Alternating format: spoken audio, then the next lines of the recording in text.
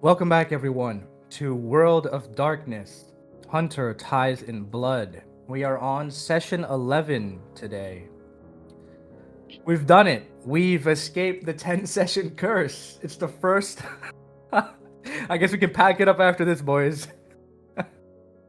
It is session 11. We have gone past the death session. Officially, the longest campaign we've done thus far. And I hope we finish it. Things got very interesting last session. It was a lot of session for it was the large majority of the session was for information gathering. There was a lot of information that needed to be extracted. We had a very interesting scene with Daniel. Turns out he's a lot more interesting than we initially thought. And apparently he can survive a punch through the chest. So we get to a certain point. We had the first meeting between the agent, Arthur Moon, and the Redgrave family, specifically Tony and Eleanor. Now, we're going to start off this session in the cafe again. Tony and Eleanor were the first to leave because Rosemary has a report for Arthur Moon.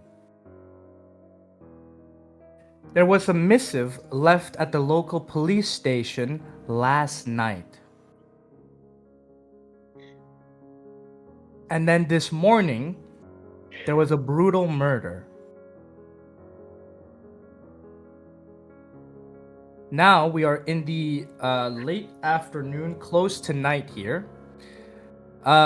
Which is when this... wait, no, I'm lying. This was in the afternoon. This meeting was held in the afternoon. So right now it would be early evening. So, do you guys remember the message from last time? The letter? The one telling us to go there, or? No. There was a letter that I read at the end of the session. Okay, it might be annoying to try to find it again. Hold on, let me check my... Give me a moment.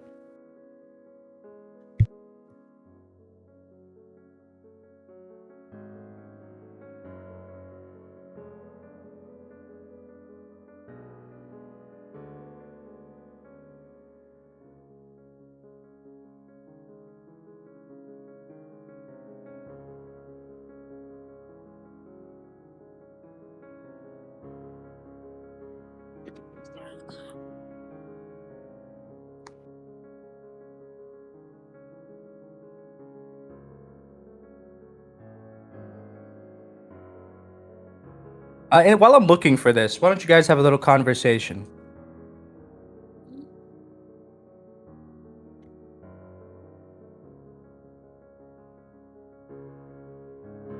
Guys, come on now. Lee and Violet. Hello? Oh, okay. Oh, What'd you make of those two? well, I think that, well, they seem alright. Seemed a little on edge. I wouldn't blame them, though. Indeed. I wonder what that man was trying to show me on the phone. Seemed like TV static. Is that so? I'll have to ask them personally. Maybe next time we meet. Maybe, yeah.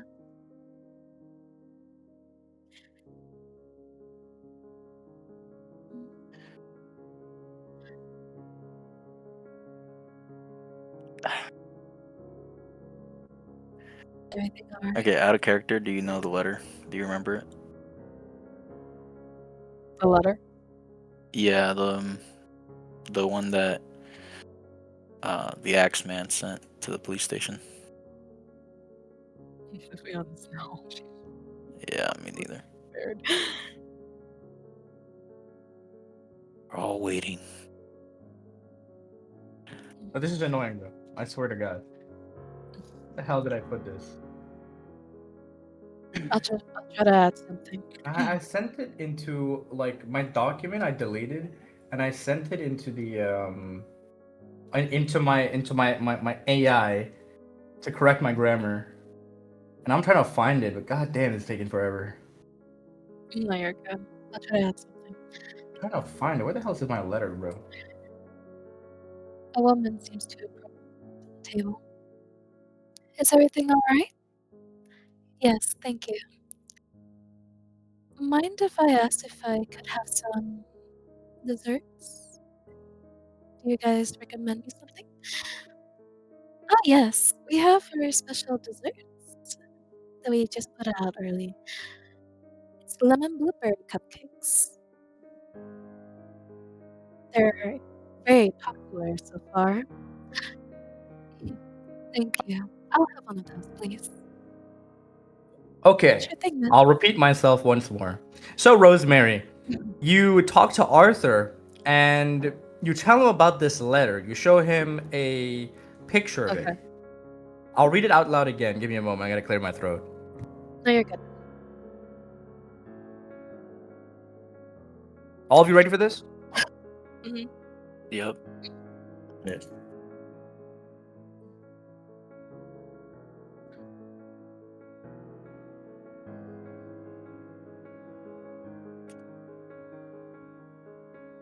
To the most fascinating citizens of the Crescent City, pray do not distress yourselves unduly. If I had wished to introduce myself with vulgar abruptness, I would have done so already. Instead, I extend the courtesy of correspondence. You see, I have always possessed a fondness for New Orleans, for her balconies that lean like conspirators, for her gaslights that flicker as though uncertain whether to illuminate or conceal, and most especially for her music. The music, that divine collision of discipline and delirium you so proudly call jazz. I find myself once again in a jazzing mood. As Mardi Gras approaches and your city rehearses its annual transformation into spectacle, I shall be observing with keen delight. The beads will fly, masks will settle comfortably upon familiar faces, laughter will pour into the streets like cheap champagne. But beneath the brassy exuberance, certain notes ring false. There exists among you a select company, refined, influential, impeccably dressed, whom I have taken to calling people of interest. Such a flattering title, do you not think? They move with confidence through private corridors and well-guarded rooms. They toast to prosperity. They assure themselves that reputation is armor. How charming. It would be discourteous of me to disrupt the innocent reveler. So rest assured, I harbor no appetite for randomness.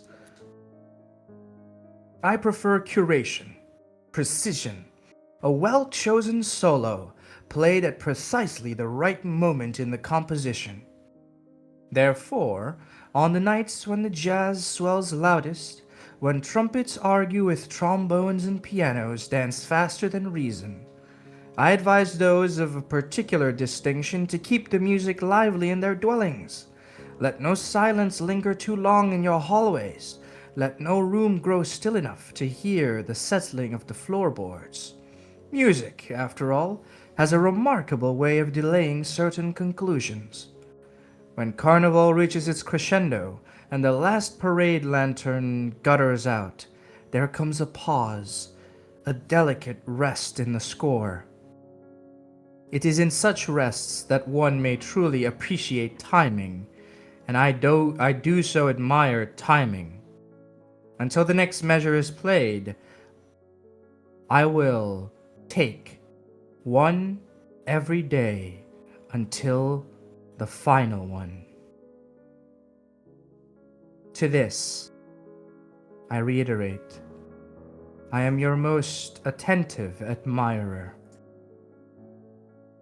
Signed, From hell.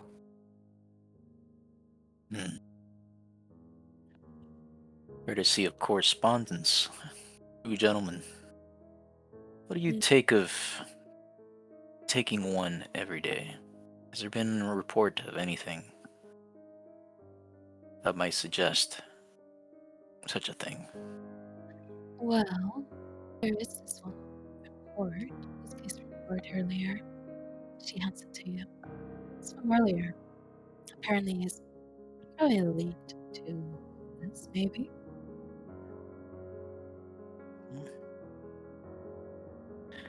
When is Mardi Gras supposed to be taking place again? So Mardi Gras is around, it starts at the 12th of February. We are currently in the first week of February. It is a Monday or maybe a Tuesday. So next week is Mardi Gras. So, he intends to ramp up during Mardi Gras. That's dire news. We should I see. let our new associates in on this. Maybe they know something. Pause for a In the moment. meantime, I'd like to remind you of something. Mhm. So, Rosemary gave you a report before when you asked her, are there strange things happening in the city? If you make me a roll to remember, I'll tell you what it is. all right, what am I rolling for? We're gonna go for intelligence and what other stats do you have? Something intelligence. Wits. So what are we looking for here? If you want to use Investigation, wits, law. you can. If you want to use Cult. wits, you can use wits instead of intelligence. It doesn't matter either way. I'm just like saying like what. Okay, are you know what? Let's use a cult then, because this is something a bit strange. You did ask for strange things.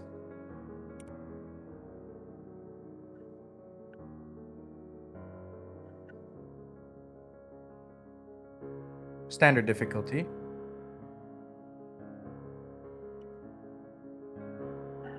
Let's see this roll, boys. Come on, come on. Ah, Okay, damn. not Standard, bad. wait, no, standard. He has one success. Two. Yeah, Okay, yeah. one. One. It's enough. It's enough. So, when you asked Rosemary for strange reports, she mentioned that there were break-ins. There were a series of break-ins, and there was a family that was killed the day before you got here, right? Which was about 2 weeks ago, Mhm. and they were killed with an axe. She mentioned that there were 3 break-ins at that point sequentially. And whoever this person is right now that has sent this letter has said that they are going to, well, they assuaded that they were going to take one, whatever that means, every day. And Rosemary just reported to you that somebody died yesterday when they sent the letter. Okay. Time to check how they died, yeah? See if there's a similarity there. Yeah. Rosemary, what was the cause of death?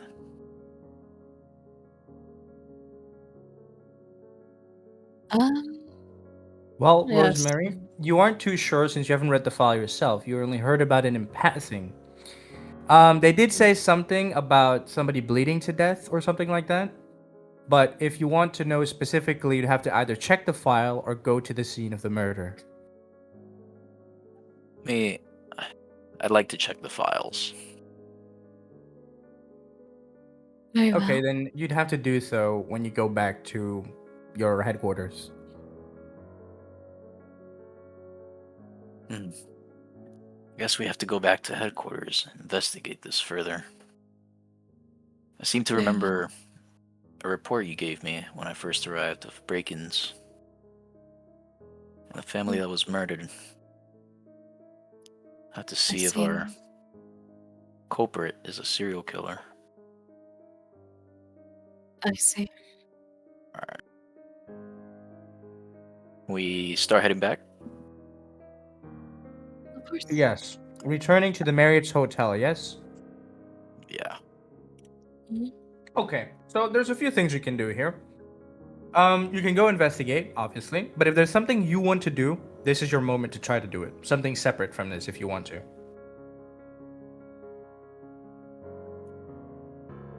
Mm. What kind of... Okay, so like, I know that Arthur has resources, right? What kind of weapons does he have access to? Like, Well, right what, now, you have kind the of two weapons can he weapons. request? What kind of weapons can you request to get? You can request, technically, any weapon within standard military parameters. However, there has to be a situation for you to request this. So you need to be able to provide some information as to why. You can't just random willy-nilly say, I want a rocket launcher or something, and they're just going to give it to you. There needs to be a viable reason for you to think that that level of firepower is necessary. Mm. Okay. Alright, I guess he would just make sure his weapons are up to spec. So there's nothing wrong with them. And then, yeah, just head to the Marriott. Try and see if he can look at these files.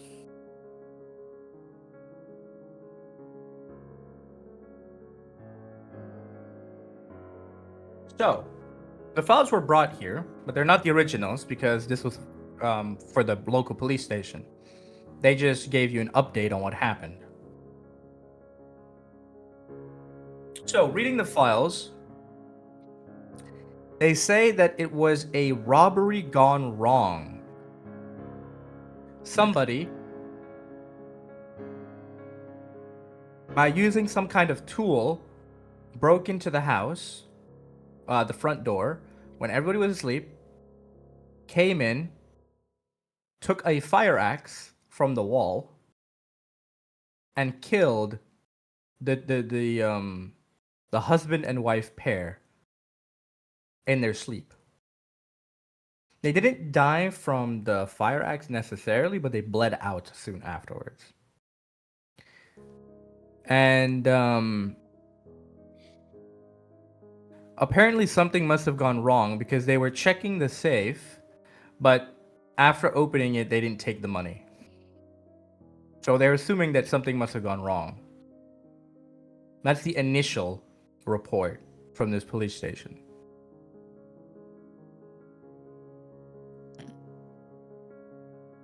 What about the recent one that happened? Do I have access to that? That is the recent one. That's the one I was telling you about. Okay. I thought you were talking about the one that happened when I first arrived.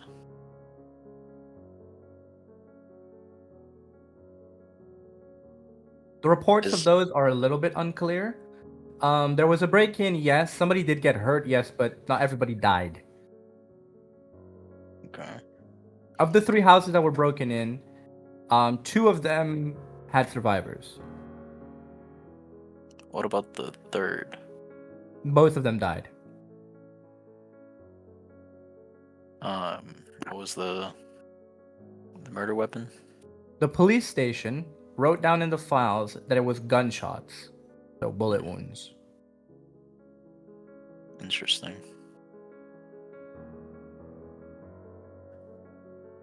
What about the method of break-in? I know you said some tool, but what exactly? They aren't too Like, can sure. we... Somebody was chiseling away at the door until they could just literally take off the door from its hinges. Is the method of break-in the same in all of these cases? In the first 3 break-ins, they don't mention how they broke in.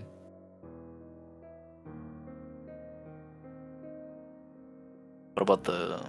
The recent one is where they told you that some tool was being used, but they weren't too specific. They didn't know what tool it was. They just know that somebody took the door off its hinges and just lounged in from the front door.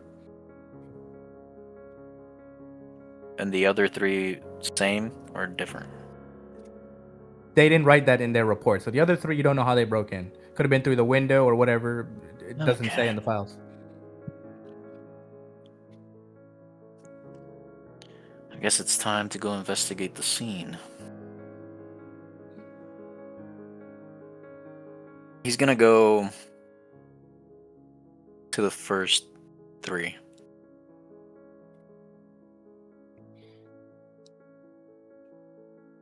It'd be difficult to do all 3 today because they're like across the city.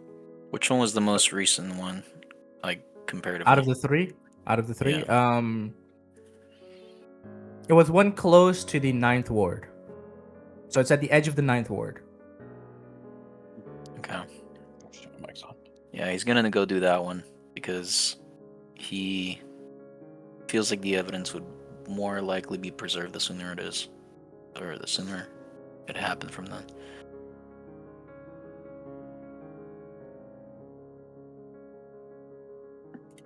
Okay, so you pull up in front of this neighborhood house. Let me see if I can pull up a map for you. I'll just use one of the old ones. Fine. Let me see here. What do we have?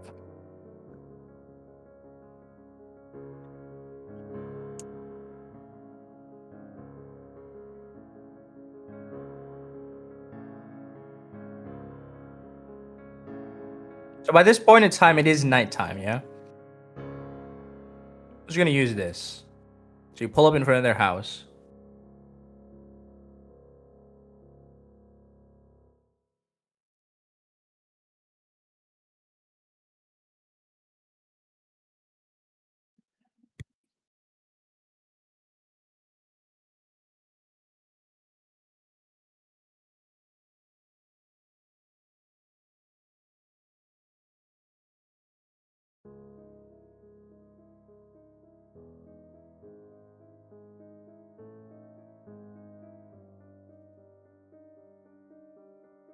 There we go.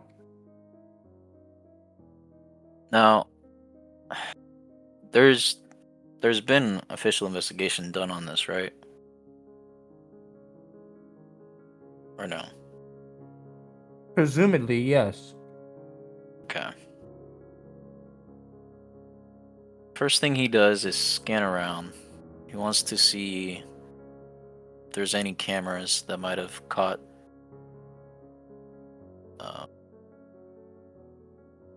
the assailant in the act, breaking in.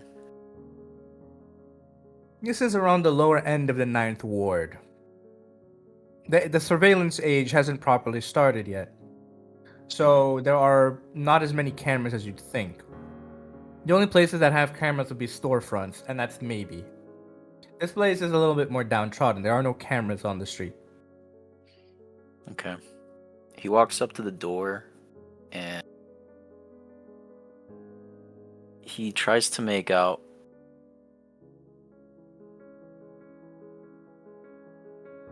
what the damage could have been caused from. If there is any damage at all.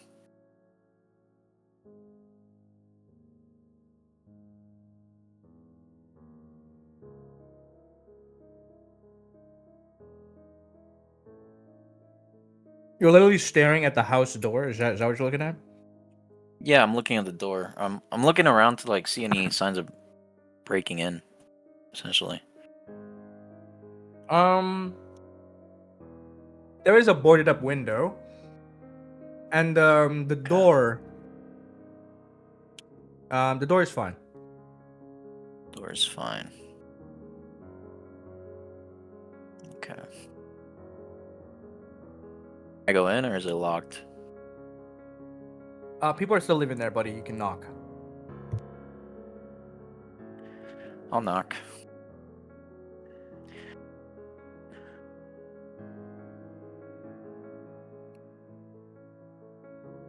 You hear somebody from the other side.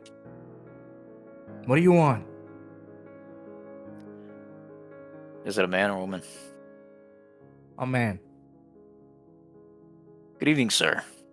I'm investigating the break-in that appeared here in your residence.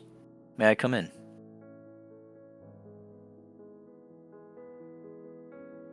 Again? I thought you guys already came around. Yes, but I am somewhat of a special investigator. I'd like to bring you justice for whatever they might have taken, whatever they might have done inside of your house.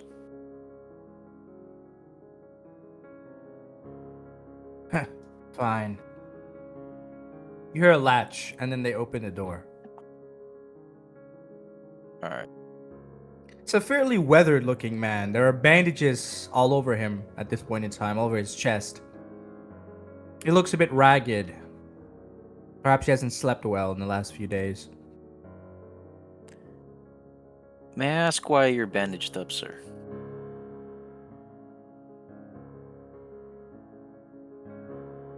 What do you think?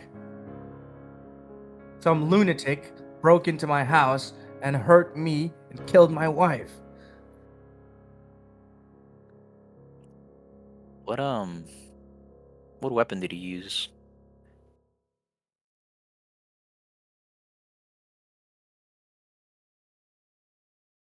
I couldn't really tell. I was sleeping. Next thing you know, I wake up, pain everywhere. I'm bleeding. Hmm. Doctor May I told take me probably was some kind of. It's either a butcher's knife or an axe, something like that. Hmm. I'm sorry to hear about your wife. Sincerest condolences.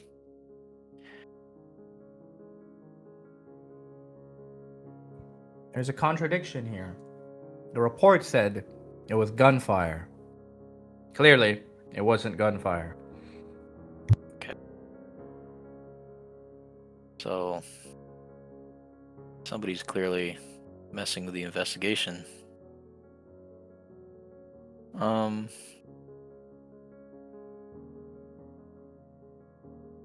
I take a look at one of your wounds, sir?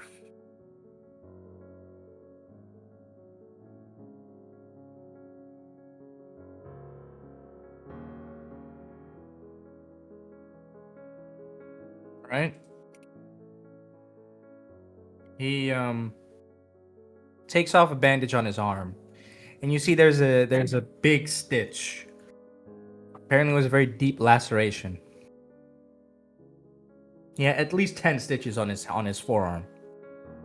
Hmm. Definitely something that could be swung with a lot of force to almost essentially take his arm off. Now, I don't know about a butcher's knife, because for that you basically need the thing to be stationary. All right, thank you, sir. I'll walk over to the window.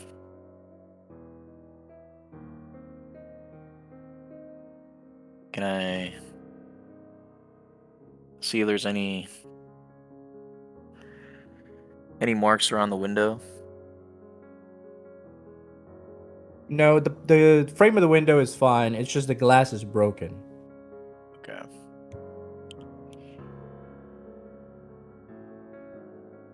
That neighborhood kids hit a baseball, broke my window. Interesting. Do you know how the man might have gotten in here, sir? He waltzed in from the front door. Lock wasn't broken or anything. Door was just taken off its hinges. Interesting. Thank you for your time, sir. And then I'll leave. I think I've gotten everything I need from him.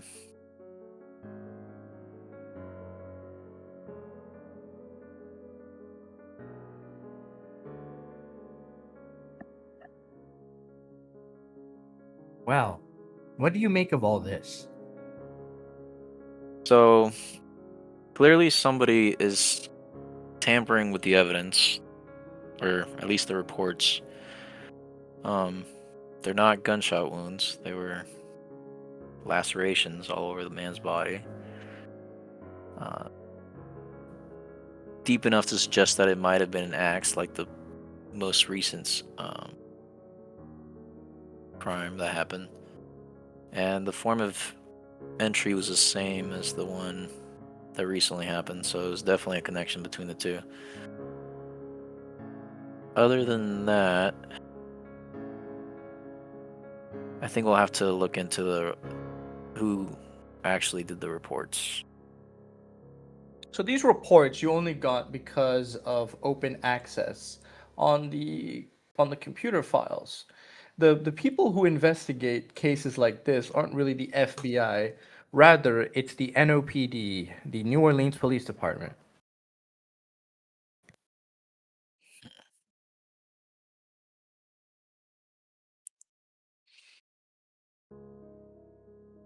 Okay. I guess I have to give Rosemary a call and see if she can find out who performed the investigation.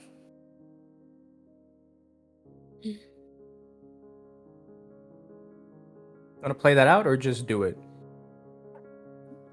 I'll play it out. Alright. Rosemary, I've just Yes? visited one of the crime scenes. The reports don't add up. The reports clearly said that the assailant used a weapon, but not one that would require force I enough to see. cause lacerations. It was they said it was a gun. However, the wounds I just saw on the man were not those performed by a gun. I want you to investigate on who performed this investigation. Give me a name and let me know if there's been any other investigations he's been in charge of in Will do. relation to these Oh, cases. will do. I'll let you know when I find one. By the way, there is something interesting to note. When you took the files, these acts of gang violence, or violence in general, have been construed as separate incidents, and the investigation into them has been personally closed. It has the stamp of the chief of the NOPD and the Attorney General. Ooh, okay. All right. Corruption.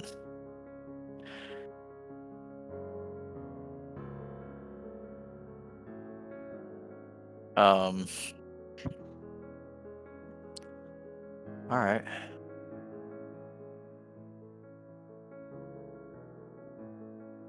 I need you to perform also a secret check on the chief of police and the attorney general that gave their stamps on this case.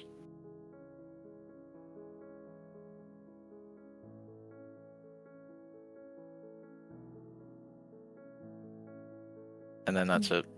I guess I'll go back. I'll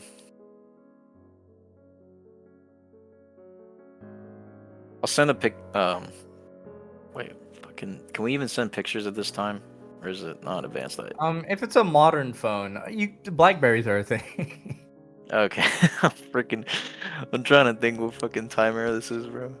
All right, bro. 144p image inbound. Yeah, that shit's quality is gonna be ass. Yeah, no. Oh my listen, god. Probably you're gonna better. Probably gonna better take- to just print out the photos and just have them physically as a file. Yeah, you might as well just Yeah. freaking fax her at this point because you're gonna get a picture of the Yeah. files and she's gonna be like, "This looks like someone tried to write in sesame seeds." All right, Jesus Christ. all right. I guess I'll print out the files once I'm back at the Marriott and Mhm. take them to my new associates. At least the fucking the letter that we just received at the police station. Mhm. Nah, Are you grabbing a picture of that? Wait a second. What about it? Bro. Did you guys see Hugo's? Do you guys see Terracucci's name? Yeah, fraud. Hugo Fraud. I changed it. It was me. Oh, you So something interesting happens. Your burner phone is ringing, Arthur. Okay, I'll pick up. Hello? Who's this? Good evening, Grasshopper. This is Fairy 02. I have a Have you request. contacted me? Well, recently, due to restaffing issues, we have been looking into old case files from our predecessors. So in this case, he's referring to something called Project Twilight. Remember, they were your predecessors before the operation was changed, and we now have Project Firelight being made right now. Right? Yeah. Okay. We're looking into a very special case, government issued.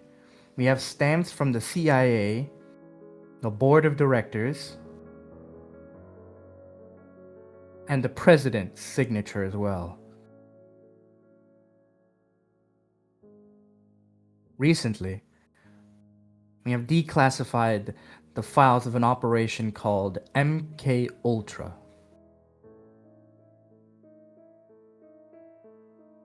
Interesting. What have you found?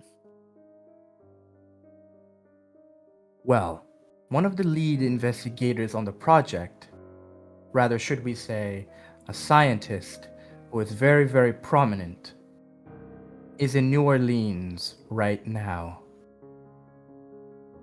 We are very interested in recovering the details of Project MK Ultra.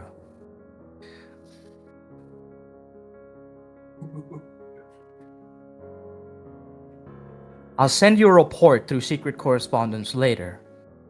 The man we're looking for is called Michael Redgrave.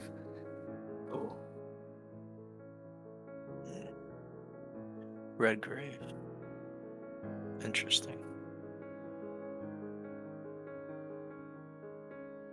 This is Class 1 classified information. It must not be spread or leaked no matter what. As soon as this conversation is done, throw away this phone. Very well.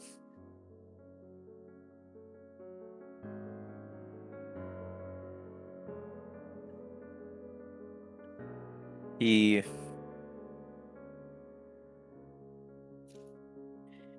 throws the phone on the ground, stomps on it, picks up the pieces and throws it in the garbage.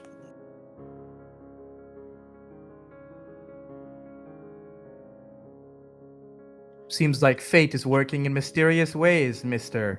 Arthur Moon.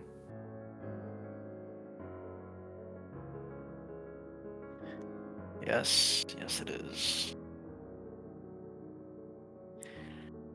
Alright, so at this point, I guess I'll stop at convenience store and get another burner phone or something. Don't worry, you can ask for another one at the Marriott. Okay. Alright, I'll just head back. Done everything I can, I think. Perhaps arranging a meeting with the Redgraves is in order, yeah? Yeah, but I don't know the Redgraves, do I? No, you don't, but you did hear their name. So, they did say they were Redgraves. Okay. Alright, yeah. I'll arrange a meeting. I'll have the letter left by the Axeman ready by then. You don't know that.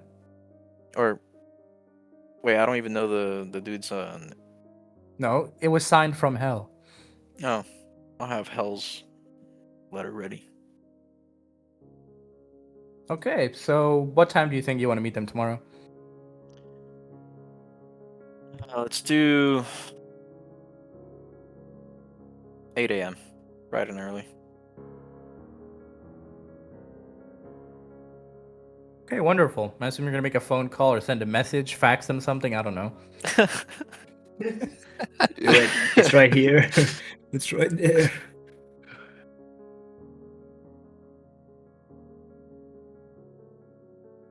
People underestimate the fax machine. Low-key ahead of its time. And we still use it, so.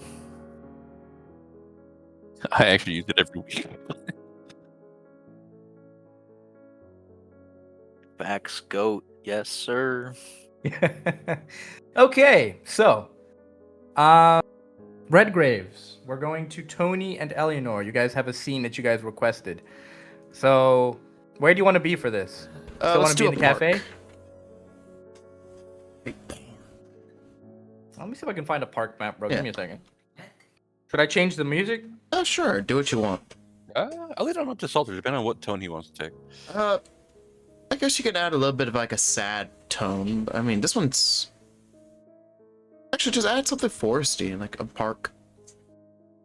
Yeah, 'cause this Storm is something sounds. that I originally It's wanted just to a set talk. for. I thought I had the fucking shotgun. No, you can still mention the shotgun. No, I, Don't worry. Okay, park. Could I send you a call, I think I Terry? might have Although she something. might tweak on you. That's fine. That's It's like, fine. you lost the shotgun.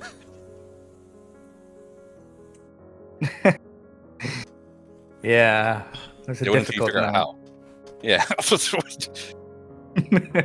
There we go. That should be Good good enough. explaining it. Oh no, that's great. That's great. Actually, I like that. I like that a lot. Yeah, this will work. All right. Find an imaginary bench. We're gonna say it's over Oh, here, here. I'm gonna go pee real quick while you guys set this up. All right, now I'll pause real quick. Drink, buddy? Drink what? All right, we're in. All right. Drink, buddy? Hell no. Currently, Hey, you wanna drink on Eleanor Tuesday? and Tony would be located in a park. A little bit out of the ways, but Eleanor had wanted to go there to talk to Tony about something. Something that had been bothering her. They'd sit down at a bench and would just, I guess, feed the pigeons for a few minutes before genuinely talking. Do you want to start first, or do you want me?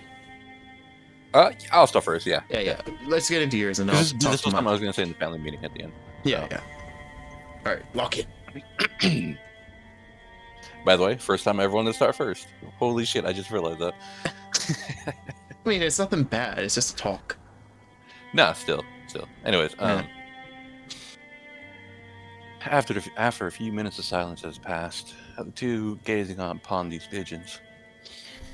You know, Eleanor, Hmm? I want to congratulate you, and I want to say thank you for handling. There we go. For handling that little situation the other day when I just had just a little too much to drink. Drink? I didn't Yeah, know you you were a remember. drinker. What? I thought Of Uncle course, I'm a little John bit of beat that out of lightweight. you or something. I swear to God, this thing. Well, yeah, he did, but of course, I like to drink in moderation, which is why I'm a little bit of a lighter weight. Which is why the other night, when I got into that little brawl, I can't remember that fella's name, but I kind of lost myself there for a little bit, and I'm glad one of us were at least able to step up. Oh, you mean that. I understand. I mean, honestly, I don't understand. You completely lost it, and you weren't even focused on the man who aggravated us. You were focused on the... You know, I actually can't blame you. I was pretty aggravated myself. Just... It's kind of... How do I say it? Tiring, if you know what I mean. I think I have some semblance of what you mean, Yeah. but either way, you're right, I did lose myself. There's a few reasons or another about that I'm quite pondering myself, but, something we could discuss for later in that area. Yeah. Most likely. Actually, I've been meaning to ask you, how do you feel about this situation we've been running through for the past, who knows how long at this point? Been a month and some change. Past month. Like, I don't want to go too much into it with like what's happened, like how it all started. Honestly, I really don't want to, but a part of me needs to, at some point, get over it one day. But I just want to know like what happened. Like, there's so much there, and yet there's questions. It doesn't click, you know? Real quick, how much would Tony actually know about Eleanor's background, roughly? You should know a pair more than most A people. good bit. A good bit. Yeah, you were there. Okay, You were so, there during most of it. You could genuinely say you were literally a crutch. Got it. It's one of the reasons she's talking to you about this. Well, my opinions right now, they're quite mixed. They're mixed with a lot of anger, mixed with some joy that our own little family here is now together. While we may be distant and a little against each other at times, we tied each other together. Now, Go ahead. hang on real quick. Give a bit of a grunt. You can keep going. Okay. Now, Eleanor, just another goal. Hmm. Let me know this now. Eleanor would have shared the fact that she's trying to look for her mother, right? I think you, more than anyone, would probably know this. If not, Okay. I would probably have told you anyways. I mean, even if you didn't tell her, you'd be able to guess. You I mean, can pretty guess. obvious. Yeah, We're it's all It's no, obvious no, that I just- certain I things just just wanna- kind of hint. Now, just like how I did make that small promise to help you try to find your mother, I do appreciate that. Although that's all the way back then. Now, we can promise each other that night we'll figure out what happened. We'll actually gain whatever we lost back, whether it's through memories or not.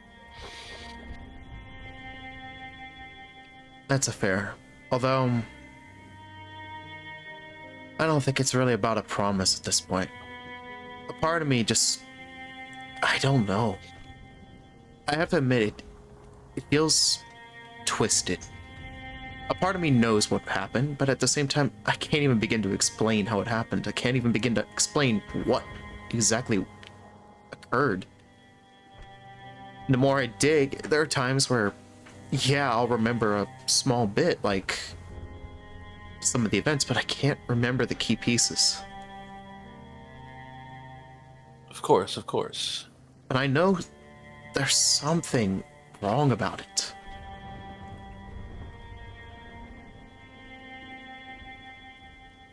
Well, little young Ellie, I do agree, but sometimes that's what happens. He's saying this to reaffirm to not say too much right now. Yeah, But of course, she's young not. Eleanor, that's what drinking does to you sometimes. Sometimes we forget the key bits, no matter how twisted it is. That's fair, yeah.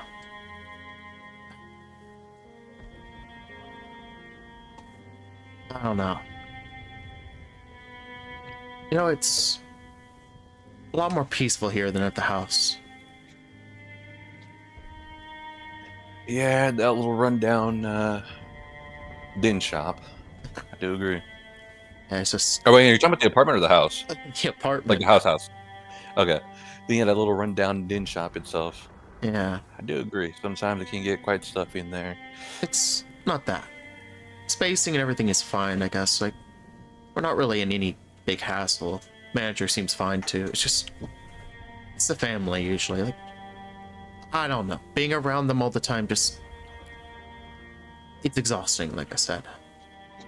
For one, Henry has his moments where he'll randomly jump off into an impulsive, like, spree. I can't blame him. I mean, when he did that stuff earlier, I won't lie, it was annoying, but I can't lie, it was a pretty good idea.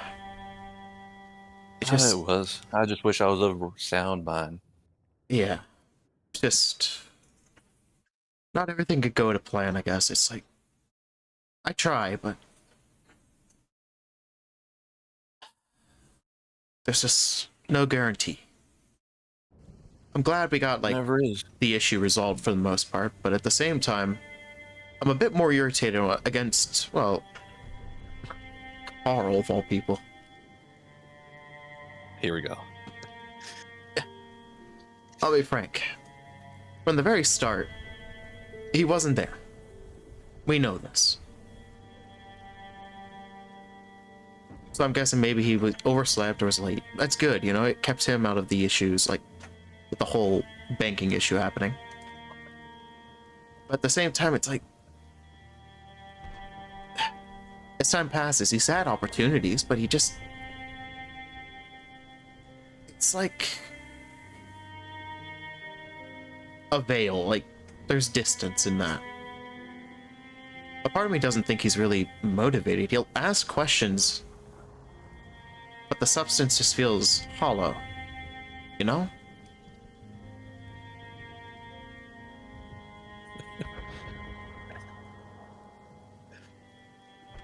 Yeah, I do understand. But that boy Carl, while as oblivious as that man may be, I am quite grateful that he is, in all honesty. I'm glad he wasn't there that night, in all complete truth. So he did not have to suffer the way we are and the ways we did. But one thing to take away, or sorry, one thing to not take away, that despite all that, he's still with us right now. That is fair. He may annoy he may annoy even me from time to time, but he's still here. Yeah. Hang on. I understand you're not exactly a follower of God as I am, but everyone at some point or another serves their purpose, whether it's through one specific means, like him bringing Uncle John that night. Purpose, huh? Or, well, Uncle John forcing him to bring Honestly, him. it was Uncle John who forced him. This man was probably on cruise control until Uncle John showed up. Yeah. But as I said, through convenience he's shown. So don't give Carl too much slack now. I held off. I asked him to do something simple. I wanted him to go and, you know, dig through a few things for us, but I don't know how many times I have to throw a whiteboard until he reads it. Honestly, And if you threw to a be whiteboard at me, honest, I don't the know how to pick it up nurses- and read it either. I'll be frank with you. Every time I throw it at Carl, a nurse will pick it up, and instead of them understanding what I'm implying, they just bring me some random book. That's how I had a lot of books, I'll be honest. Well, that makes a lot more sense now. Yeah. But real quick, I want to mention one thing now, Eleanor. There was a little thing that transpired a few other nights ago. I'll admit, I think I might have been drinking a little more than I should have again. Something You know, transpired? grief-stricken a man is. Oh, was this when we were Yeah. on that trip? No. This was just with me and our other cousin. You know the one that had seemingly gone home. Ah, yes.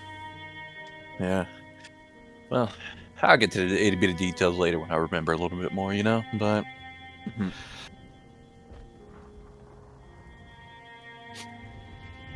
I somehow managed to lose my favorite Bible, the Bible I love reading from now. A little family heirloom, if you will.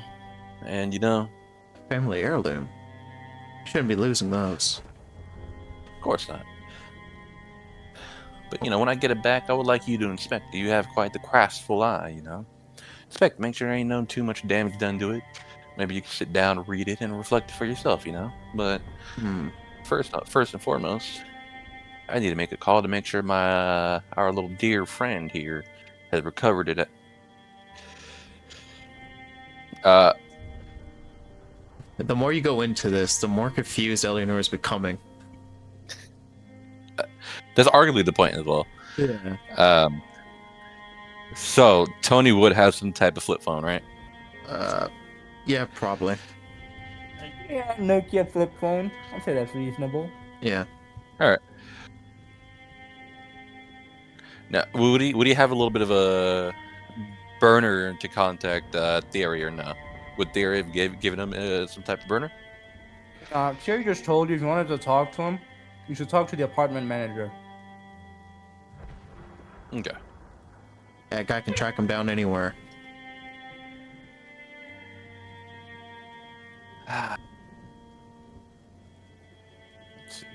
Yeah, fuck it, whatever. I already said I'm gonna do this. So he Tony picks up his little pulls out his little Nokia shit phone. And he would call direct. He would call as direct as he can towards the apartment manager.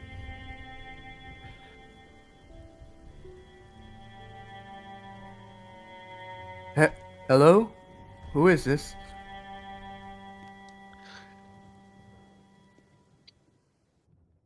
Oh yeah, this is dear old Anthony right here.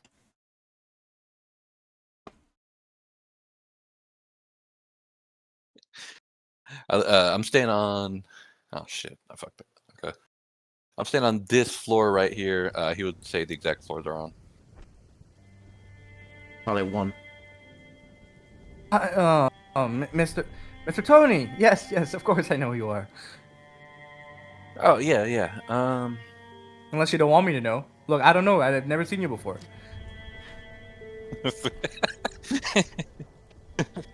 Hey, he's true to the cause. Well, none here now, but we both know a friend of each other, right?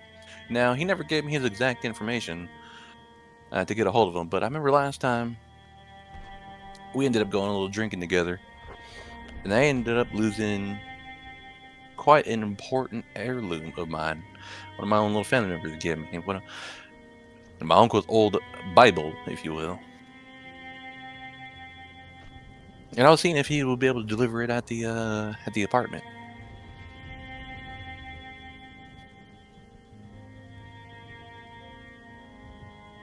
You really made a little token. Oh my god. I don't really know what you're talking about, sir, but I'll do my best. Yeah. What do you mean you don't know what I'm talking about now?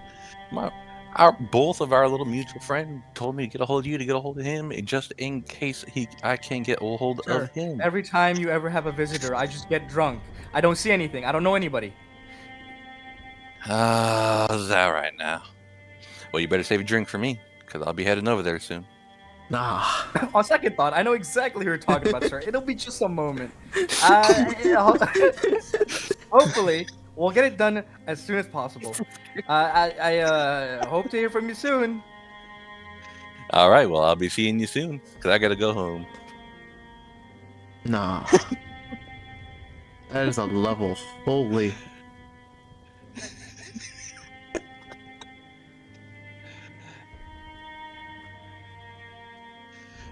Well, given a soft tackle, Tony flips his phone back into his pocket. Well, there'll be at the apartment. There'll be something waiting for you. Oh. And as I said, All right. I want you to sit down with it. I want you to inspect it of any damage. Maybe you could read it. You can ponder a few things for yourself if you like. But I think you're the one deserving of this. But I do want it back now. I'm not the most overly religious type, so I doubt I'll be able to hold on to it for long. So we'll see. Shouldn't be that big of an issue. Oh, of course now. So does Eleanor have any more questions for Tony or no? I promise you, there's enough here to stack your brain. Just give her time. Okay. All right, cool. You're just throwing guns at her. Literally. All right. Listen. Then in this case, I don't want to rush you guys, but I can. Let's try to be as concrete as possible. All right, I'm about to throw into do it. have other people waiting. Yeah, it's not Yeah. gonna take long. That's why I tried to wrap it up real quick after Yeah. I saw we're kind of going back. There's a and forth, couple things she'd want to talk about. The mom thing was one, but I'm gonna hold off on it now, so you're good. I have a question. It's been bothering me for a little bit, especially since, well, reflecting a little bit on my job and everything coming up. It's kind of give me some time to reconsider a few variables.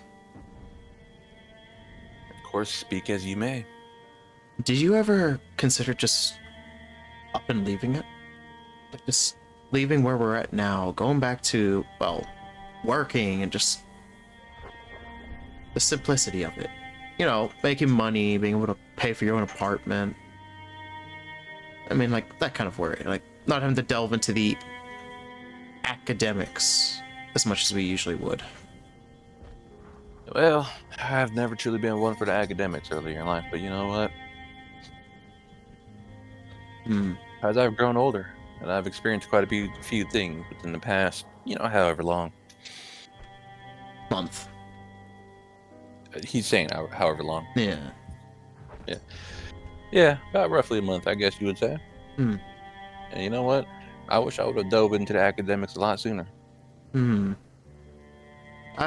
something tells me that if I were to ever leave, if Hugo would ever leave, heck, even by your own attrition, even Carl, if he were to ever leave, now, I think that would be quite detrimental to not ourselves, in the sense it would be one versus the world, if you will. I get that. Honestly, I have to admit, when it comes to this academic field, it's a little too stimulating. It excites me too much. But I guess that's just how I've always been. You're saying that to me. You know, leaving it at one point, just keeping focused on jobs and stuff, but I have to admit, it wouldn't be that difficult for me. I mean, the only reason I'm staying in town is mostly because, you, Hugo, and, well, because I'm mad at a couple people on vacation, like, my dad and, well, Rachel and, well,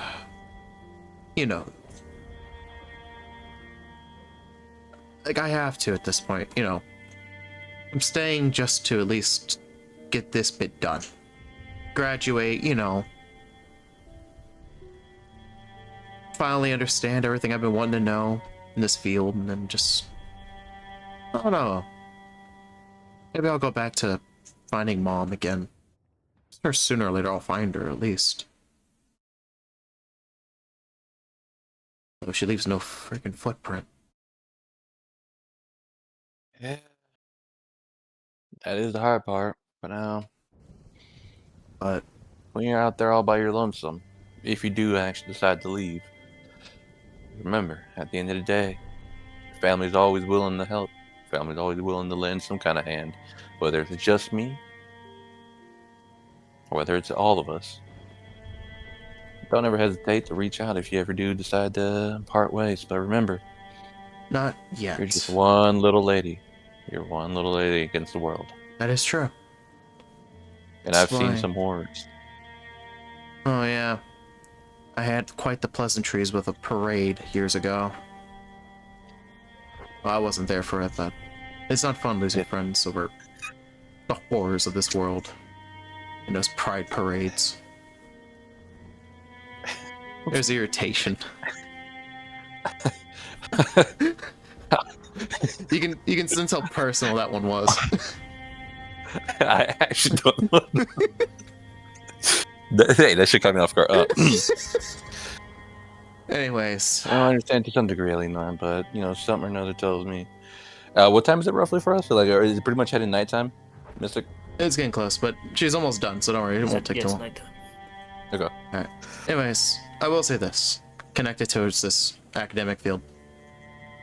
I learned a few things when I was going over those notes, Of course. I saw like a new possibility, something interesting. But it's a bit consuming trying to put all the notes together, and then at the same time it's a bit taxing, as I'm sure you've noticed. Of course. I felt bad for Everything in our new life. Uncle now. John on trying to tutor after. Oh, dear Uncle John.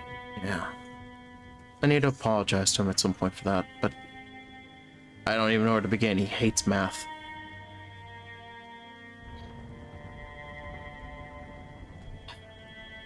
I think when it comes down to this field,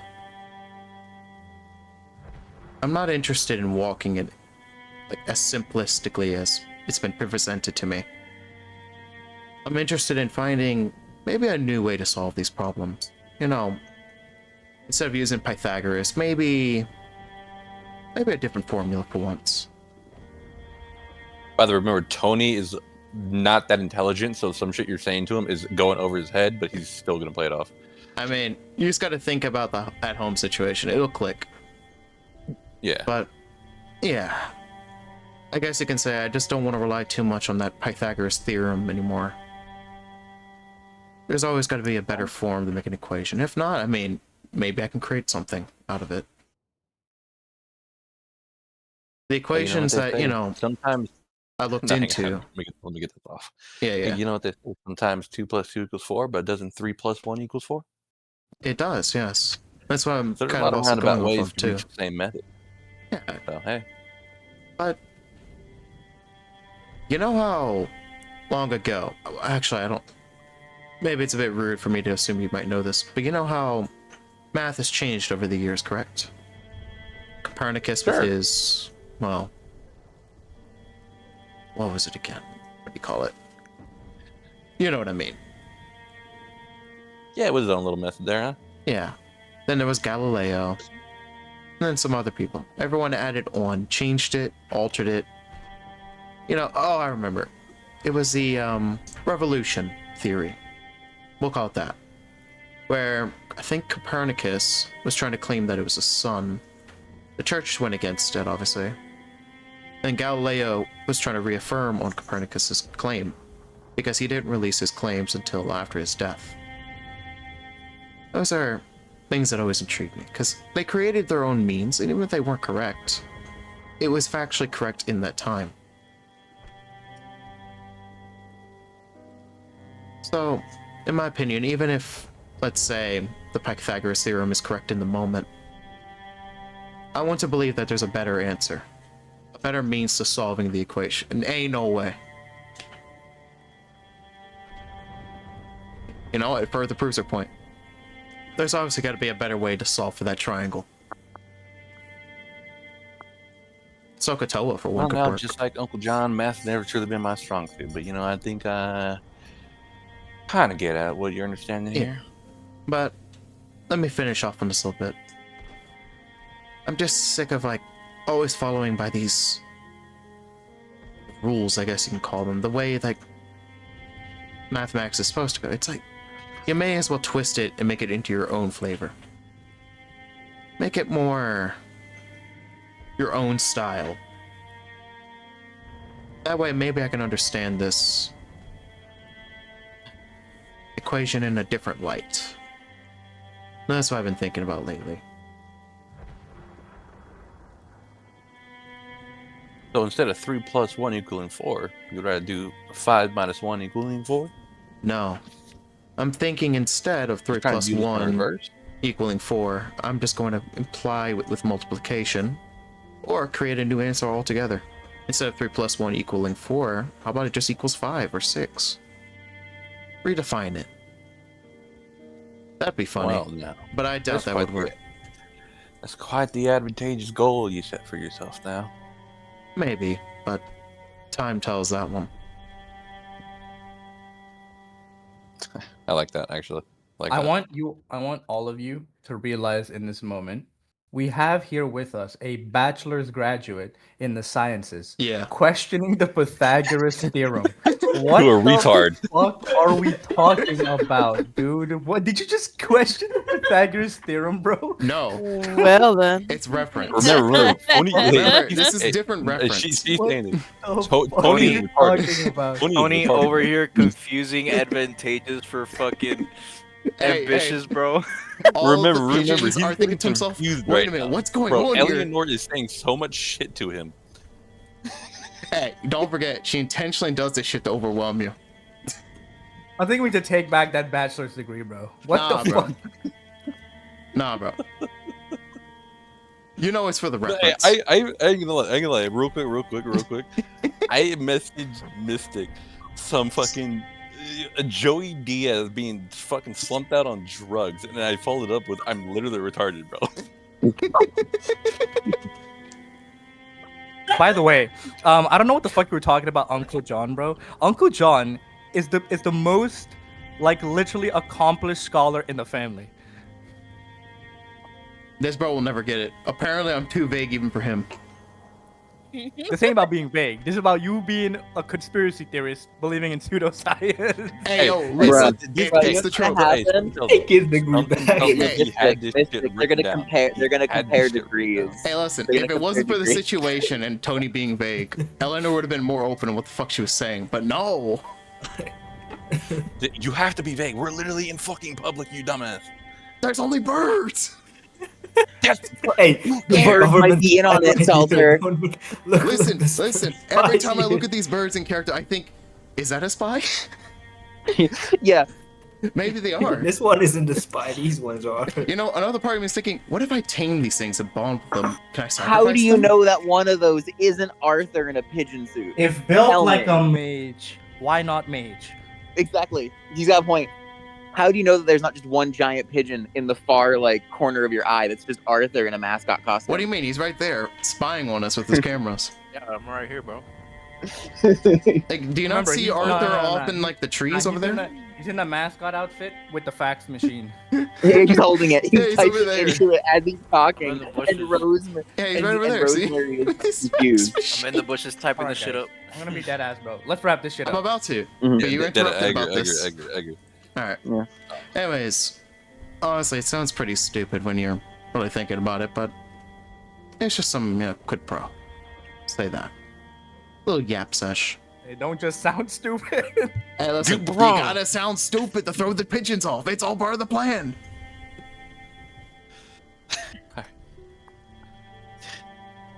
I'm winning the battle in the long run. It's confusing you. You're not becoming a mage. It ain't about being a mage. Oh my fucking This is God. about just trying to confuse you at this point. And I'm Let's go to the winning. fucking apartment. We're to the fucking confused enough. I'm winning the Let's go to the fight. fucking apartment. People are dying. Come on, please. That's why I'm He's winning. winning the fight, but he's losing the war. Anyways, I already said I was done. That was everything I wanted to say. All right, wrap up the Alright, scene. bro. Wrap up the scene then. I'll let Tony speak. Get out of here. What the fuck? She's been yapping to you in like fucking hieroglyphics and fucking gibberish. Like, what do you want me to say? She's speaking triangles to you. Hang on. Well, now I ain't gonna understand half of what you just said right now. Half if I'm lucky. But you know what? I'll ponder about it later. I'll be Something tells me we need to go back to the apartment. yeah. Let's see if anybody's there waiting for us. Advantageous. Maybe they finished up some of their own drawings. We're gonna head back to the apartment. Yeah, let me take my triangle with me.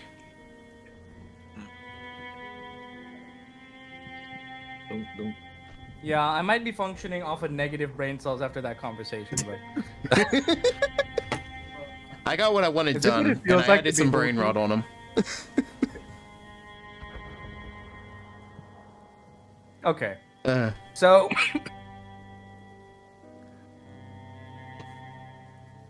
what kind of music do you guys want for the apartment scene? you pick it. You want me to pause again? More upbeat? Or you guys Hang gonna on, talk- who's at the apartment? Everybody else. Alright. Everybody else. Yeah, Okay, so we're gonna have a family. We'll be suite? a little bit late, Yeah, I'm okay. guessing. So they can start a little bit Family. before us. No. You guys Okay. will arrive and start it as a family. Alright. I think I won in the Now- end, bro. At this point, Hugo. would Theory have the gun delivered, or would that be after? You said a Bible. How the fuck is he supposed to know about the gun? Yeah, I was hoping, bro. I was so confused what the hell you Don't were worry. going on about this. Luckily, he's not retarded. Yeah. Like me. So, okay. I'll describe the scene real quick. Okay? Now, you all are gonna show up at the same time. Okay?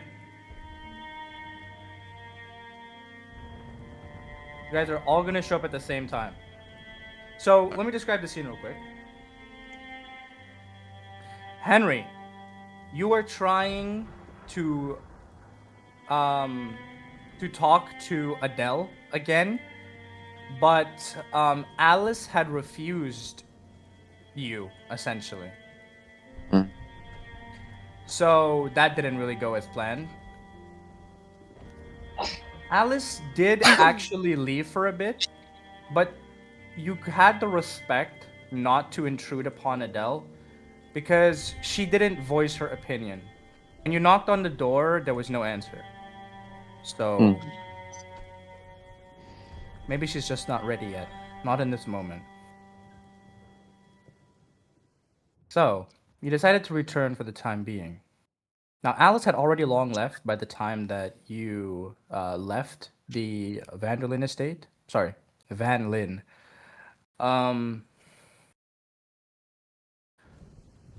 Hugo, you had gone to the hospital to pay a visit to your sleeping beauty. You had a little conversation with her, reaffirming your will to keep going. But it was time to return. There's much to discuss with the family. Carl was left in charge of the house. However, he had left to go to his training with Uncle John. So the RV is not around. That dude. Now, Tony and Eleanor, you're driving Carl's car. Yeah. So you guys are, all of you return at the same time in front of the park. All right. What type of car did he drive, and how beat down is it? It's Carl's car. I assume it's one of the worst cars I've ever driven. You're driving like a Toyota of some kind. Say early 1998 Toyota. Oh, Yard. Hey, actually, Yard. Yeah, okay, let's go. I'm happy to drive that. I'm happy to drive it personally. You guys want to do it? All right, Ben. Then write that down for me in the lore section, so I know. Okay. Real quick. How much upkeep would he have done to the car? Because to be fair, with Yaris, you genuinely don't need to do that much to it, bro. No. He's taking good care of his car. Oh, say less. Fuck, this shit sounds like a fucking beauty then, while still sounding like shit.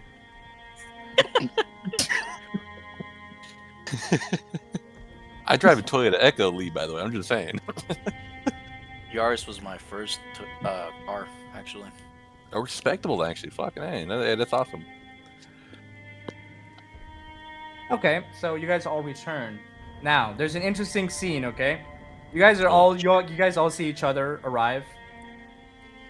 Hugo came back by cab. Henry came back by cab as well.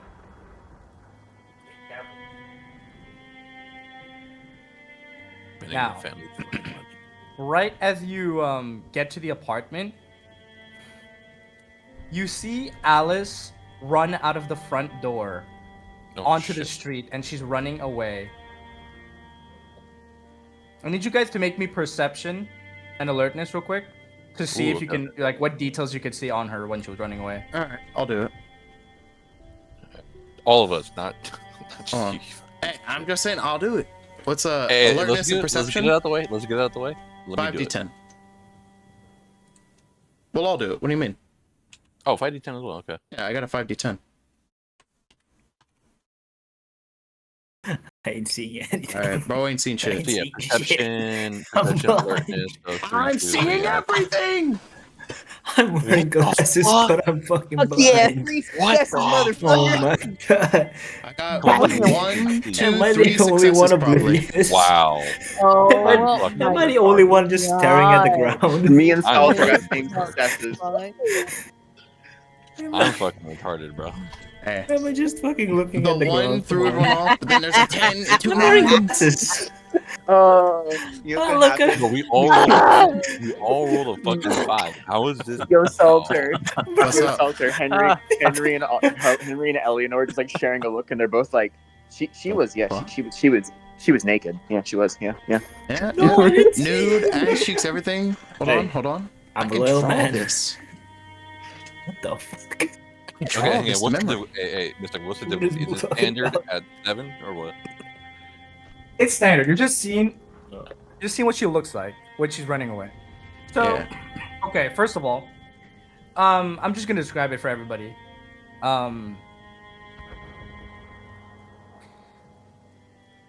Her hair was a little bit disheveled. She's in a rush. She's running away, obviously. A bit of her sleeve is torn, and she had like tears in her eyes as she ran away. Not gonna be that person, but we might need to take care of that.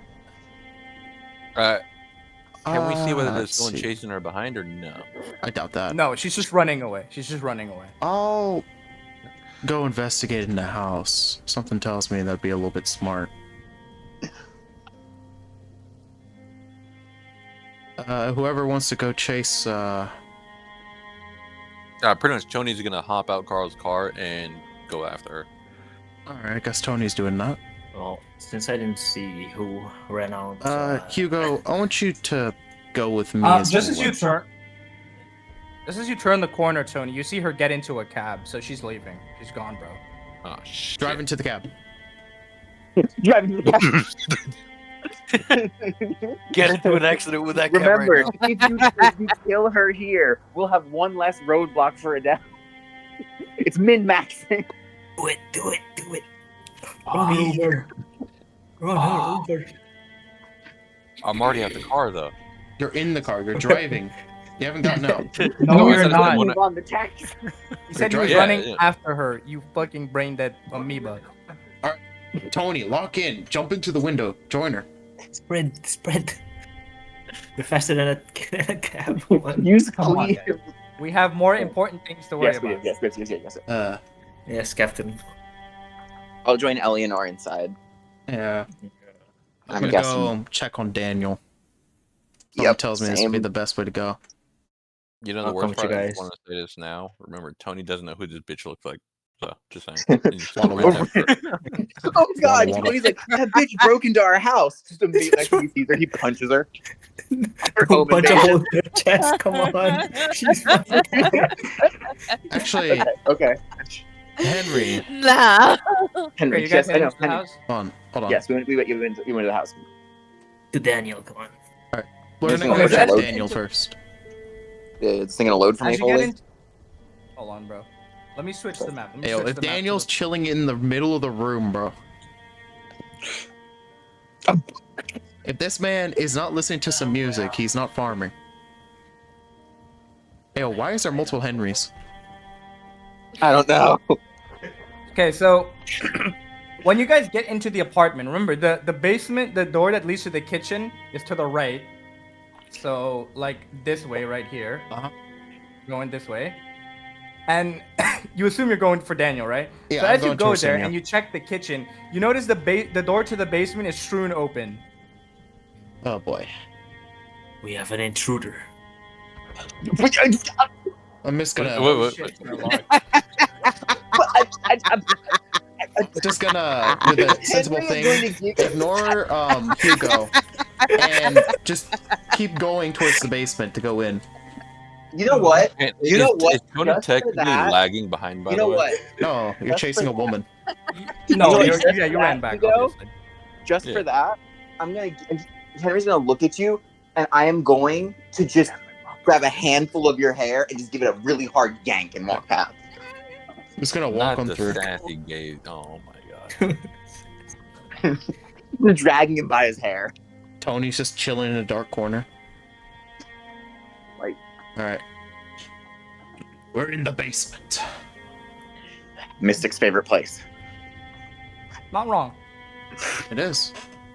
So, as you guys get to the basement, you guys didn't leave him over the well, so he's tied. he's tied to a pillar, and behind him are little barrels. Now, when you guys get there, you notice one of the barrels is open and it's leaking wine on him. Did He's covered in wine, bro. All right. so Henry's gonna wrinkle his nose and just ask. Hold on. I'm gonna actually move him away from him getting soaked in that. Is that fine? Yeah. Yeah, that's fine. Yeah. I'm gonna move him, like in character. Yeah. Ugh. Did you have a? I take it your What happened? intentions didn't get received well? You see who did this? Ain't no way this dude. Bro's turning into ulti.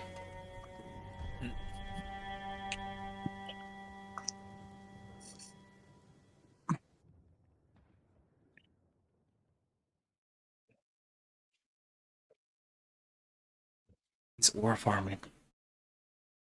You see Daniel looking like a tragic male lead in a stallion novel. My His boy, clo- no! like his Korean his- K-drama, bro. Alright. his hair is soaked. You see the droplets of wine leaking down his face.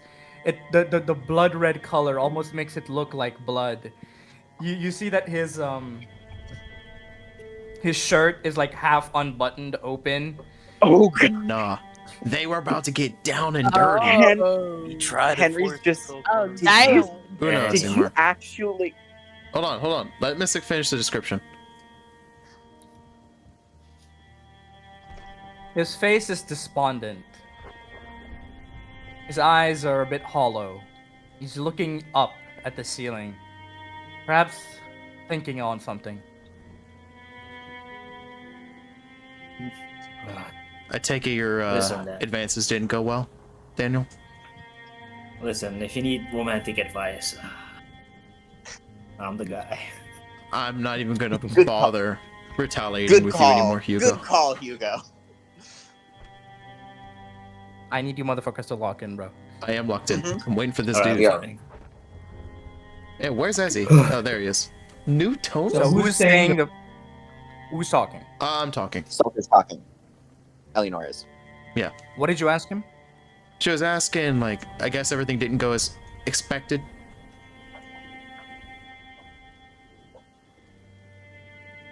No. Everything went just as expected. That's really? the problem, isn't it? Oh, so.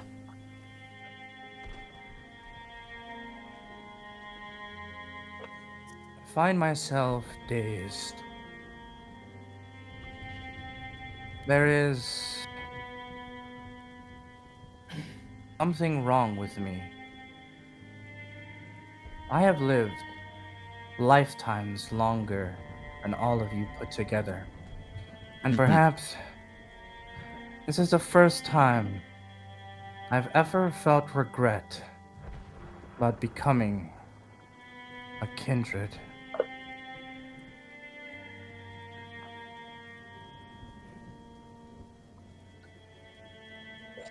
Oh. Honestly, I'm not sure I can console you on that life, but we all carry our own regrets, I'm sure.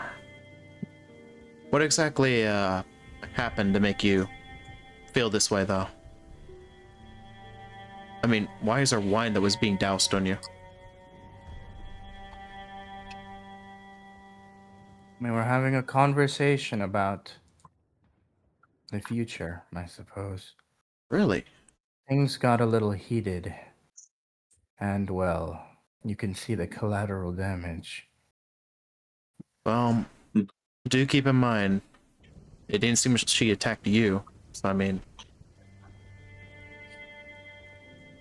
I'm tied to a pillar. My strength is at its all-time low. You think I could have moved away? I'm not Well, saying that.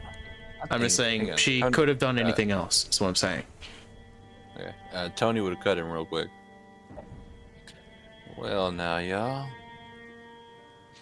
Let's be real here. We see our little partner here.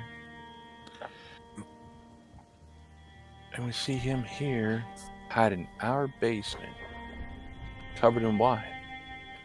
Something tells me I think we all should back away just a little tiny bit now, don't you think? Because first of all, why is he Did we leave him tied up here or no? We moved him. We Yes, moved we him from the over the well to this pillar over where he was, Yeah. like right behind the barrel. Okay, did any of you motherfuckers cover him in wine? No. That was No, Alice. Got it. No. Perfect. Yeah, you guys came in here and the barrel was broken and there was wine poured, like leaking onto his body. This man just Got got it. But he couldn't rejected. move, He's 'cause experiencing heartbreak. He's tied to the pillar. He couldn't move. Yeah. Hey, I'm just checking, motherfucker. We're just Yeah. saying that I moved the barrel or like tipped it up or something to make sure it stopped leaking on him. Hey, Daniel.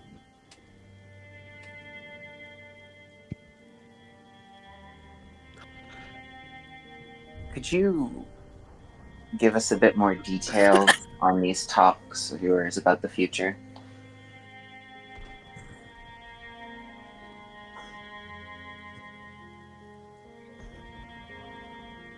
He's not really listening. He looks dazed still as he starts talking.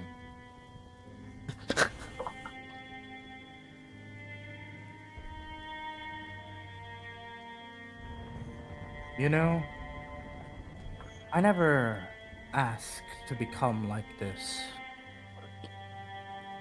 Very few of us do. You hunters only see a part of the story.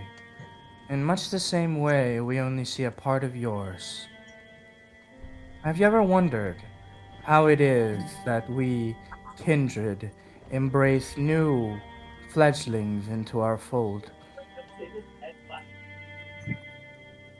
Actually, I have wondered that.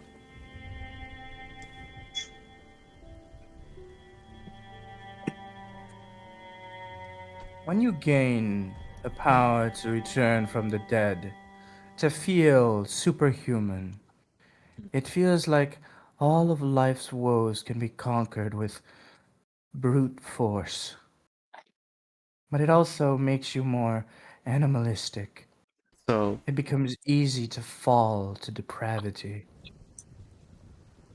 And you know, sounds- your desires of when you're a human are all you have left, like this. The rest is hollow, empty, and cold.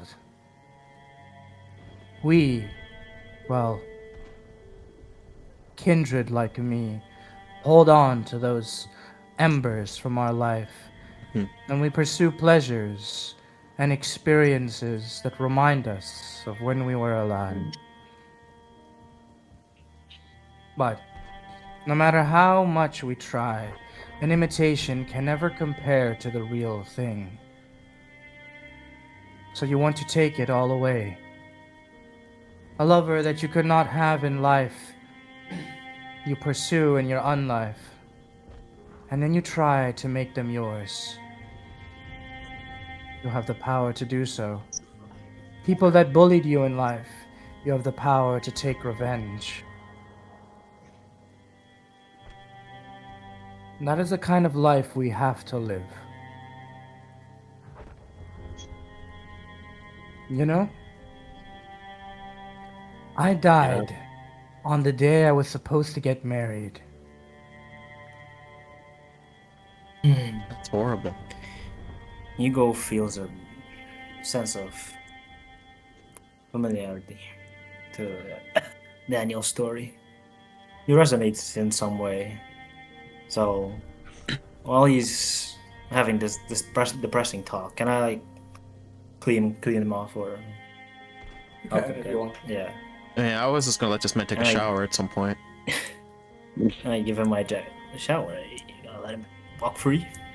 I mean, Eleanor's whole thing was that she doesn't actually see any issue. As long as he doesn't actually cause any issue, she doesn't care what he does. And with the beginning of his It's story, y'all that he who are told- deciding if I want to keep him locked up. That's y'all's paranoia. Oh, I'm getting a bit of sympathy Alright. for him right now. So I'm gonna say here in the beginning part of his story, there's a lot of contemplation by Tony himself, and Hugo is bathing the man. He walks up behind him. Oh no, not another hand touch. Tony, no. And unties Daniel. Look, I understand first impressions are quite a bit. You know, I wasn't tough to sound mine. I don't know if you can understand that or not, whether you get hungry or whatever you things do. That is the harshest thing to say to a man who's suffering. Deadass.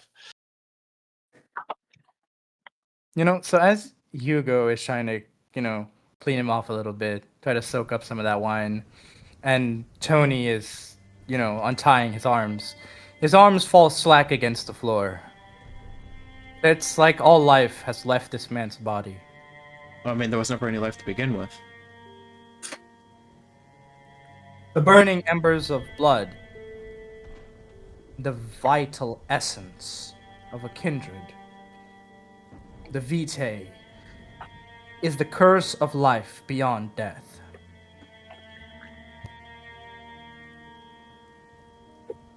Daniel's arms fall limply. He doesn't even notice that he's been untied, to be honest. You know Bourbon Street? Down in the French Quarter. That place? Back then, it was one of the only residential roads. The city has changed much in the past few centuries. There was an archway there, a church. I remember walking on the muddy road.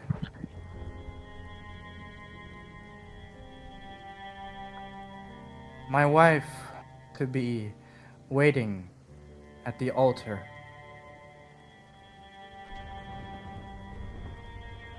Well, now your wife, Tony says it in time.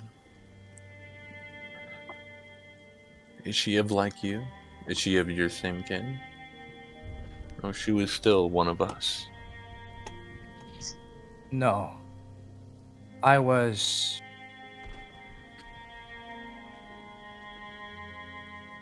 no one, really. I came here with the arch militant, reclaiming land.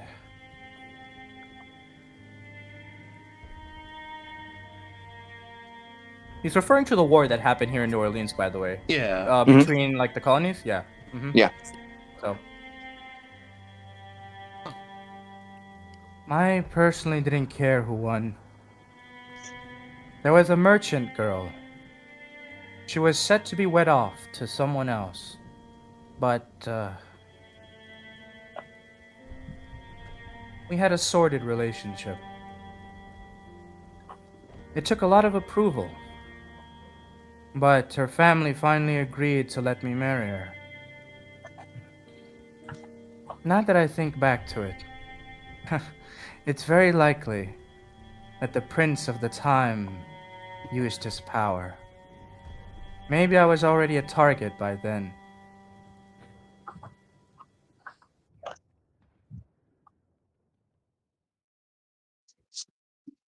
You were a target? The mud. I remember the mud. I walked the final step. Something went wrong with my character. Your mic cut out. Carriage. He said carriage. Yeah. I remember I didn't want to dirty my clothes. I walked carefully but hurriedly. And then I saw a man come out of the alleyway. He had a pistol and shot me in my chest.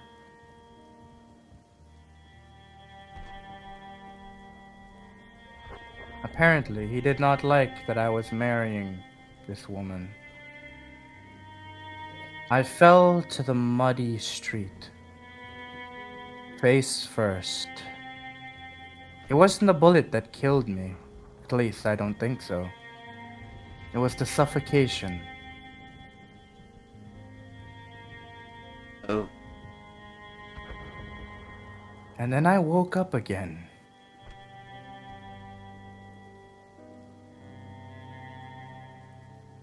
It had been a few days, perhaps a few weeks. And I saw my wife-to-be getting married to someone else. I felt betrayed, perhaps. I did not want to interfere.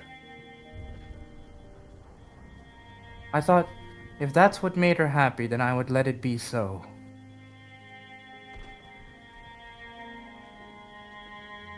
And then I heard,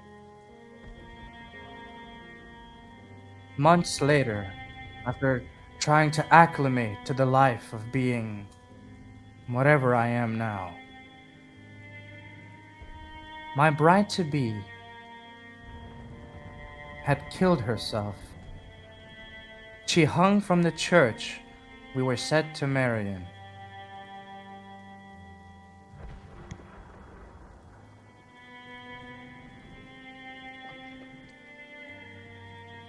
Hearing Daniel's story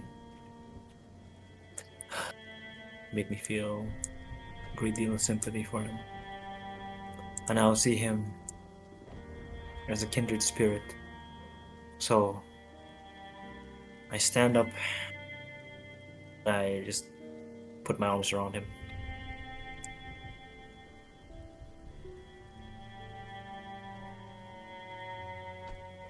A part of me died.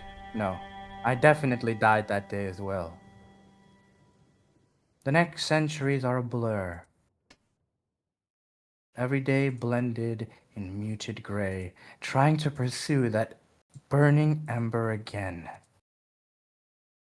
And then, one day, I saw her again. A familiar face. I was in disbelief. She was the one to approach me as well. Strange how fate works. I told myself then, this time, I would not let her escape me, no matter what I had to do.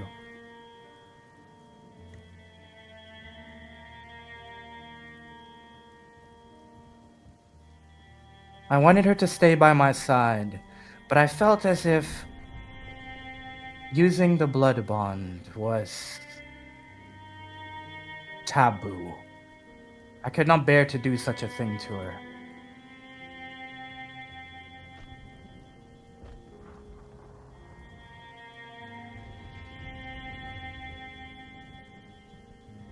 So I would make her addicted to me instead.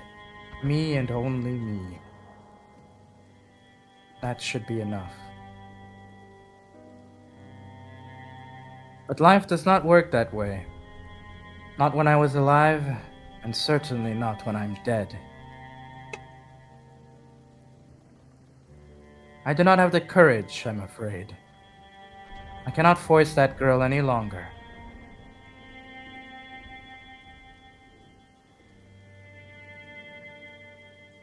So I told her to leave me be. You fool.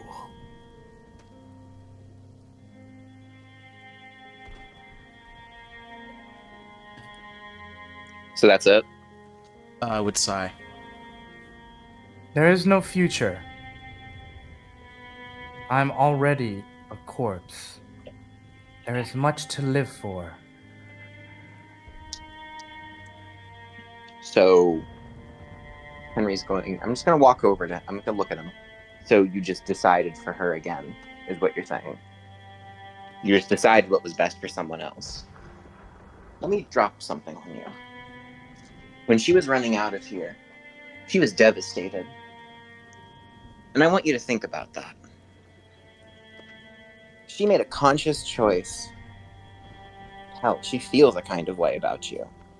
You threw away something like that. Off of what? Some supposed self-blame, guilt, some re-examination of your situation and feeling sorry for yourself? No, She it cared is about you. false pretense. What she feels is fabricated. Addiction. She had the willpower to resist that thing before, to pull off some massive stunts on people. Do you really think? Only because I did not tie her to my blood.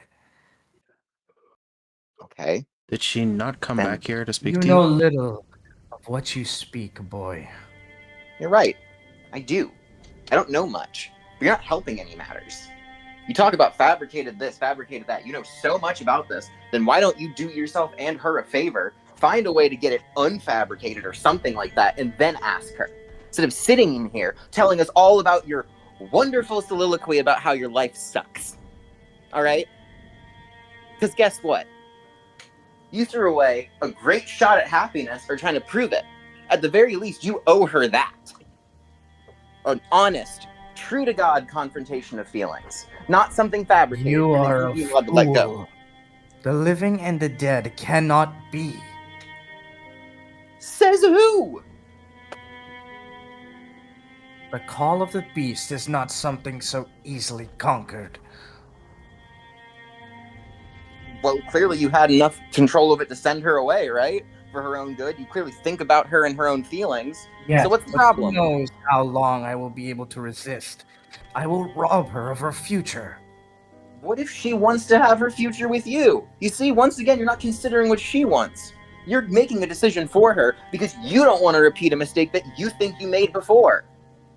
You have a chance to break a cycle and honestly have a conversation of feelings. Like, you have an honest chance to do something different, and you're choosing to repeat yourself. I get you're a corpse, but you still have blood flowing in you, don't you? You still have a chance to change the world in some small capacity. It is tainted blood. He looks at you. His eyes glow fiery, quite literally glow in the darkness of the basement.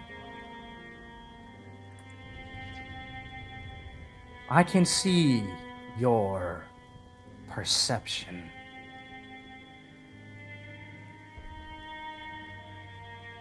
The call of the beast is not so simple, I assuade.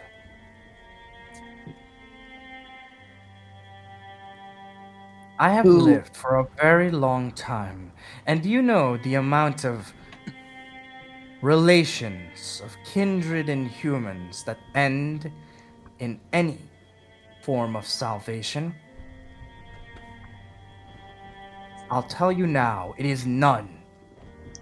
All end in ruination.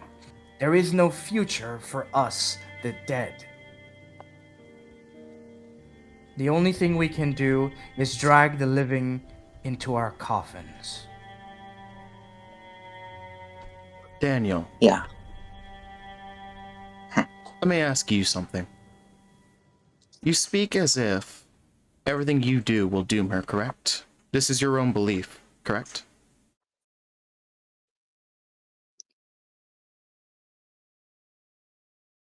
It is not a belief. Then... It is reality. Okay. Then I want you to put this reality under another perspective. What will happen to her if you do nothing? She'll be Vincent's toy. Would you like to possibly argue that she'll be fine? That will be enough? Keep in mind, we are still, at the end of the day, human. You, yourself, still express the emotions of a human. You've honestly shown it just now, too. So my question is, are you sure about the situation that you're dictating? Are you sure that she'll be fine without you? And if you're so sure, are you willing to take the gamble risking her own life in the process for that claim. Do you want to take the gamble that Vincent might not take advantage of that weakness of yours and strike her? Or you're not worried about her being bound? Perhaps, yes. But she is a strong-willed woman. And you hunters are unrelenting. Maybe. Vincent will get what's coming for him. You could be right. But the enemy isn't vengeance, it is time. We can run off and maybe go fight off Vincent, sure. But what happens if Vincent has a suspicion? What if Vincent suddenly feels, well, maybe I have leverage, and he dangles her life to threaten us?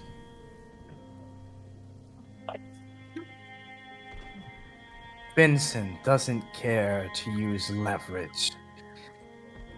Rather, he is the type to use brutal force. He does not play the kind of trickery that you think. Did he not He use is blood to foolish. defeat you? That fool Vincent could never come up with a strategy like that. Oh, really? It is likely his consulate.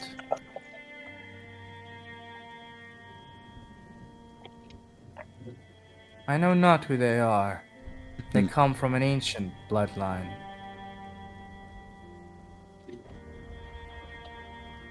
They only used her to orchestrate my downfall. Now that it has happened, they have no need for Alice.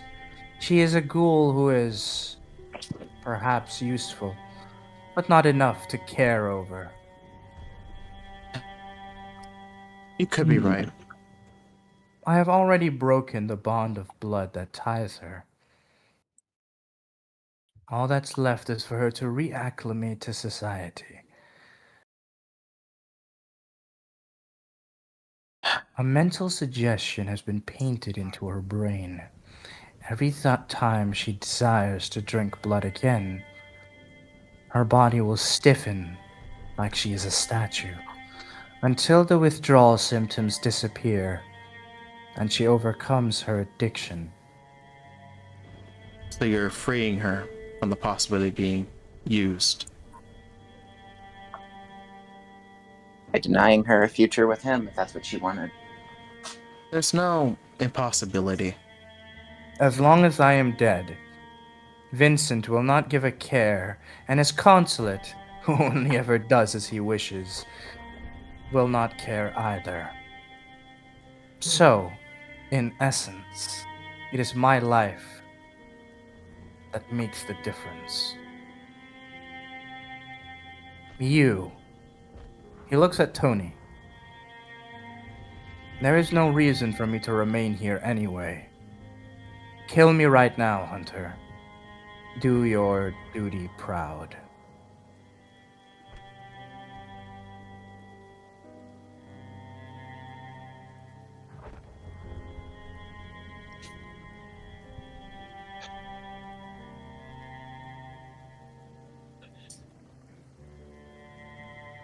As he sits there behind the man, clenching his own fist, hearing the story, Tony sits there and ponders. What true purpose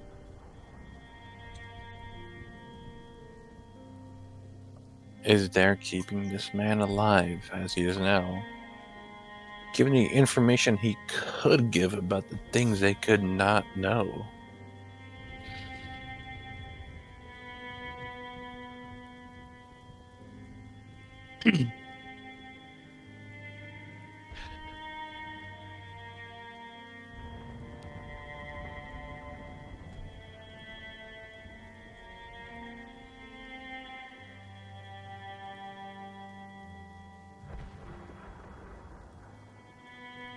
Now I understand you are older than me, young man.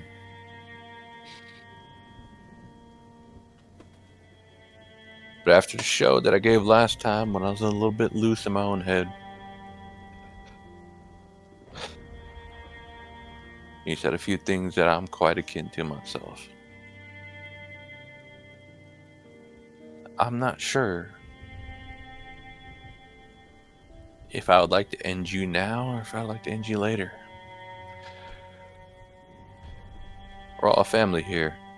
How about we take votes before I do any kind of deed?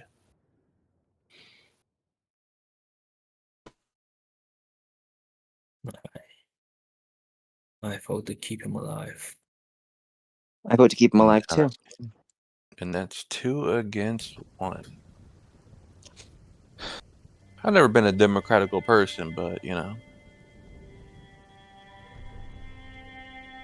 I suppose that's 2 against 1. Little Eleanor.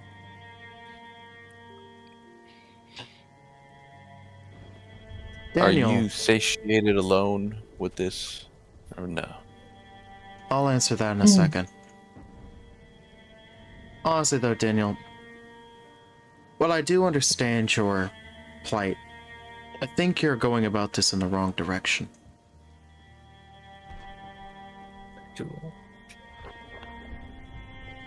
Oh, I'm waiting for the map to reload.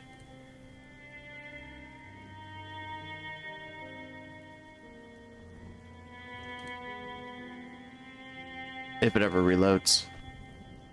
There it is. Yeah. I think you're going about this in the wrong perspective.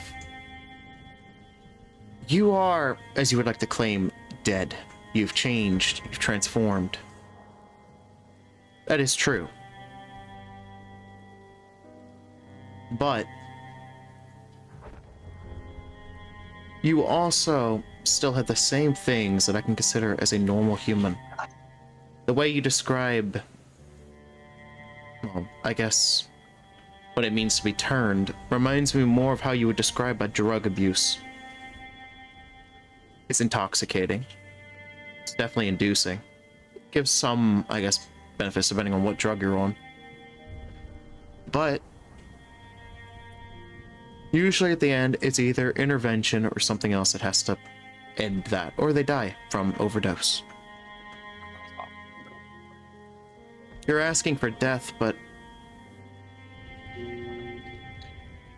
honestly, it's just the way you've described your story, it just feels like a repeat. What happens when you die? Are you expecting everything to become handy-dandy, that Alice will really be safe? I don't know. She's seen this world.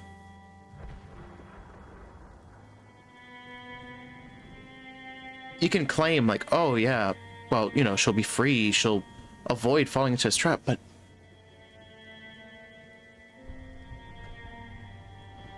do you think she herself won't just find another way to keep investigating it? Do you think she herself won't just barge in here at another point to try to find you?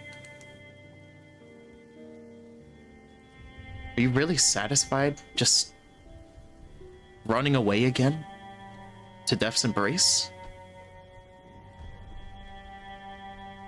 Why don't you just try and make an attempt? If you're convinced, like, this is all bad, then don't do anything to her. Talk to her. Be honest with her. Open up. You've told us your story. Does she know your story? Daniel, Hold on. if you ever... Okay, go on. Finish. Did you tell her what you've told us? If so, how did she react?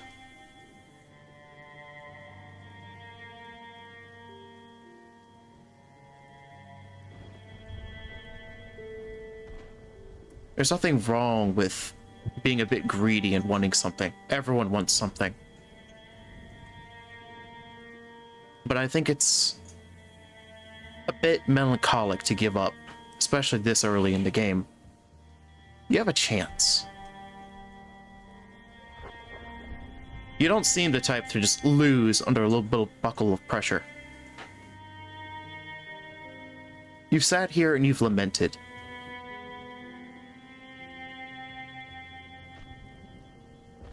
But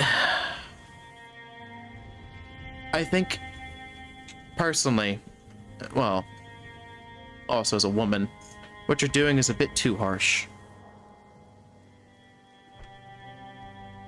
I agree with Henry. You're focusing too much on yourself in this perspective, not enough on her. But I guess that's really up to you. You could ask us to end your life, or you could do it yourself if you really felt it was that necessary, but do you really think she won't do the same thing? Did you ever find out why your betrothed even did it?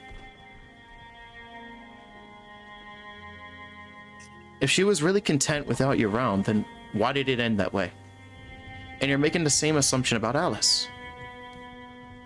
Are you really willing to take that gamble again?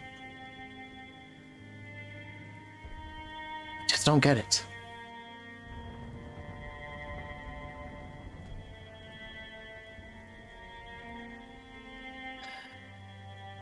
If you ever truly love, if you ever truly cared about Alice, you would do everything in your power to protect her. Not just place all your hopes on a gamble that she'll be fine. So, what does your undead, still beating heart say?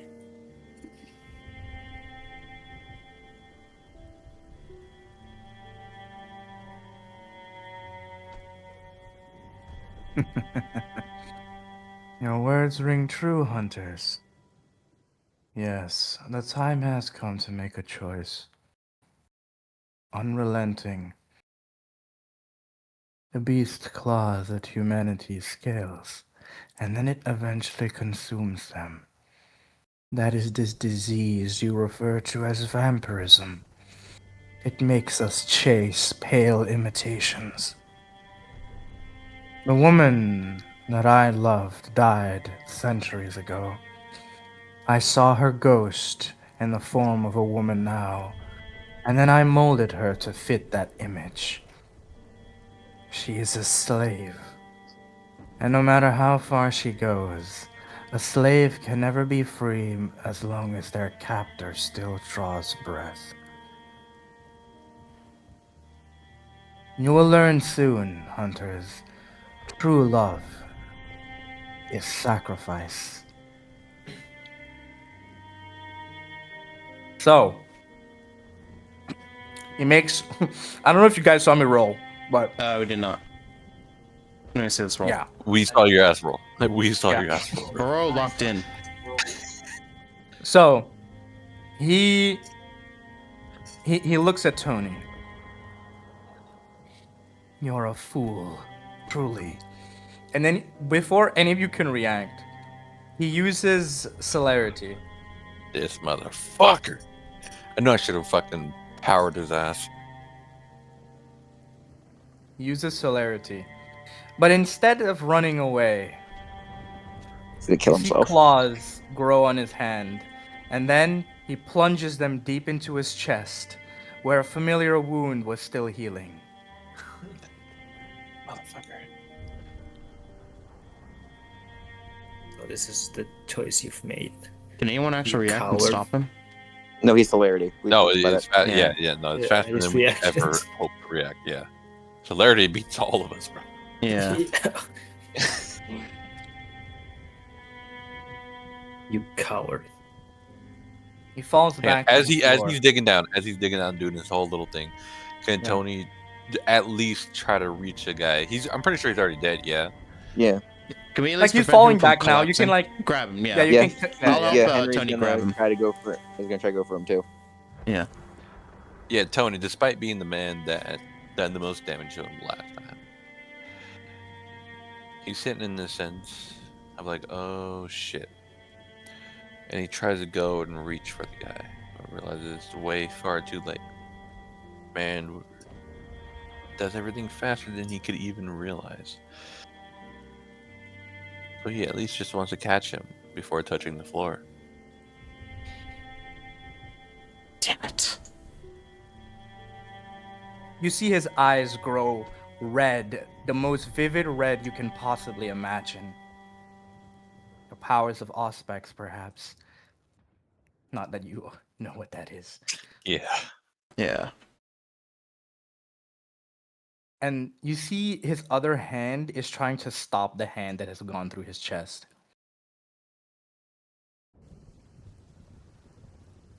This damnable curse.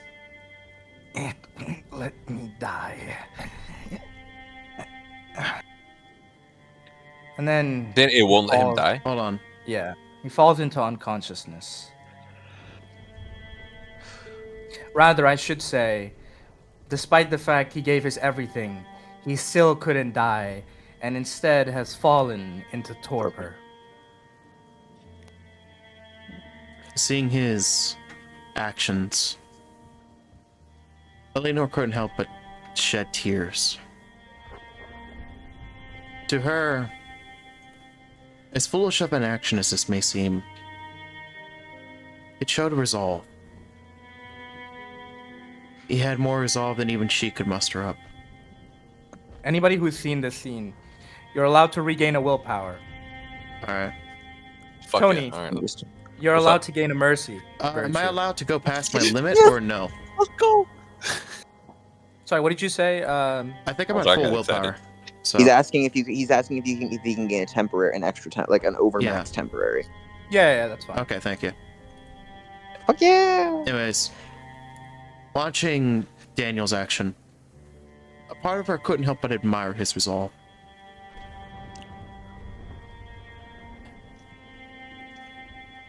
You really are more human than you claim to be. Wait, hang on. Pause real quick. Mystic? More. Oh, fuck, it didn't save. Son of a bitch. Never mind. Sorry. More human than most can be. A memory would surface in her mind from long ago.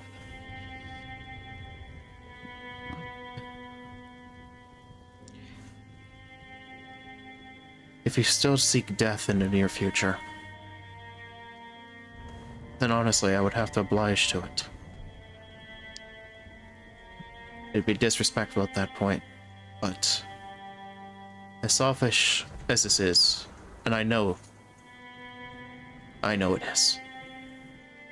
Please hold on, just A little longer. until we can really confirm your resolve. Today, you've all learned a very valuable lesson. The things you hunt are not just monsters. They are moved by passions all too familiar. Where does the line begin? And where does it end?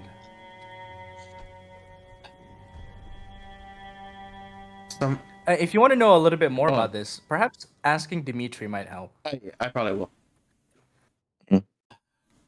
Some of y'all, make sure to find a good area to rest him. I don't want him to be drenched in wine the whole night.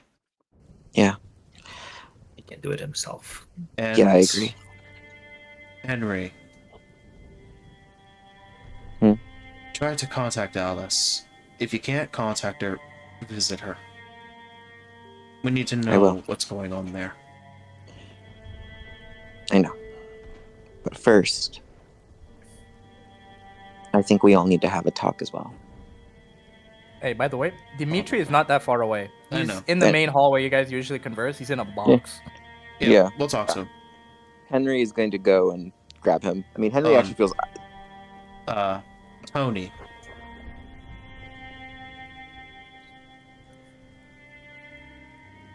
Good work.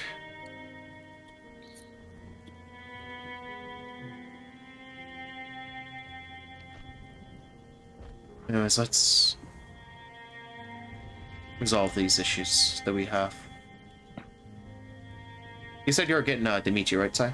Yeah, Alright. as Henry opens up the box, he's going to smile slightly as he picks up Dimitri. And it might seem strange, but he honestly feels quite comfortable holding Dimitri. Dimitri, you catch him in an odd form. His eyes are closed, and when you touch him, his tongue pops out, and there's a gold coin. He takes it. Take it to my fingers. Flip it around. Do I recognize? Is the coin strange? Foreign currency, perhaps? Most definitely. You've never seen a coin like this before. Oh, On ulti one joint. side, it has it has what appears to be a woman holding a scale, and on the other side, there is probably a depiction of death. It looks like a hooded figure holding a scythe. Hey, Dimitri, it's time to wake up. His eyes open very slowly. Who are you? Oh no. It's me. It's Henry.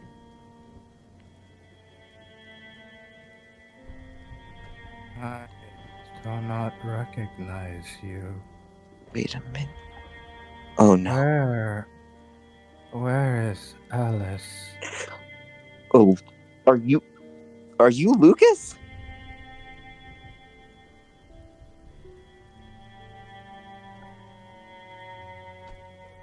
Lucas. Yes, that's my name. Oh How shit. do you Oh know, shit. stranger? Eleanor, Tony, Hugo, there's been a situation. I already told you to call He's gonna Alice. Dimitri is Lucas now. Dimitri's not in the head anymore. Then call Alice. Lucas. This might be an issue. Hang on, real let's- quick. I want you to know, while you guys go ahead, Tony is literally sitting there with the vampire's body in his fucking hands. Yeah, you do that. Cool. If Alice doesn't pick Our up, focus is can I more call on the dad? Daniel more than the head, I'll be honest. I don't give a fuck about Daniel. Remember, you're the one carrying the head. Your focus is on the head. Yeah, fucking. Eleanor is overwhelmed by emotion. I don't. And I go help Henry then. Like, Daniel's action, like, really did get to her. Yeah. That's what she said, just go talk to Alice. She's more focused on something else. All right, is he gonna flip open? He's gonna flip open his phone, and he's gonna call up Alice. The number you have dialed is currently out of service. No fucking way. Can I call the father? Oh, named Bertrand. You never took his number. Oh shit. You know what I do have? I'm gonna call. I'm gonna call. Can you call Adele? Yeah. Yes. That's what I'm fucking doing. Thank you, Hugo. Hang on, real quick. I just want to say this right now. HunterNet was not loading for me, so if you posted something, I cannot see it because this. I told you. Not... I told you it can't load because the database. I have to reset it. Yeah, that's why I did. Oh, yeah. Okay, my bad. Okay. I thought you said you... All right. HunterNet's down for a little bit. Canon reasons. So I'm gonna call Adele.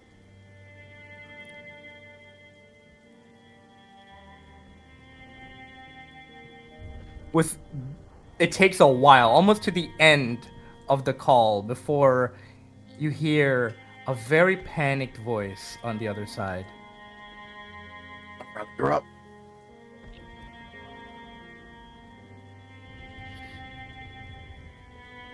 Hello? Adele, have you seen? Okay. What's going on? Henry? Where's Alice? I need to find her. Also, I'm carrying Lucas's head. Ain't no way. Like, actually, What? Lucas. Wait, what? What do you mean? What are you talking? She's trying to speak. She's so confused. What? Henry, you hear primal terror in her voice.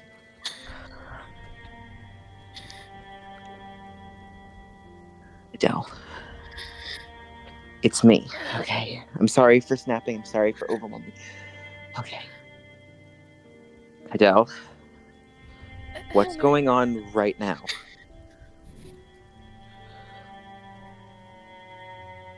What do you mean? What's going on with you right now? Because you sound... I She's trying to speak, but no words forming comes out of her mouth.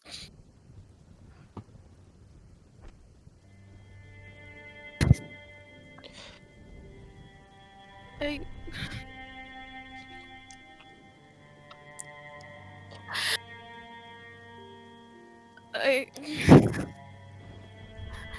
I'm sorry. I'm so sorry. I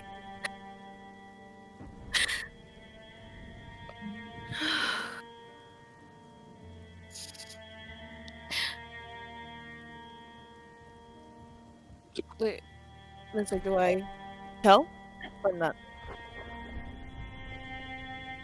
Mr. Yes, sorry? Do I explain the vision or do I like? No, not over the phone. Not over the phone. Yeah, it's Adele. probably a more meet in person kind of thing. Adele, you're gonna do me a favor, okay? Um, yes. I'm coming over to see you right now.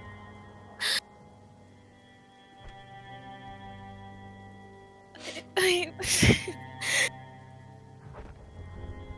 okay. Okay. The way she said that, it felt mortifying. You get the feeling that perhaps she does not want to see you.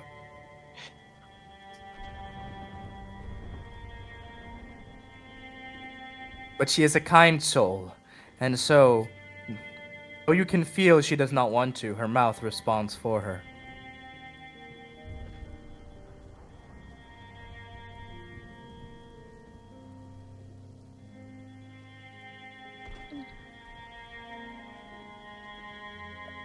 I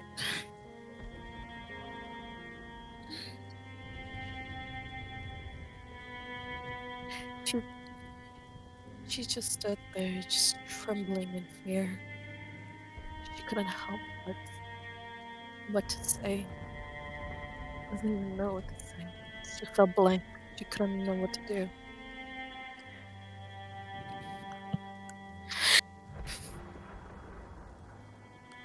She takes a deep breath, breathes and inhale. Her hands are trembling as she tries to pick up the phone.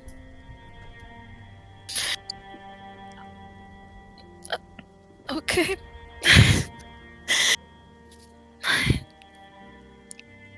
Okay. Henry.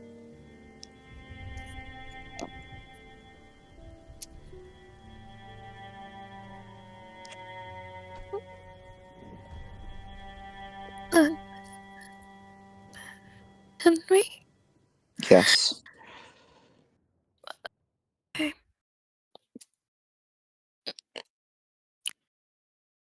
I'll I'll be here. Good.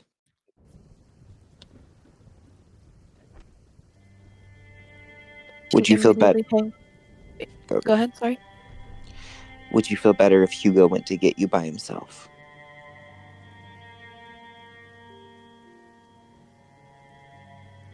Wait, repeat that?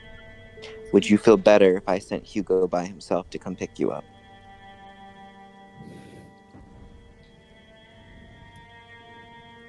Probably yes. Yeah. Yes. That's fine.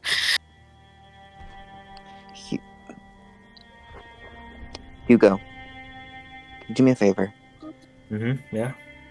He just immediately hangs up on Adele after confirming. What's going on, Henry? You're going to go to the, and he's going to write out the name for the address. You're going to go here, and you're going to go pick up Adele. You're not coming with? What happened? I am not coming with. I don't reason? understand why, but let's just say it's a sensitive medical situation. Medical emergency. I'm on my way. We're going to treat it like that. I think it would be better if you went for emotional reasons as opposed to me. Okay? If Carl's around, take him with you too. I'm gonna go patch up stuff on my end, okay? Okay. You take care, okay? If anything happens, call me. Yeah, it'll be okay. You then hear the voice again. Adela. Nefugias. Nos relinquenos. You must stay away. Smiling man.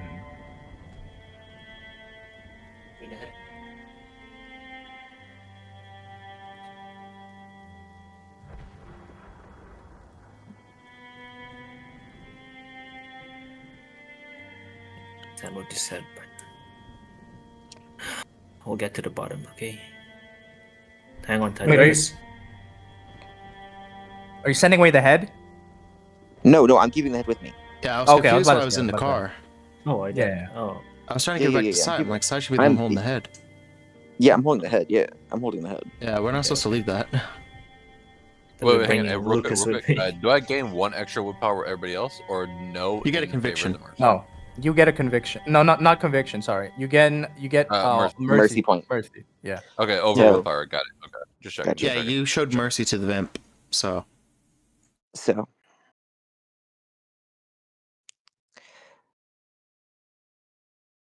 he's gonna look at the head.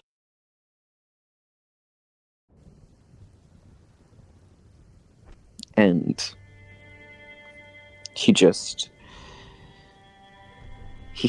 he looks for a moment lost. My eyes are empty, much like Daniel's. Or perhaps I'm just done putting on my veneer. My front of that. Put the head back in the box.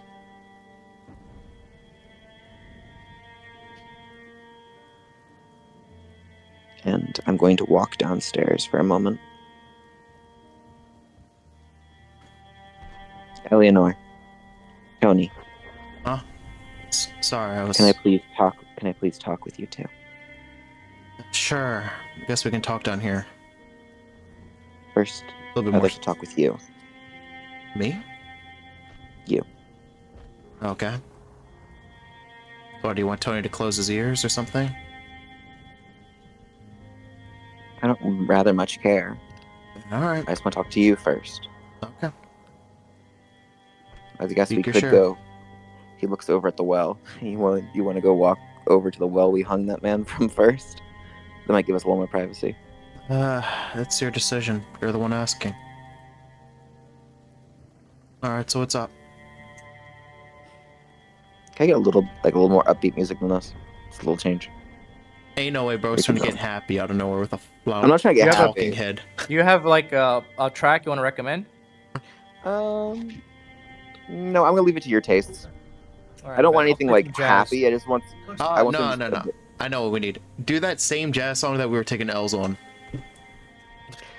Fuck no. No, bro. No, Yes, that's bro. Bacano. That's no, bro. That's the curse track. That's the curse track. Yeah, make it a curse. Come on. No, Lock I'm saying in. just anything that's a bit like. I think I'm gonna It's an portray upbeat. something a bit too light. You know what I mean? Do what you want. Should I try a Death Mark track? The flute? I want some just a little bit more, just a little bit. So that would work fine. I'm not saying that'll work fine. So I think that works. Bet. Hold on. I have a track in mind for a later scene, but for this one, Yeah, I'm gonna try to find it real quick. okay.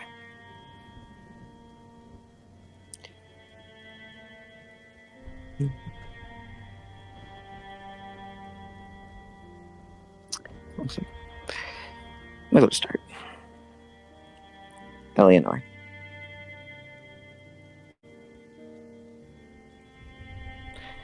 I'm sorry.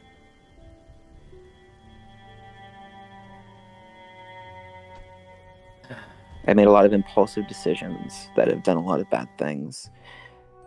And I've made mistakes that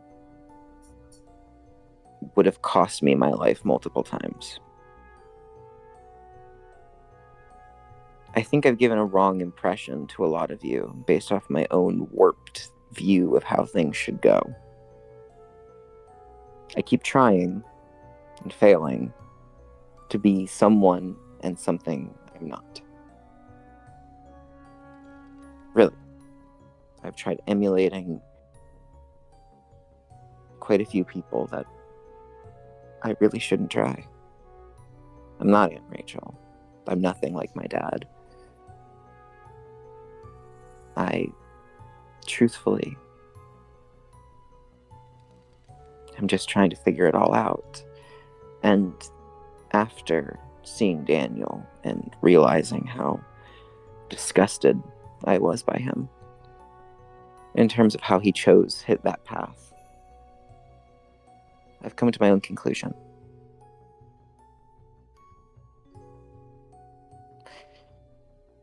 And you deserve to know.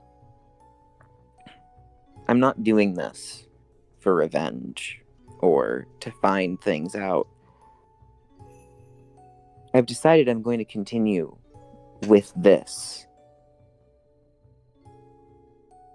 because I don't want it following you or anyone else if they want to back out. I'm not going to let whatever this albatross, this noose over our necks for existing, follow me around for who knows how long. I'm going to confront it.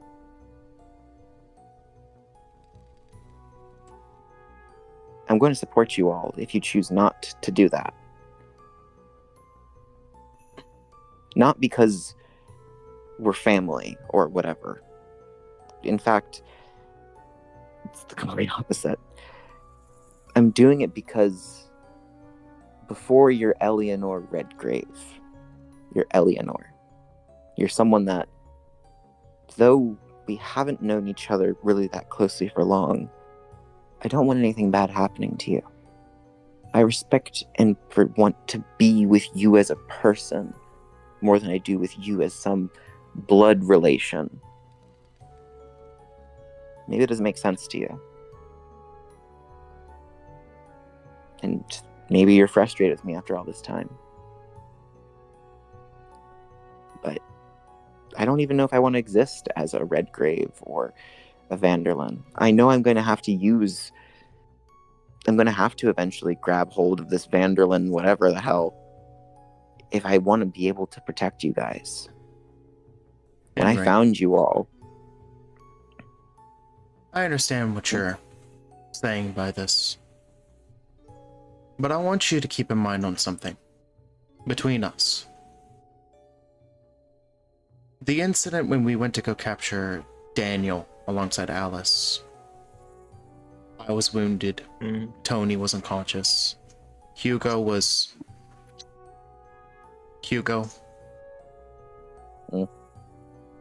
You told the doctor that you were Henry Redgrave, correct? Yeah. That means, deep down, in your most desperate moment, you still see yourself as part of this family. I will be honest with you. If you want to call yourself by Vanderlyn, that is your own choice. But I don't think that vampire was in the wrong for mocking you for it too.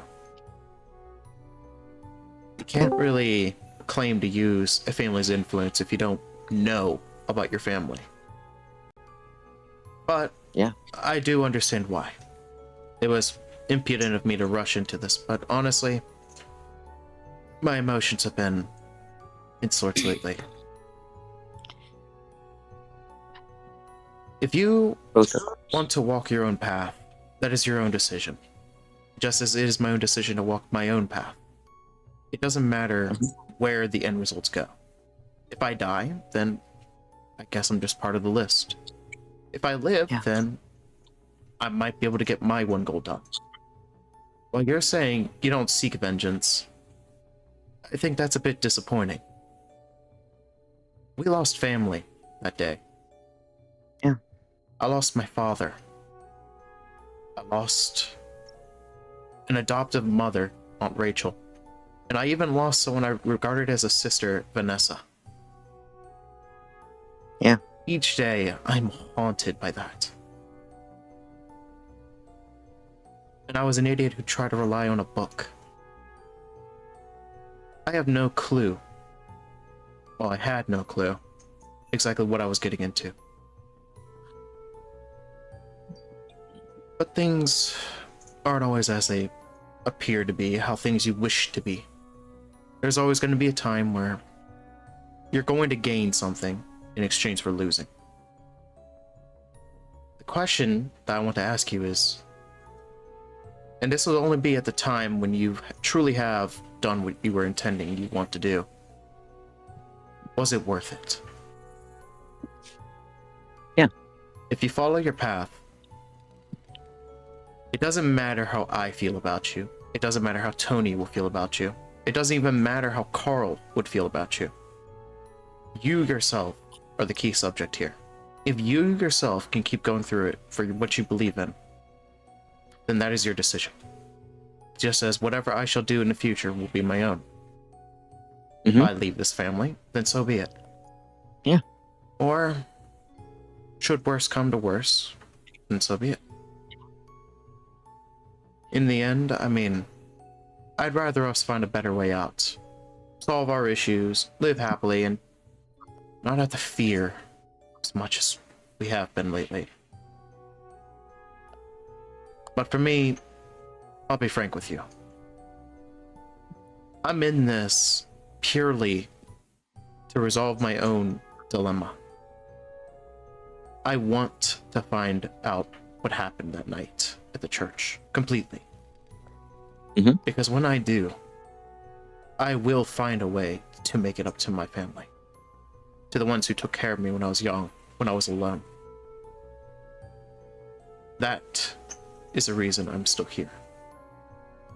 But if those pieces fade, then I really have no purpose being here, do I? Only then would I really just be Eleanor. And you, let's say, just Henry. The word Red Grave in itself at least still implies that you see yourself as part of the family. Don't take it as some insane, honorific title. To me, it just means family.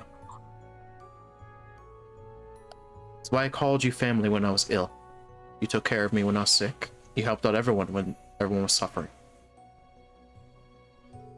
If you aren't a Red Grave, then I worry whatever you become.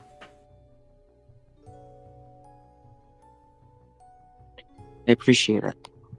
You helped me figure out a little bit more. Thank you. No problem. But like I You said, still... choose your own path. And just don't regret that path. I won't. Because I know, And you... more than anything, regret is a horrible thing to feel. Also, Eleanor, there's another important thing I have to ask you. And what is that? Before we go and rest up for the night, would you be up for a game of badminton? Or something like that? What? You heard what I said? It's been so long since we've done anything like a family.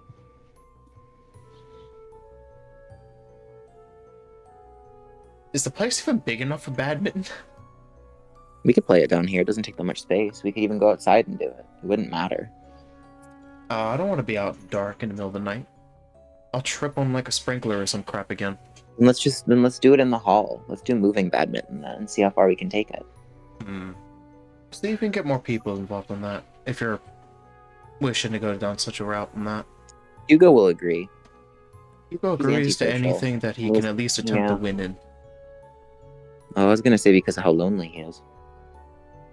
Hey, I don't think he's that lonely. that is true. He has that girl he goes and sees, right? Yeah, I've seen her. Have you? I've seen a picture of her. That's more than you've seen. I might have. Honestly, it's vague. I haven't really hung around Hugo as much as... Well, actually, I've hung around Tony more than anyone else in the family. This is a rumor, but did you hear before? I heard that... This is between us. I heard that some of the adults were putting a betting pool in if she was even real or not. I can tell you, after hearing Dad talk about this, he was wagering on her being a fantasy creature. My dad said she was real, Spent. but he said that. Oh, but he was. right.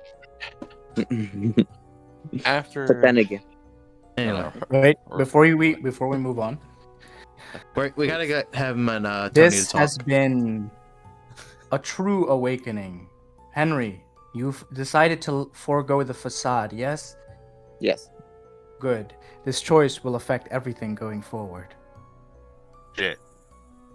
Oh shit.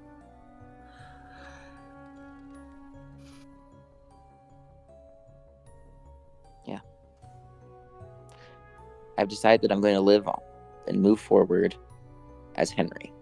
That's simple. That's fine. Like I said, just Okay, don't Henry. regret that. Never regret what you do.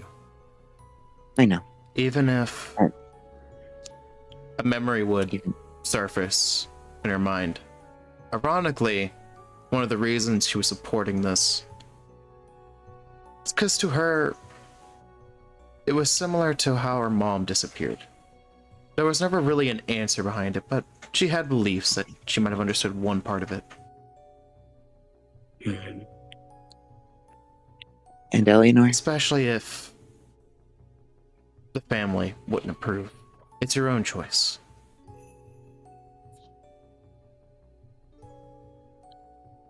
Thanks. Henry's going to give her a quick hug, and he's going to walk over to Tony. Yeah, go talk to Tony. He seems lonely. He still has a fucking vampire in his arms. I'm gonna play it as. I put Tony the entire time. on the barrels. He put No, sad, no, he put sad goat. Daniel. My bad. Yeah, sad goat's chilling on the barrels, bro. You don't got any You shoved excuse. him in. Yeah, no, I was gonna say he's wrapping Sad Goat up though.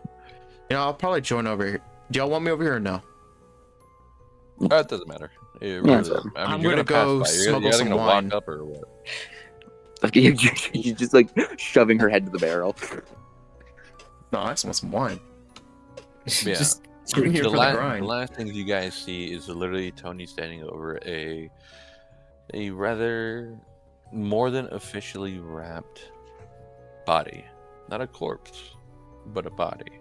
At least that's how he sees it in his own mind. Bro, straight jacketed him.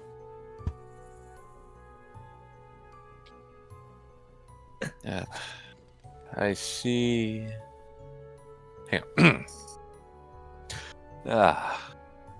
I see the two of you have set aside your guys' qualms or whatever you all two are doing back there. I understand this may be an undead, supernatural of some sorts. But even they deserve a proper ending. Whether he wakes up tomorrow, the day after, or the days after we're dead.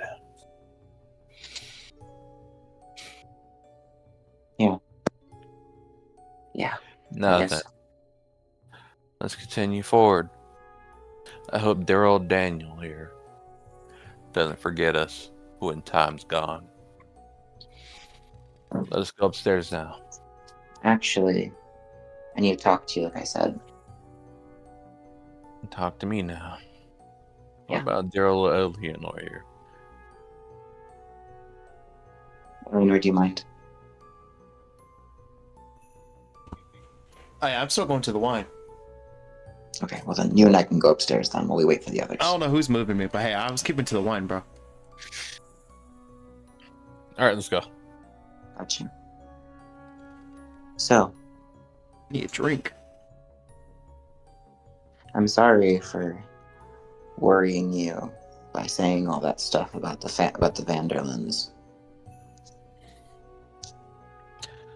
Of course, now I bear no ill will towards what you said.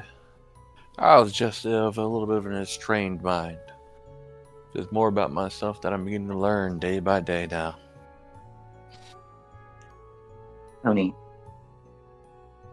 What now? I'm not sure what the Vanderland are. I'm not sure what flows in my blood. But I'm going to use it if I can to protect things that are important to me. Now I That's- ask you one question as you say that. What is important to you? Answer clearly now. What's important to me is whatever I damn well please. Then what is it you damn well please to be important to you? you, Eleanor, to other people, and more importantly, my choice of freedom in this life. Well, now that's a damn good answer if I do say so myself.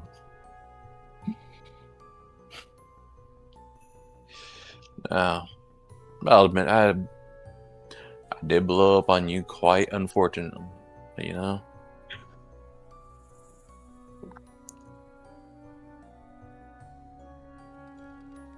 Yeah, it happens. I mean, it wasn't as bad as when we incinerated Paul's truck.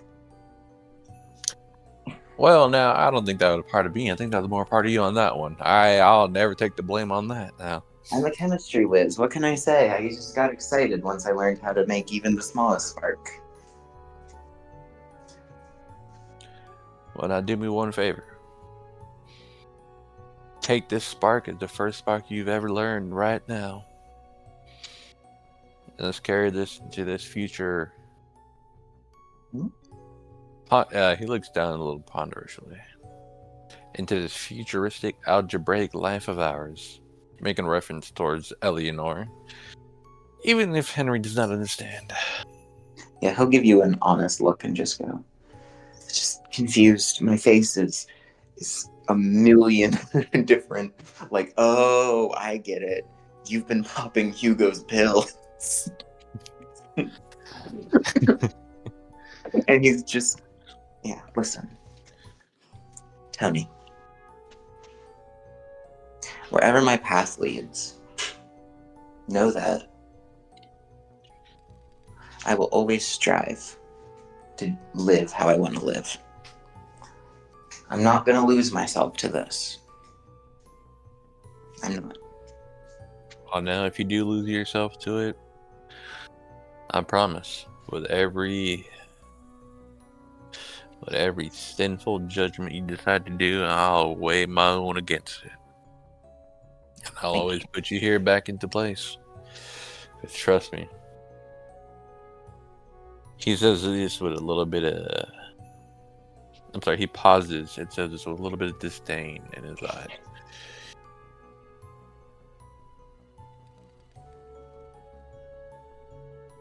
Oh, now. I guess I should wait for the betterment of our family, huh? There's a lot to share.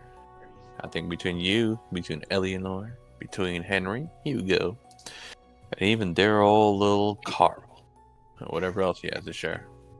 I'm going to have to go visit Uncle John soon. Just something I need to talk to him about, too. Of course, now we could visit him together. But now, let's wait around for the rest of the family. Yeah. See what they got left for us. Yeah, I agree. I'm gonna go make some food. What about the head? You guys just gonna leave the head? No, I still thought trying. Henry was gonna be fucking carrying the head. Yeah. Don't get me wrong, Tony's still fucking Is the freaked out box about open? the head. Is the box open? No. He throws the box open. The box. Oh, motherfucker. So, no. My bad. I remember. I said I closed the box. I said I put it in the box and closed it. So no, it's closed. Okay. Well, do you still have the coin on you? Yeah. Oh shit. It's heating up in your pocket. No. How? He's gonna pick up the coin. As you look at the coin, you see on one side where you had the pale Grim Reaper, his scythe is lowering into its opposite form. And when you look at the lady with the scales on the other side, you see the scales are tilting in the opposite direction now. They're lowering. He's gonna open up. Yeah, he's gonna open up the head. He's gonna go, Dimitri? Henry? What the hell are you doing? I'm sleeping. Don't disturb a man while he sleeps. He's gonna hold up the coin.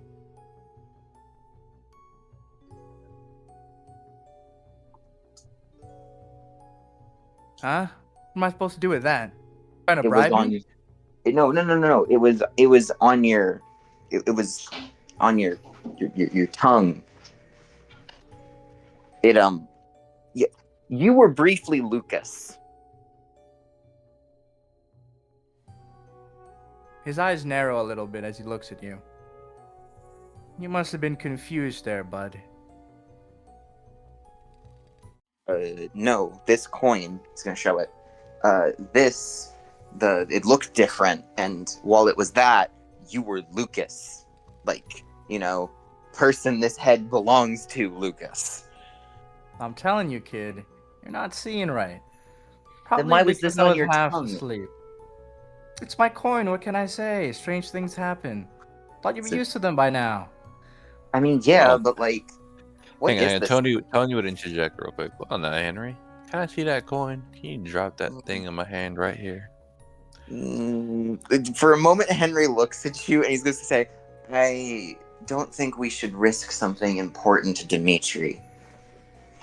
Well, it's not risking something if you don't gain something right now. We're not going to gain anything by trying to figure out what's going on with his coin. But is a coin...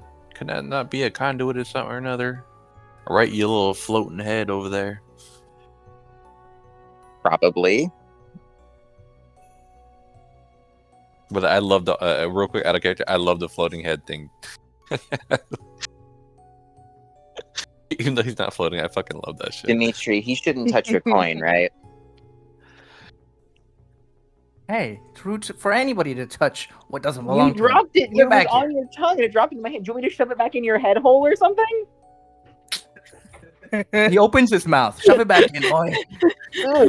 Henry just gives him... he's not going to act squeamish anymore. He's just going to look at him and he's just going to put it between his index fingers. And with all of the grace of force-feeding a dog a pill, he's just going to go down like wrist deep.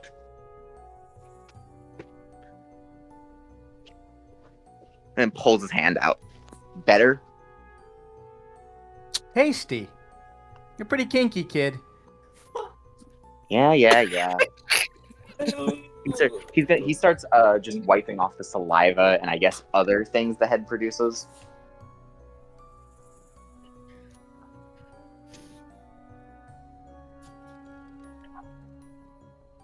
Listen up. I'm being serious here. I know what I saw. I know what I heard. Maybe your control on that head isn't as perfect as you think. And your coin changed when he was in control.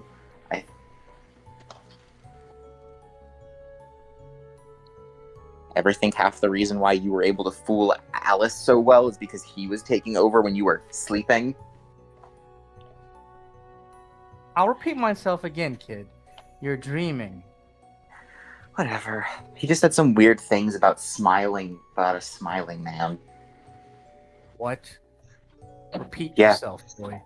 He said something Vetox, Spirita, whatever. Necessitus? And then he said, beware the smiling man.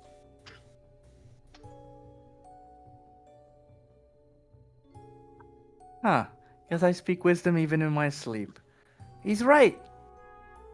Half asleep me has a point. Should probably stay away from that guy. Seriously. Who's the smiling man?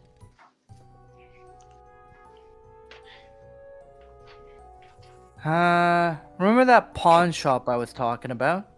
Yeah. The one who owns it is a smiling man, but I imagine it's not that smiling man my half-awake state was trying to tell you about. Okay, then who's the one There's it was another telling? smiling man that we both know, apparently. And, he's not a very fun guy. Let me guess. Are we talking about, like, do I know him, or is it just you? Kid, if you knew the smiling man, I don't think you'd be standing in front of me right now. Well, if you knew yourself half as well as you think you did, you wouldn't question the fact that I knew you were being Lucas. Jeez.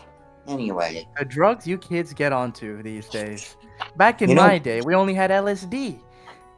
You know what? I just remembered something I wanted to try out the last time you did this. He's gonna walk over the washing machine.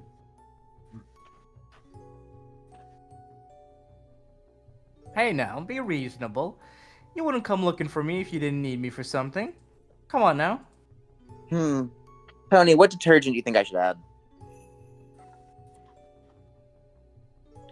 Right now, you shouldn't add any detergent. If anything, you should probably let him have it raw. That's fun. We can finish off in the dryer too, huh? No, no, no. Of course, that's just a pre-wash now, huh? Now listen. I mean this. Something happened with Alice and Daniel. Daniel attempted to kill himself after having some melodramatic spiel about how he was making the right choice for someone else, for Alice. He said he broke the bond on her and forbade her from ever pursuing him.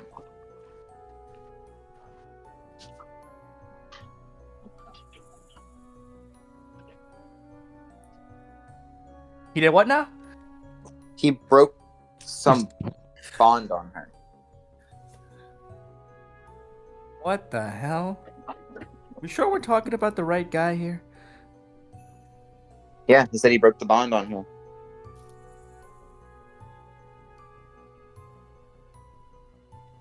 Huh. Let me see him.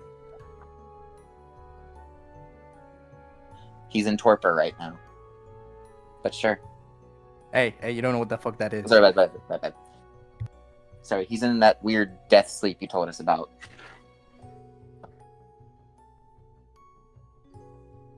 I don't think I stuttered, boy. Let me see him. All right. Jeez, I'll send you there. Jesus. As he just holds him, as he's gonna start walking down, he will casually comment, I'm starting to understand the appeal of carrying you around. It's kind of comfortable. Don't get freaky with me, kid. I'm not into that Cirque du Soleil nonsense. What? What are you talking about? Must have been before your time. Wait, did you... Please don't tell me there was actually a period of time where... Oh, never mind. I'm sure there's always been a time for fetishes in human history.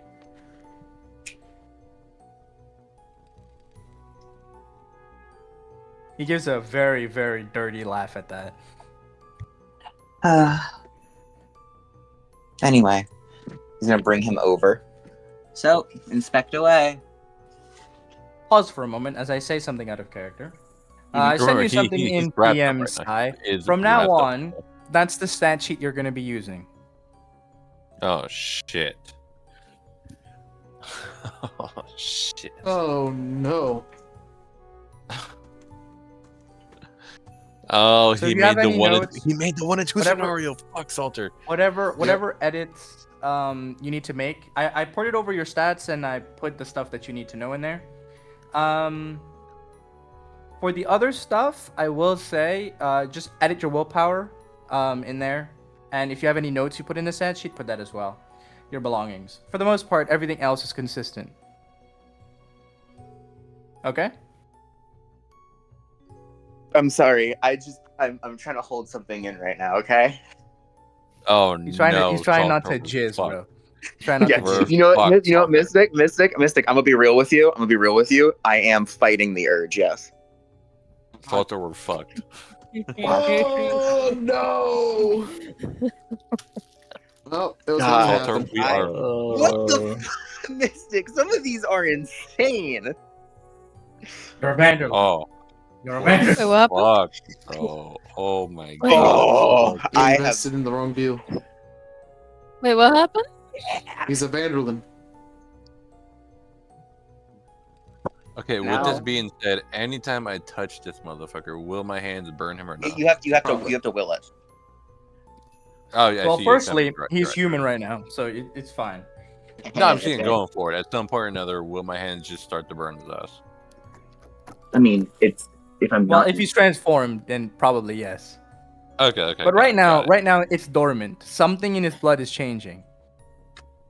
It's a Ah. mental game. We're just waiting for his first change. Oh, Anywho. no. As I'm gonna bring him over, I'm just gonna tell Dimitri. By the way, thanks. Don't mention it, kid. I feel a lot You've taught me a valuable lesson with our little deal, and you opened my eyes to something. So thanks. Tony did. By the way, Tony did not follow them down there. Who's down in the basement right now? Not me. It's just bro. me. I think it's just me and It's just me and Eleanor, I believe. What do you mean, bro? I was already gone. You dipped? Oh, it's just me. I was getting alcohol. I would have dipped after. Yeah, it's just me and. You could have just taken from the wine barrel, bro. I did. Deadass. You could have been did. sitting at the fucking wine, bro. Yeah, that's why I was getting wine. So yeah, I Okay. guess it's just. So we're gonna get down to brass tacks here. Yeah. Hey, Henry. Yeah? Take a bit of his blood and put it on my tongue, will you? And you think I'm the kinky one? Yeah, Henry will do it, as he's going to take a knife. Take one of his. I have a scalpel on me, anyways. It's fine. I'm just gonna nick a bit off of like the. Or not. Yeah, just scrape some off of his claws.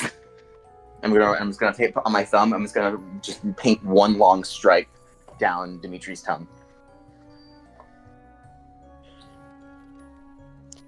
You see him grimace for a bit. A lot, actually. What the fuck? Oh, man. Oh, boy. This guy's a wad of trouble.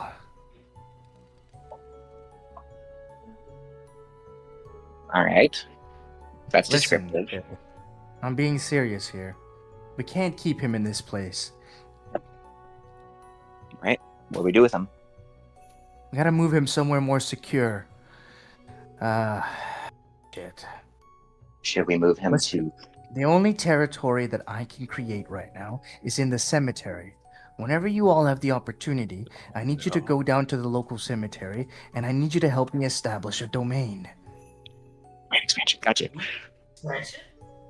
Exactly. Now, see, I heard you again. Sorry.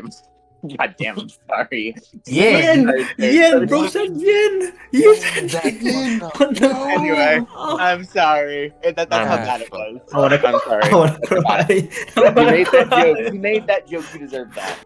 Anyway. That's crazy. Anyway. I got you. So we got to build a territory. What's that? Some kind of, I'm guessing, an area that you have control of. I suppose it's not like a normal domain.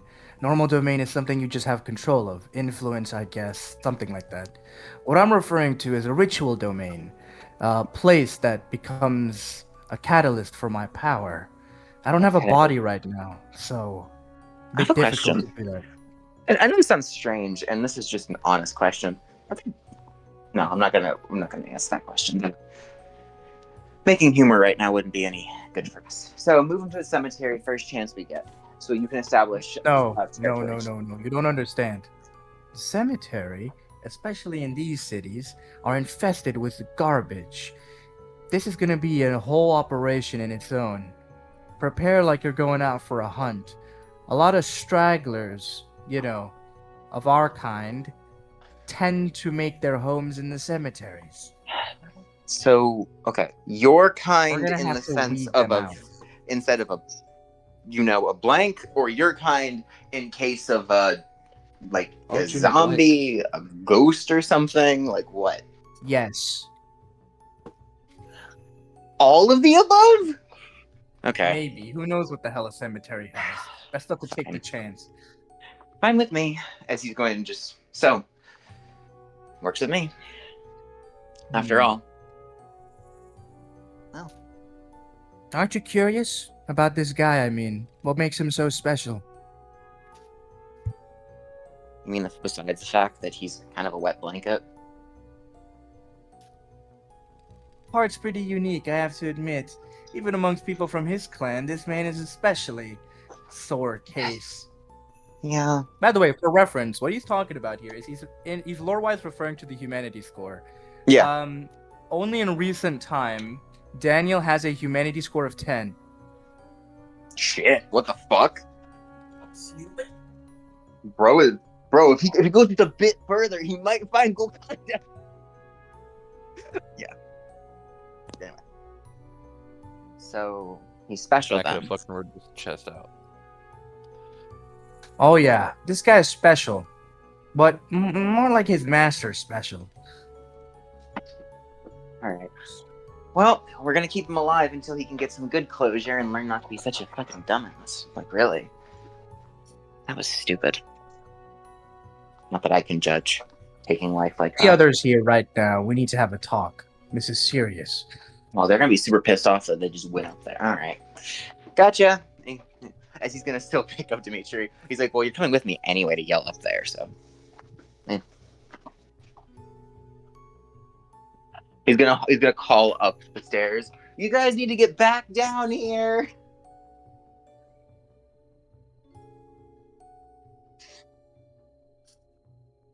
Also, I mean to ask you, Dimitri. This is really important. Do you prefer black or red? Women, I prefer black. Red, Oh. wine. I was talking about the holster I'm gonna be giving you. Respectable. I thought that you'd look better with something around your neck that I could probably clip to my, I don't know, something, so I can carry you around without needing to use both my hands. Or about Even one of All right, so everybody in the house right now is still Tony and Eleanor. Is anybody else still Yeah. here? No. Yeah, Hugo is on his way. He'll be here in 5 minutes. Yeah. Okay, So right after this Eleanor, handle conversation. that shit real quick.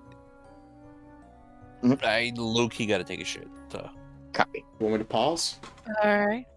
No, No, keep let's not going. worry, Keep doing let's your not thing. worry, Keep doing your thing. You go. Alright, shit. Don't worry, you can silently take in this information. Okay. You are still able to listen, right, Ezzy? Oh, you must- Yeah. He's just doing Okay, a divine bet. shitter. So, Dimitri's like, okay, listen up, brats. We have an emergency. Mm-hmm. Doom and gloom down there is his own strange case, to be sure. But rather, what I'm afraid of is getting the attention of his master. His master, huh? Yes, indeed. The strength of one of these vampires, as you call it, is dependent on the quality of blood that their master has. I'll give you an example.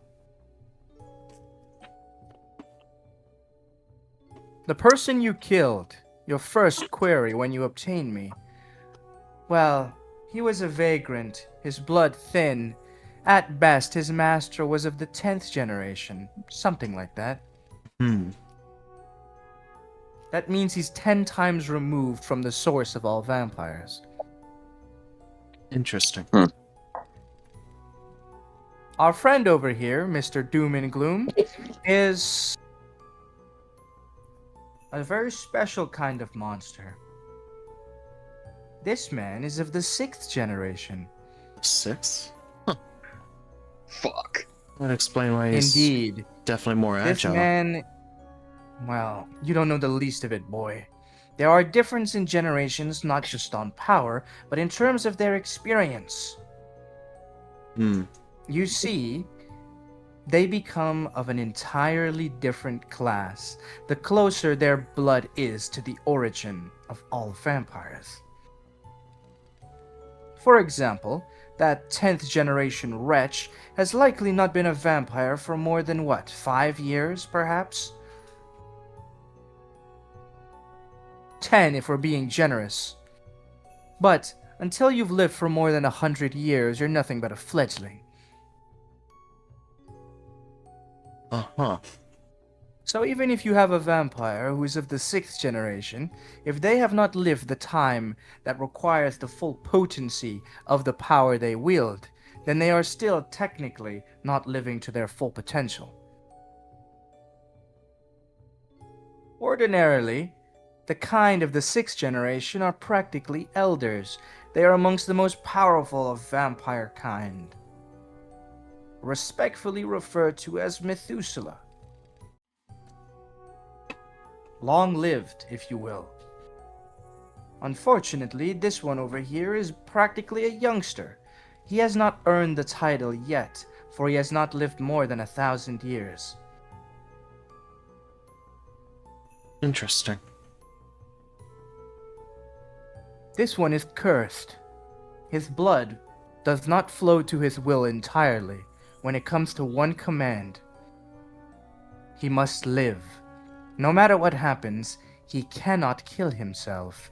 If he's ever in dire straits, close to death, he will lose control of his body and attempt anything and everything in order to escape alive.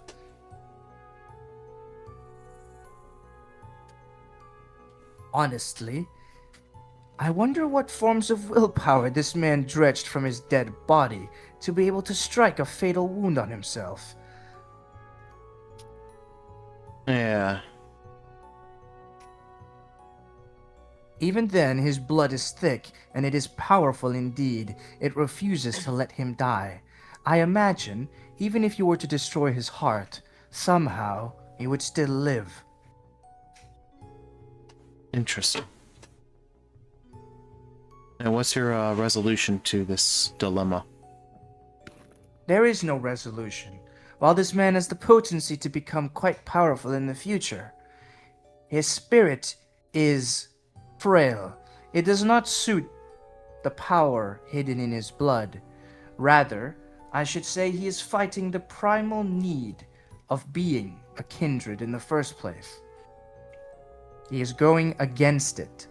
But the closer one's blood is to the source, the more powerful the call of temptation is. Yeah, he did seem to be against his own nature. Muttered it a lot too. An amazing specimen, to be sure. Had I been alive, this would have been the catch of a lifetime. Well, bygones are bygones, I suppose. The real threat is its master. One does not put a curse like that on their child unless they desperately have some form of affection. From the blood, I can tell, wherever this man's master is, they are asleep. But they have felt the call of his life being in danger. I imagine they will awaken. And this is, at the very least, a monster of the 5th generation. For reference, the Redgrave family in its entire history has never killed a vampire of the 5th generation. And they have been around for a very long time.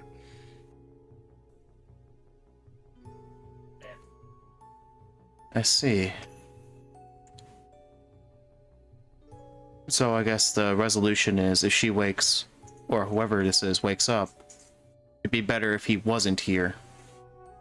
It isn't Okay. just about him, you fool. You fail to understand the scope of what kind of monster I am speaking of. It isn't just us that's in danger, it is this entire city. A monster that powerful can drown this entire city in blood in a single night. That's definitely not good. Let me guess. Not even the prince would be able to do much about them. A prince. Meaningless title. Where did you learn it anyway? He spoke of it. He's gonna look down at Daniel. He harped on about it. Said that he was even. What was it? He's gonna look at Eleanor. Didn't he say he was? What He's was against that prince, if I remember correctly. it? Didn't he say the prince was a fledgling put in the position? Yeah. Not fledgling, he said they were incompetent. Incompetent. Yeah. Yeah. I think you called him a fledgling prince, like in terms of like his competency. Oh yeah, fledgling, yeah, probably. Yeah. He said he said that he was a fledgling in terms of his competency. Wow. This guy, breaking the masquerade so easily. He really wants to die. Not just that. I'm guessing that not even the Vanderlands would step in on something that big, or would they rather just watch? No. The Vanderlands are special. If this monster knows what's good for it, it will know not to cause that level of trouble.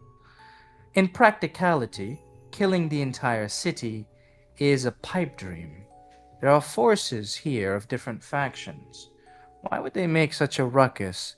They have not survived that long by using brute force. It is their demonic intellect that one should be worried for, their vice-like poison that spreads across the city. Who knows what mysterious powers they may possess? The instincts of a monster that great are profound indeed. It will not pick a fight with the Vanderland, I assure you. That should tell you the level of power that the Vanderland's head holds. Hmm. Even a monster of that magnitude is careful when it enters the den of another beast. And we shouldn't use a Vanderland house at all because the properties from Irmis are too risky. I think that, yeah, our best bet that cemetery, like you said. Indeed, trying to use Vanderland property is not the problem. By using the connections of blood, if this mysterious monster does awaken, it will be able to find him. Unless I mask that presence by using my abilities. Right now, there is no rush. A monster that has been sleeping for that long will need to slake its thirst. It's delirious when waking up. We have a few weeks, maybe even a few months. There's plenty of time. For now, it is important that we do not let this man die. Yeah. I agree. That I need wasn't to make the plan anyways. I wanted him to live. Yeah. It's Yeah. more useful alive. And plus, he's gonna give Eleanor a little nudge. We both want to see Alice get the closure she deserves. Sure. Yes, I admit. Dimitri's voice is fading a little bit. I'm tired, boy. Put me back in the box. Let me get some sleep. And remember, as long as you understand that if Lucas comes back out and he talks to me, I'm gonna let you hear it again. Nonsense, boy. You were dreaming. Lucas. Okay. Sweet dreams, Dimitri. As soon as his eyes close, the coin falls out of his mouth again. Henry grabs it. This time, the scales fall into equilibrium. Nothing happens. He puts the head back in the box. Closes it up.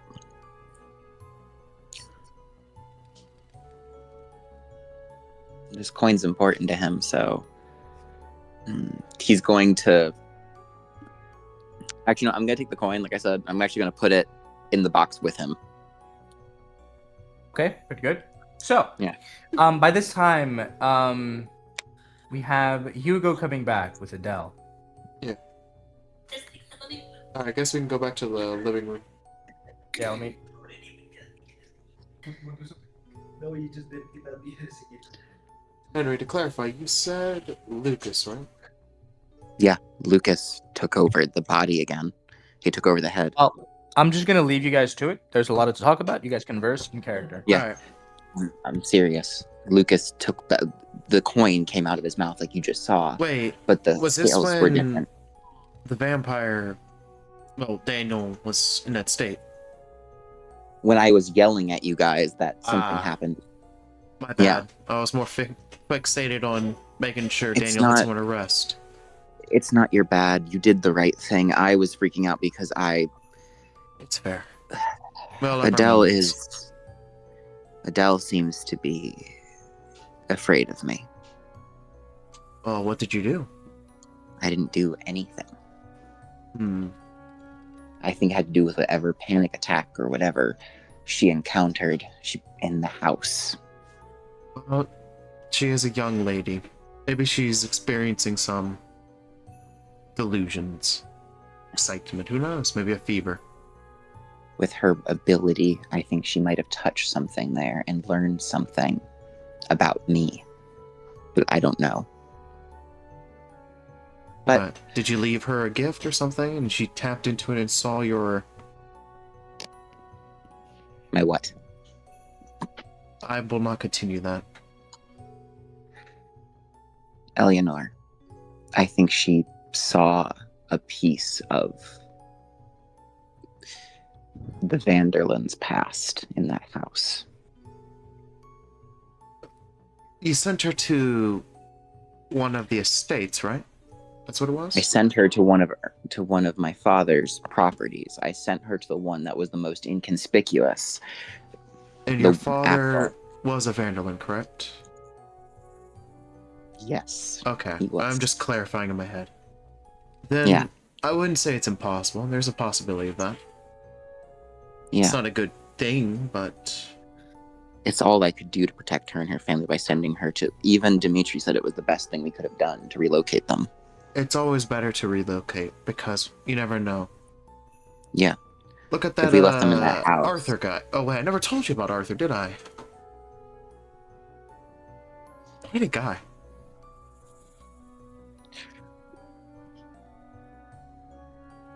Odd, but interesting.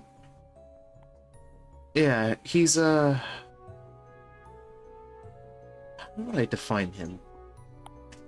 A stalker? Of some sorts? Put it Yes, tame. sir.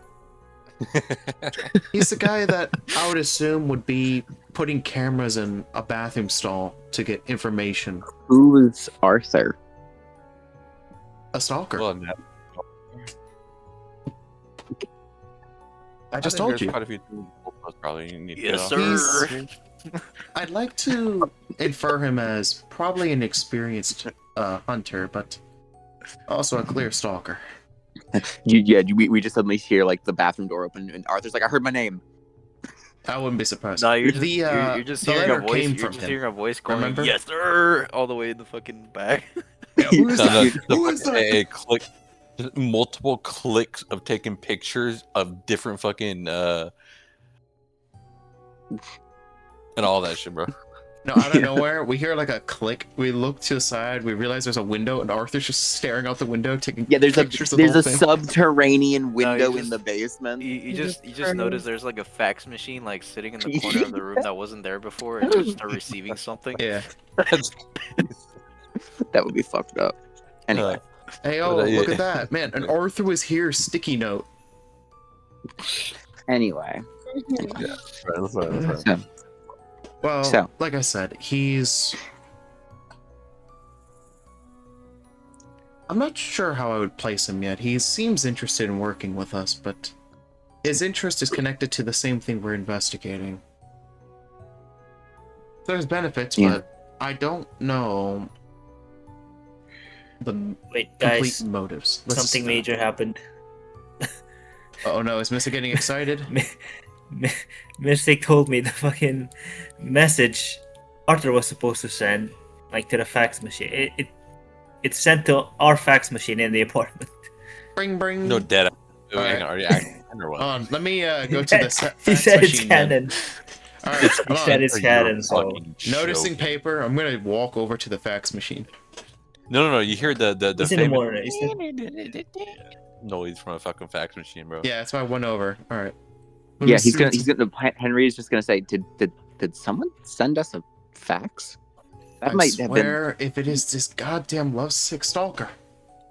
Wait, but like, I'm sorry, and I don't mean anything by this, but between the talking head and Daniel, someone sending us a fax in this day and age is more unbelievable than anything else we've encountered so far. This is 2002. I think at this point anything is believable. You're right. I guess you're right. A smiling man. I'm still questioning why you have a globe in here. Mm. I'm gonna spin the globe in the process. And do it so you unleash a wraith which eats all of us. It turns A out genie, you have now I'm a genie. advanced your infernalism to the 5th level. You cooked yourself. You have You signed found- a pact with a demon, the globe demon. The Globe Trotter. You are now part of the Harlem Globetrotters. You're cooked. What the fuck? You have let's run now this shit. acquired the skills of basketball at rank Hey, 5. not a bad option. Hello, niggas. Let us Hello. focus. Yeah, Lee, let's run- tell us machine. tell us what Please. you faxed to these people. Yeah, I have to read the shit. Ding ding. Lee. He's being excited in character. Hold on.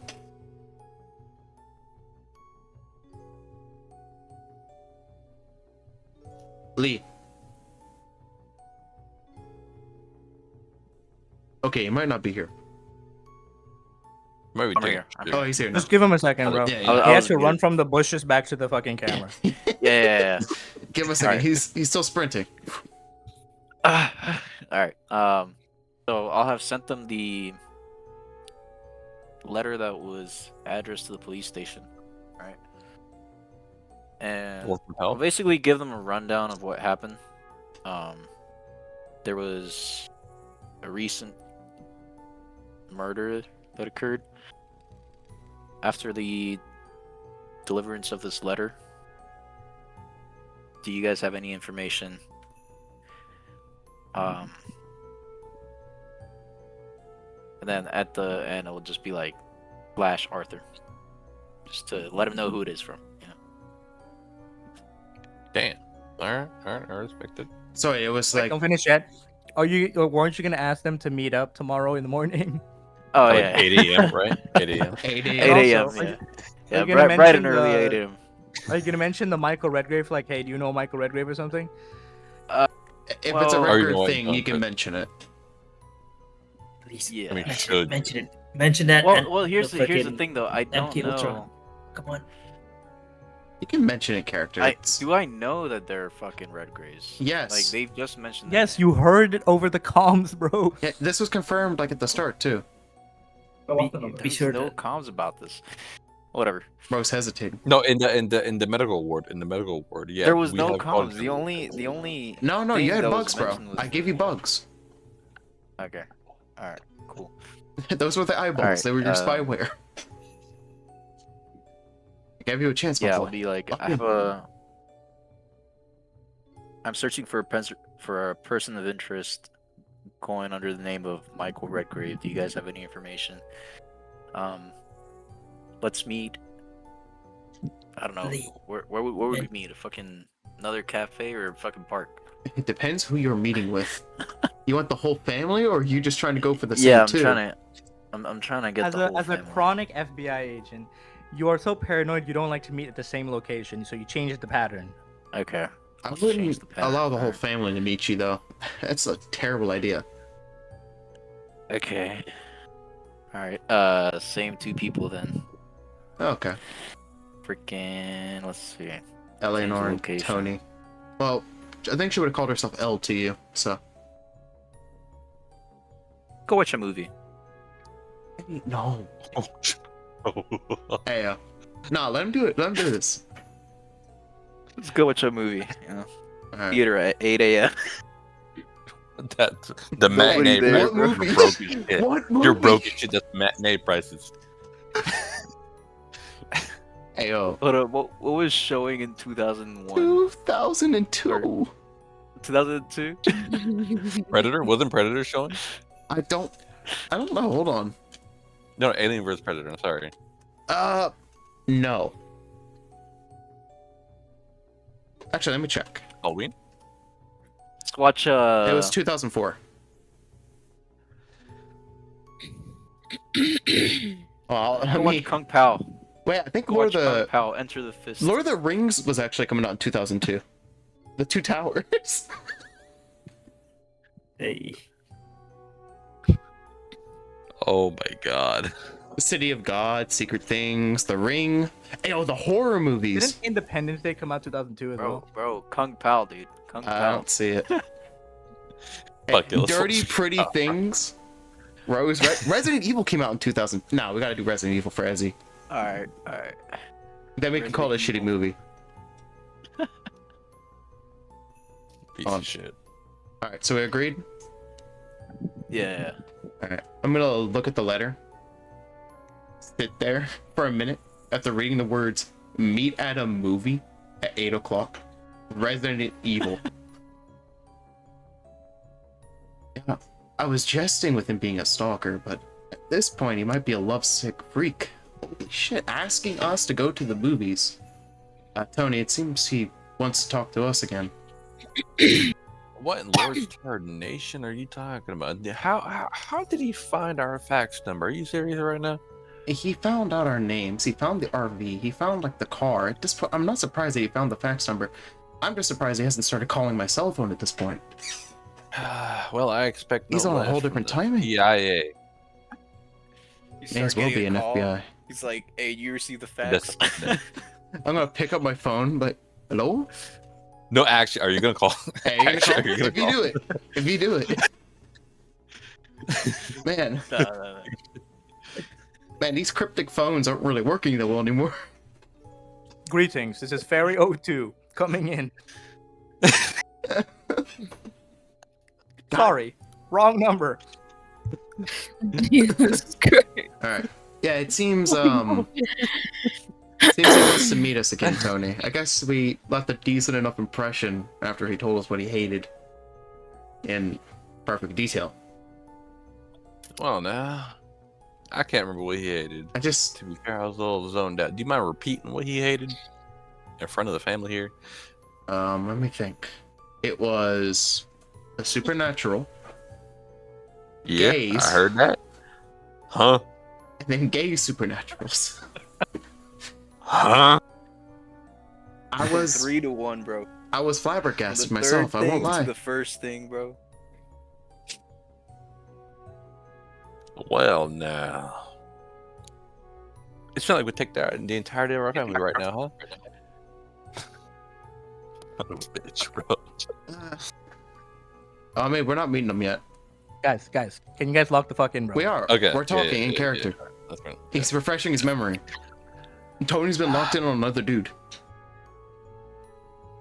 Because he's gay. Alright, come on. Bring up the fax machine. Alright, anyways. Like I was saying, it looks like he wants to meet us at 8 o'clock. I guess he wants to watch Resident Evil at the same time while talking to us, but it seems... This is actually interesting. There seems to have been a murder case. They want to know what we know, and he wants to know if we have any correlation towards your dad, apparently. He knows Michael Redgrave. Michael's my dad, right? Yeah. Oh, it's my dad, you Paul, dumbass. Paul. Oh, okay. Yeah, sorry, we had the wrong name. Paul Redgrave. It's still the same thing. I think Michael's dead. No, it's not. Don't steal my daddy. No, it's no, not. No, I Steal thought my father. Wait, who are we meeting? Is it Michael or Paul that we're talking about here? I got Michael. told He that. said Michael. He said Oh, Michael my bad, Redgrave. my bad. I thought he said Paul. My bad. Never mind, Ezzy. It seems. Yeah, I was gonna say. Yeah, now I'm tripping. Sorry, I misunderstood. So it's Tarek Coach's dad? Hold on. I'll say it. It seems to be yes, Carl's dad. well, Thank you. Carl and Hugo's papa, Michael. Well, It's good to see a family name at least, but I do agree myself, a little Eleanor here, but little. Wait. Something tells me that Hugo should go here as well. Whether it's me and him go or me or him go. Arthur made it pretty explicit that he wanted me and you. I understand that, but he mentioned the Redgrave name. That is true. What, do you want to sit this one out and let me and Hugo go then? Well, I do have a little chatter I want to go to. So, we're gonna have two things happen right now. Okay. Yep. A woman shows Firstly, up. Hugo arrives with Adele, and then we have Carl, who was driven here by Uncle John. Fuck. Hi guys. I forgot he went. He went Ulti's to deafened, by the way.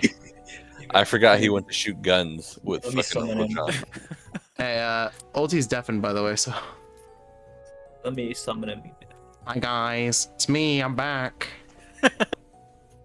I was shooting forgot some what I guns know with now. Uncle John.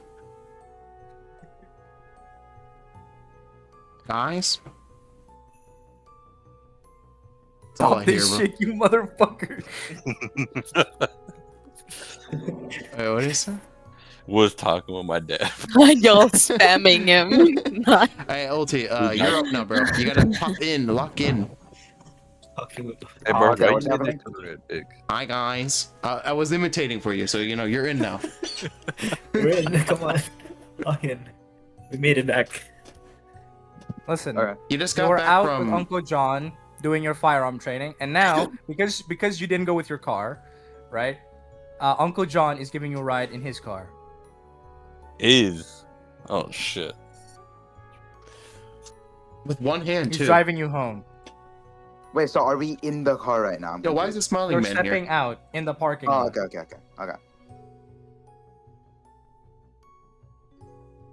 Bromade. Is that Red Jaw? Yeah. Smiling man.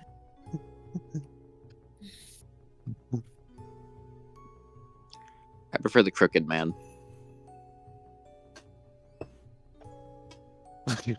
Whoever doing that.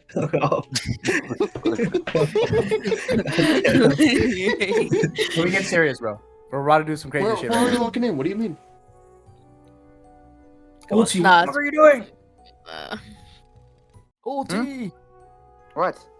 You're dropping in the parking lot with You're in Uncle the John, parking lot and at with the Uncle same time, you see Hugo, who's driving your car, by the way, is coming out with Adele. There's a dent on it now.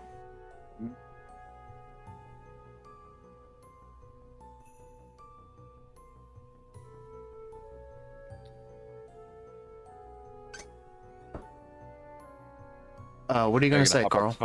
wait, what's Yeah, happening? are you gonna park? Oh, my and then- bad. My bad. A boy's not I didn't know I thinking. was supposed to talk. You're a character. You can do what Hey, you want. leave right now. Leave right now, bro. I swear to God. You're a Oh, my bad, character. my You bad, role my play. No, that's my bad. Okay. Hugo? Adele? What are you two doing here? How do you know it? Oh wait. Bro, I've met Adele before, bro. Yeah, that's what I was like. Oh wait. Carl, At the hospital. you're Yeah. back. Yes. What happened? Why is Adele here? Little Missy Adele. over here is. Adele hasn't said nothing. She looks down. Silence. Little Missy over here is going to assist us. Hey, Adele, do me a favor. Make a willpower roll. You have your stat sheet, don't you? Shit. Hold on. You motherfucker. My sheet? Yeah, you Yeah, have to your stat roll. sheet. I Shoot. sent it to you. Yeah. Yeah. Your willpower is how many dots you have in willpower. You'll see him. Yeah. Don't Okay. botch. You know, if you botch. Every Neat. dot is a 1d10. Okay. I think you have like 6. I could be wrong though. Check again. Yeah. Yo, wait, I'm what's the gonna check. difference between the dots and the squares? The squares are temporary. Those are you can use You can use to squares. gain at least one automatic success during a roll that Yeah. you're doing, or you can use them for like forcing an action sometimes. Hey, Holty, Okay. you've been in here for 11 sessions, my boy. That's worrisome.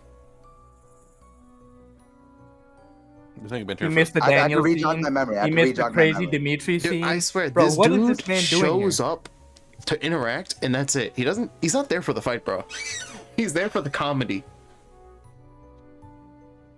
Bro, I can't. Okay. My bad. Willpower, right? Mhm. Willpower? Yeah. So Yeah. 60-10, right? Okay. It would probably be a 60-10, depending on how many dots you have in your willpower. Here, Mystic, I'm gonna stream my thing so you can see this. Violet. Just count the dots, Violet. Okay. Yeah. Oh, sorry. My bad. Count how many willpower dots. Mr. Kim, Seven. That's all I have. I'm so sorry. Yeah, 7. Oh, perfect. I see it. perfect, all right. Yeah, I got That's 7. Seven? I have good. seven. All right, slash roll Yeah. 70-10. 7. I'd roll. Difficulty 8. Oh, shit. Don't worry. The dice switch likes all people but women, so just don't think of yourself as a woman. Wait, what What? do you want me to... Wait. 70-10. Mystic, what do you want me to do? 70-10. Okay. You're just rolling, but you have to have 8 or above, and avoid getting you got ones. this. Got this. What the fuck? no, she oh failed. my god. She failed. Oh my fuck. Hey, drop the difficulty to 7, Mystic, please. Come on. Mercy. He already said Wait, what difficulty. He already. Wait, what happened? You failed. So, You didn't botch. You Violet, didn't botch, Violet, but when It's you not a roll, botch. right? I told you difficulty is 8. That means every individual number you see there, in order for it to count as one success, you need one number that's equal to 8 or higher than 8. So you got 1 9, but unfortunately that 9 is canceled out because you got a 1. If you get a 1, that subtracts 1 success. Yeah, So right now you have 0 successes. Now, it's better than luckily negative. it's not a botch. It's Okay. not a botch. Yeah. So Thank God. you are deathly afraid as you're walking into this apartment right now. Okay? Oh, well, It that's feels- great. Okay. It feels You're like gonna you're be going timorous. to your Fuck you too, It's like- Violet. it's like you're it's like you're walking like to your to the guillotine or something. But you're not panicking to the point where you can't do anything. Mhm. Can I like give her antidepressants or something? Okay. don't worry Okay. So about let me ask you. Really, bro? You Okay. can drug her up? Can I give her antidepressants? Okay. So you're So I have to be completely afraid in this. Like, No, you got a shaky. No. But you've got the resolve to keep You're kind walking. of you're jumpy. You're afraid, yes, but it's not so afraid that you're just like running away or screaming in terror. no. Yeah, like, like. Not until very- Henry tries to hug you. You know what? I'm listening. Don't I'm gonna worry. ask you actually. I'm gonna ask you something. Don't worry, I he's feel gonna like- do that soon enough. I would say you got good old Arthur to pop in to watch after you. By the way, in the meantime, Lee, I want you to start preparing what you want to talk to these guys about because that scene is happening right after this. Yeah. Right Just after. like look at DMs real quick. No, I meant right after, as soon as we're finished with this complete Yeah. scene. Once this scene's done, Lee, you better lock in and come up with something insane, bro. And I swear, it better be insane.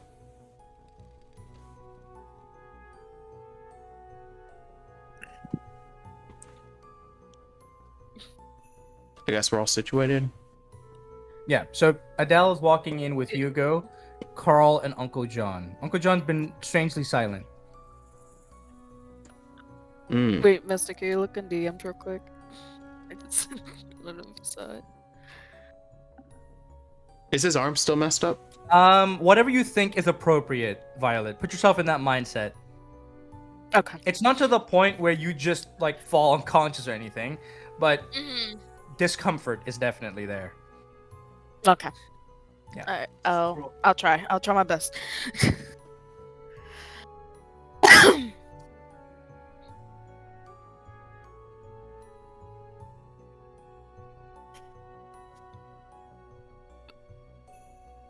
Do I And do I go? want to start the scene off, or do I want to go? I'll go with Uncle John. All right. I've returned. I got a message from Dimitri. Apparently, there is something to talk about. I had to bring this one home too. I'm telling you, I've never seen a worse shot in my life. Yeah, okay, let's start with the slander, bro. Well, tell it to Uncle John then. Look at Uncle John. Say it to his face. Say it to his face. Yeah, why don't Come you on. walk up in his face and tell Have him how you feel? balls. Yeah.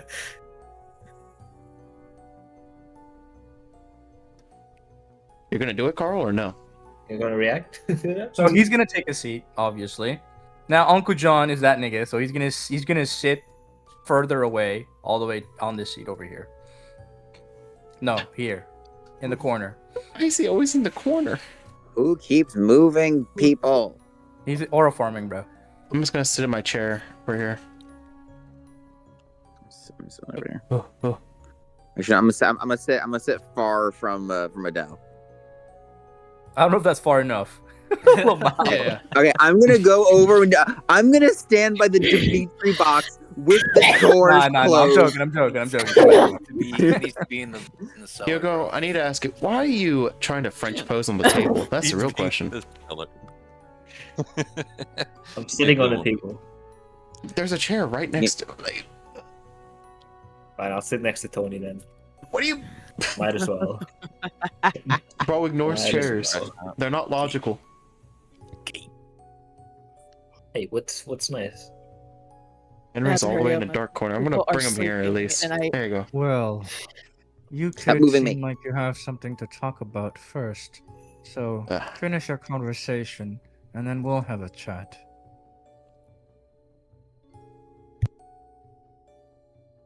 Anybody want to step up, or Tony running? What are we even talking about? All right, real quick.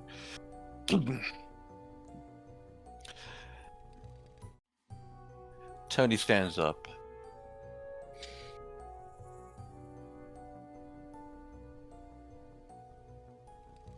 First things first. I acted outright. I acted more beyond than I should have. That night, when we tried to interrogate that little vampy bastard, Daniel. I should probably put a little respect on his name, I suppose, but maybe Uncle John can correct me on a few things that I'm saying here. And there's still a lot that I don't understand. But I noticed there are times when I would activate this. I guess I could probably call it a little bit of a second sight. I see the world a little more clearer. I see it as colors. I see various things that, as I see now, I would be beyond unable to comprehend. But one thing I could tell is that I am of clarity, and I can see the little bastards hiding within us. But at this point, after time when I almost pulled his own heart out of his chest, which were not of my own intentions, I am that much more compulsive. I'm that much more aggressive. And I do outright apologize for my what's the word? Fuck it. Actions. I do apologize for my behavior. But going forward, if I ever act like that again, please forgive me. For there's things beyond this power that I still do not currently have that idea of, that I hope even Uncle John here can give sight of.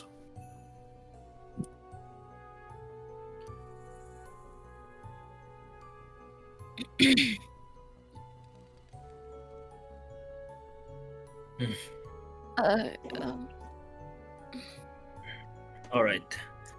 So, Uncle John, the reason I've brought Adele over is because Adele, we need your help. We need your powers to help us uncover the truth about this family, about the Vanderlins, about the supernatural. I saw. You saw? You can see her shaking so much. Tries. She holds both of her hands together, trying not to shake it so much. I did. At the house. I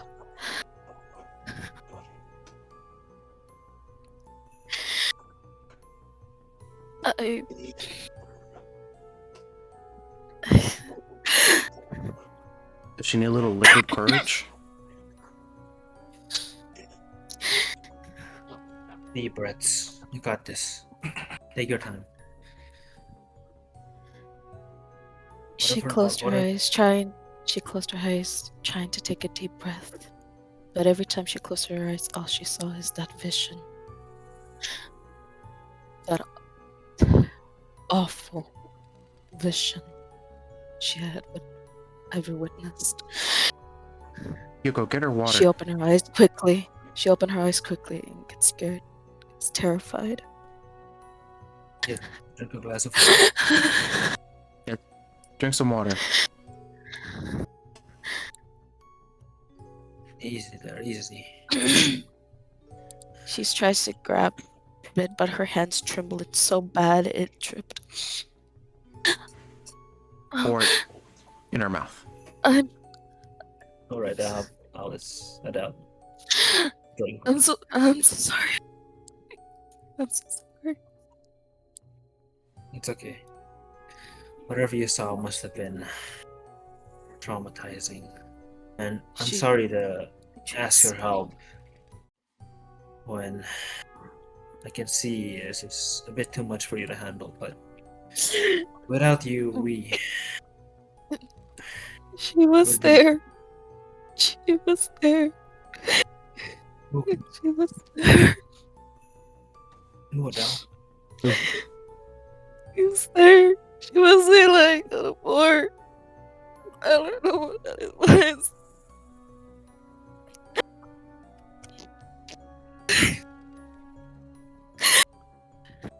Is Dad there? No, she was there. She was just lying there, dead on the floor. Some random guy, some man. I just saw him eating her alive, lying dead. Who is the she? It's okay. Oh no, it was a young girl. It was some sort of a ritual. Up in the attic. Somewhere. He was just eating her organs. Eating her. Dad there. Try and comfort It's alright. It's alright. Okay, take it easy. Jesus, tell her to stop. I can't.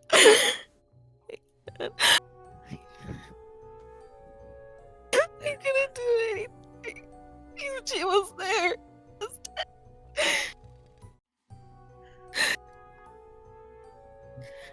No, he thought it. I don't know. There was a woman next to him. Watching all of this happen.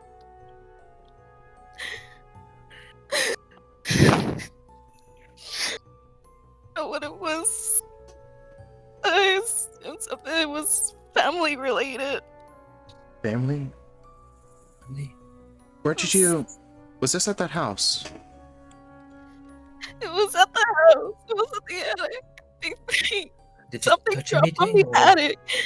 I did. I was wearing my gloves, I promise. I was. And it didn't help, but now I saw that vision.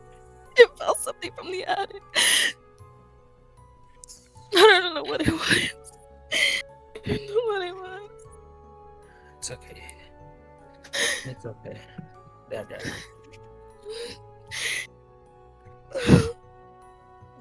I couldn't do anything. I couldn't do anything.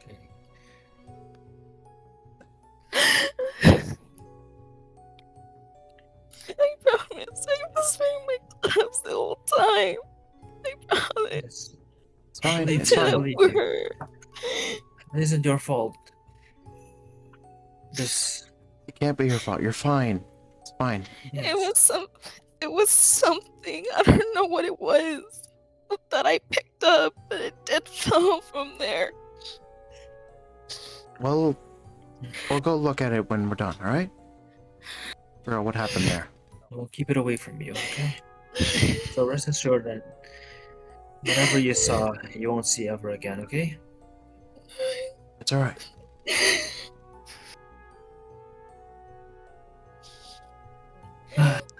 Henry gets up and he walks past her and he's gonna go into the kitchen and come back with a snack and with a drink. He's gonna place it on the table in front of her and then walk back over to his seat. Hey, Adele. As he was walking over to you, his figure overlaps with something else for a brief moment. Make me another willpower check, will you? Nah! Hell yeah. Alright. Another 70-10. Whoa. Difficulty 6. What was it? 70-10, but it's a difficulty 6. 70-10, difficulty 6. If you fail this, I guess we just gotta blind you. I'm asking, how do I put that It's here? just How? slash roll 70-10 like you did last Slash time. roll 7d10. Yeah, in rolls. Yeah. 7d10. Okay. Oh boy. Remember, the dice Got switch always this. needs your verification. Okay, there we go. Thank 1, God. 2, 3, 4 4 successes. passes. Alright. But once. Well, despite the fact that his form changes for you for a moment, it is brief, a phantasmal image. Your mind cannot accept the fact that the kind and noble Henry that you know could ever be something like that. Denial of reality, perhaps, but wishful thinking is what saves you.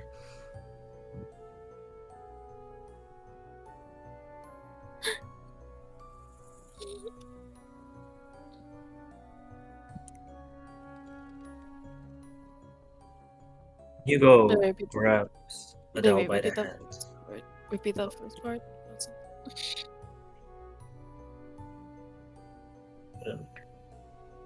Sorry, repeat what? What? Repeat what you said? I didn't hear. No, I'm I so said like, sorry. no, you said that despite the fact that, the form of a monster overlaps with Henry, your image of Henry as a noble and kind person that has essentially saved you and your family is too strong. Your mind isn't willing to accept the fact that he could be something like that. Even if it's you denying reality or if it's just wishful thinking, it has saved you from losing yourself right now.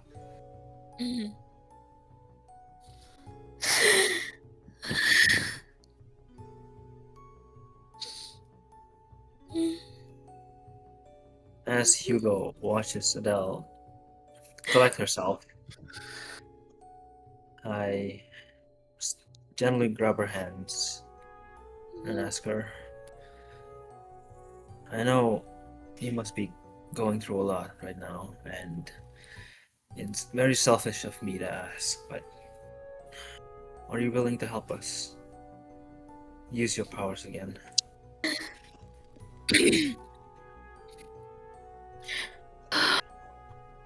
It's okay She takes if a deep you... breath.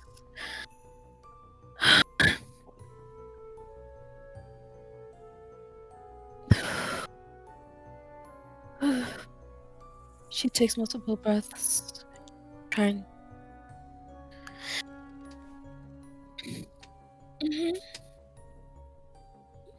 Yeah. Thank you. Yeah. Thank you. Just give me some time. I'm trying. Take all the time you need. I promise, whatever happens, I'll...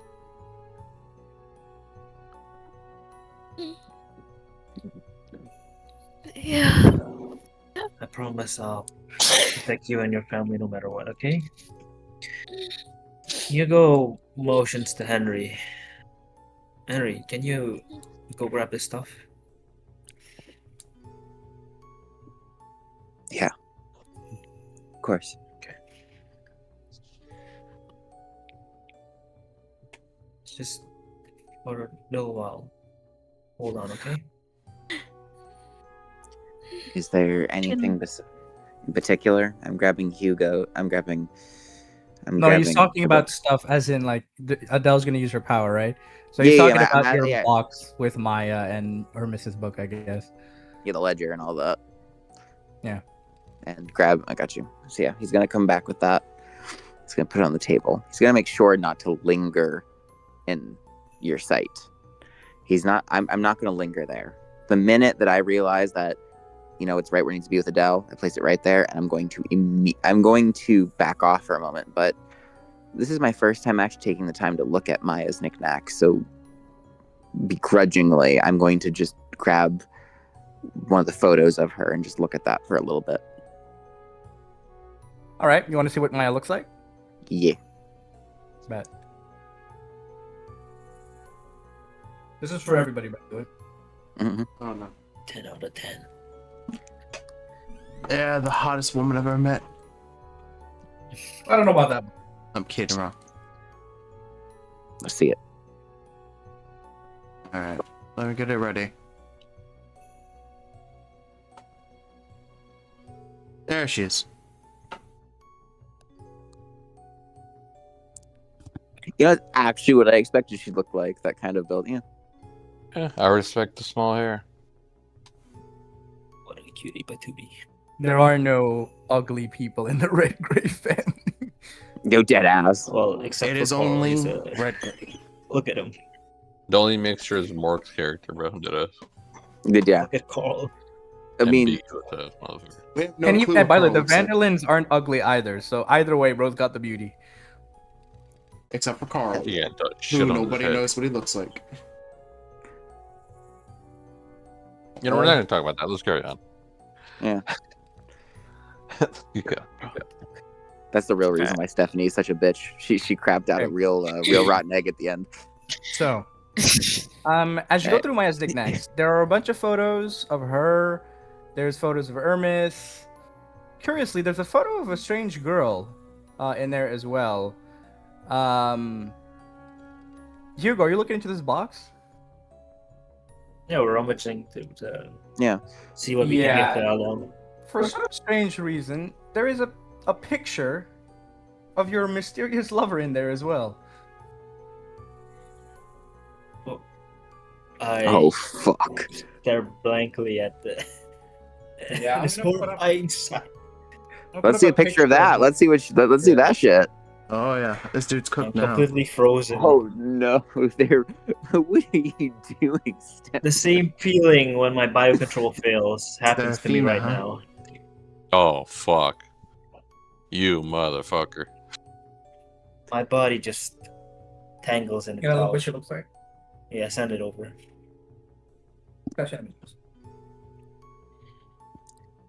My boy's cooked.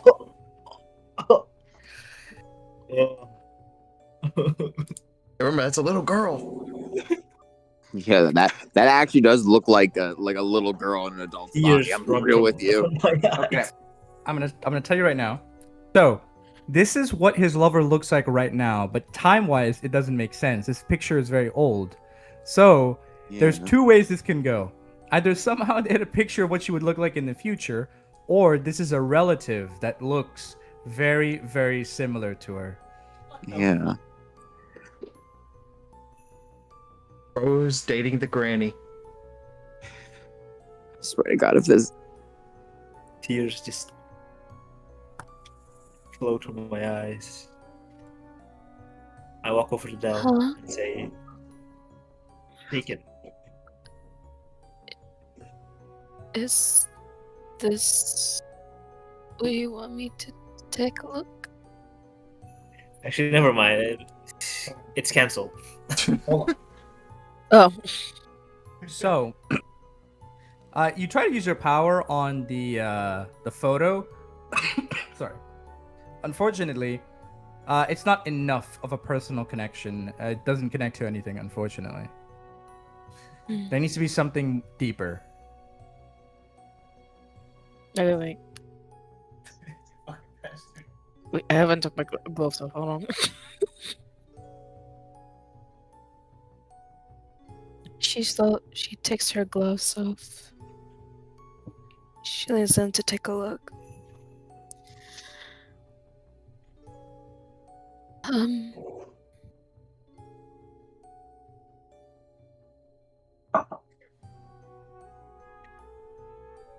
Was it like in a box or something, or like It's A picture. He gave you a as picture a of this picture? girl. Oh, he gave it. Yeah. Okay. His imaginary girlfriend. She takes she takes the picture.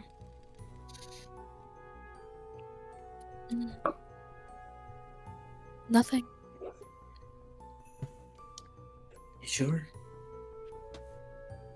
I am positive. Nothing happened.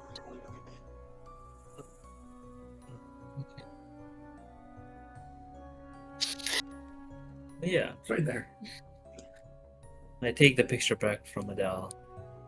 I take a glance over Uncle John and ask him, "Who? How did you get this picture? Who is this?"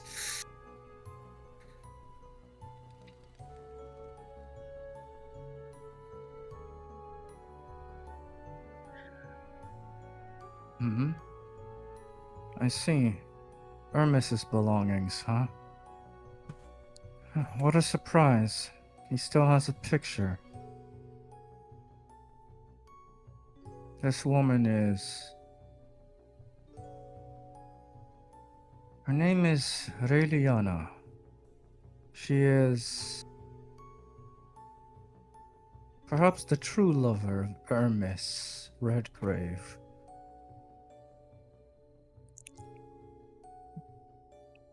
Rather, I should say, she is that brat over there's real mother.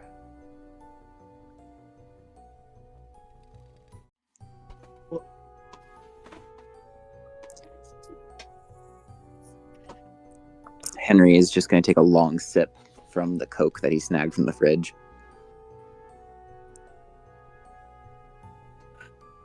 Hugo stands there, bewildered.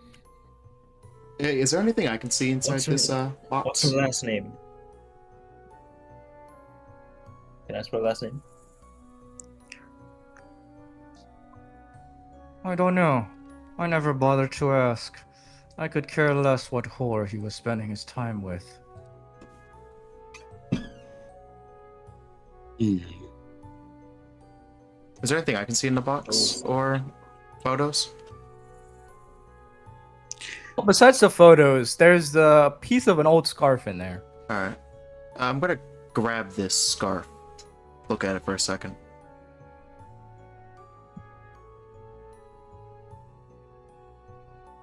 It's a very pretty red scarf, though it's been faded due to its age.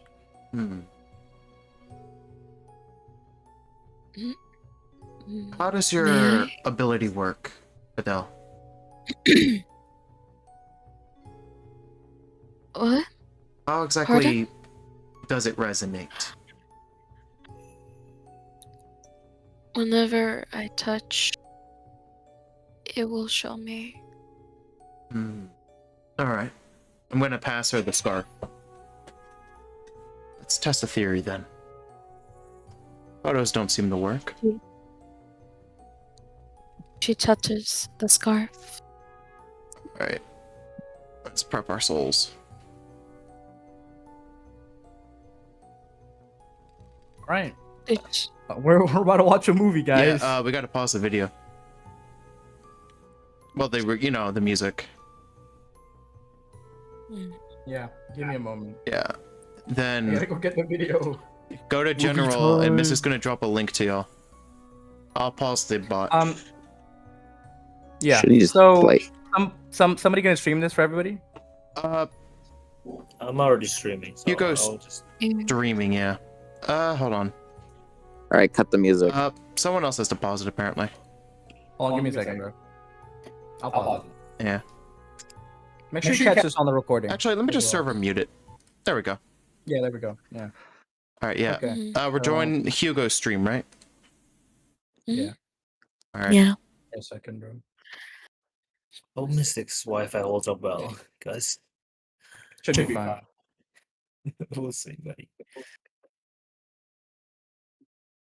I gotta unlist this. Give me a second. Hold on. Actually, I'm gonna have to edit this just a little bit.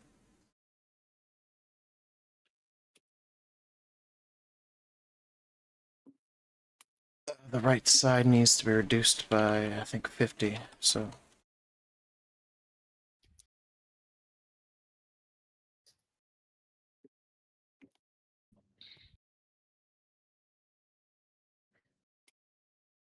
close to 50. Oh, wait. Wrong one. Hold on. Yeah, take your time. I gotta correct one of the issues on our part.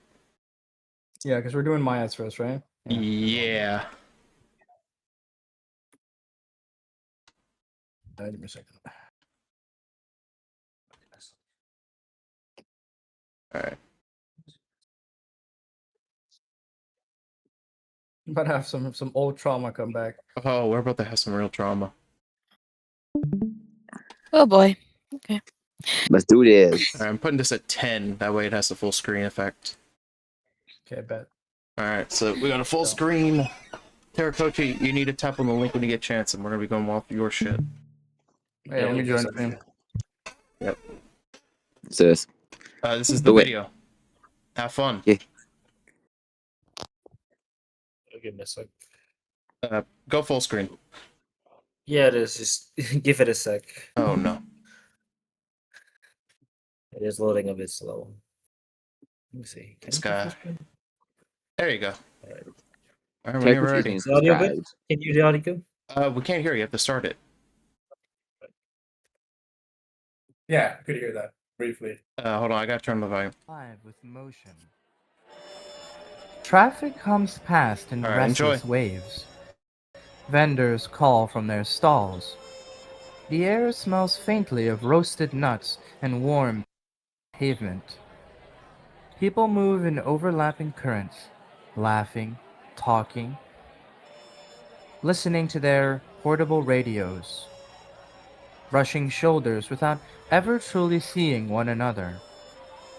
Among them walks a girl with soft brown hair that catches the sunlight like polished chestnut.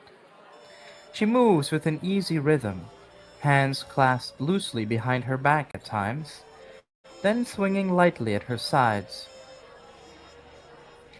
There's a gentleness in the way she looks at things. Storefront displays, a dog tugging at its leash, a child clutching a balloon. She takes in the world as though it's a quiet gift meant just for her. Her smile comes easily, unguarded. Then the noise fades. Not abruptly, but as if submerged underwater. The honking, the chatter, the footsteps all seem to stretch and dull, becoming distant echoes. The air grows heavier. Across the street, walking towards her, is another woman. The crowd parts around her without realizing they are doing so. She moves slowly, deliberately, her long dark hair falling in a smooth curtain down her back. It is almost black, but hints of muted plum and cold green glimmer faintly where the light touches it. Her skin is pale, porcelain, with a faint, unnatural coolness to it. Her eyes are striking, narrow, luminous, carrying a sharp intelligence edged with something unreadable. The faintest curl of a smile rests on her lips, not warm, not kind, just knowing.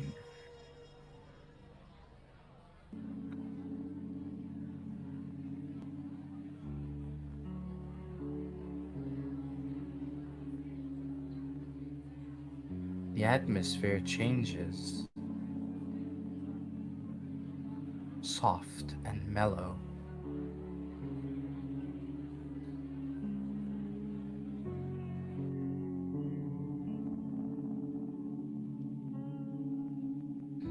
Her hands are the most unsettling part. They are stained a deep, mossy green, as though dipped in oxidized copper or steeped in something alchemical. The color creeps unevenly across her fingers and palms, settling into the creases of her skin. It does not look like paint. Crawled in her arms is a strange doll. It's handmade, perhaps stitched from dark fabric. Its head is slightly tilted. Its button-like eyes reflect no light. The limbs hang too loosely, as if boneless. There is something about the way she holds it, careful, almost affectionate. An action that suggests it is precious. Around her neck rests a jade pendant suspended from a thin red cord. The jade is smooth and luminous, carved into a small, elegant ring. It gleams softly against her black clothing, vibrant and serene, in contrast to the oppressive presence she carries. The stone seems alive in its own way, catching light even where there should be none. As she draws closer, the brown-haired girl feels it fully, the weight. Not physical, but atmospheric. A pressure against her chest, a subtle tightening in her lungs. The joy she carried moments ago falters, replaced by a strange, creeping unease. The world feels narrower, smaller, as though everything beyond this approaching figure has been pushed aside. Their eyes meet, and for a moment, in the middle of a crowded street that has gone eerily still. It feels like only the two of them exist.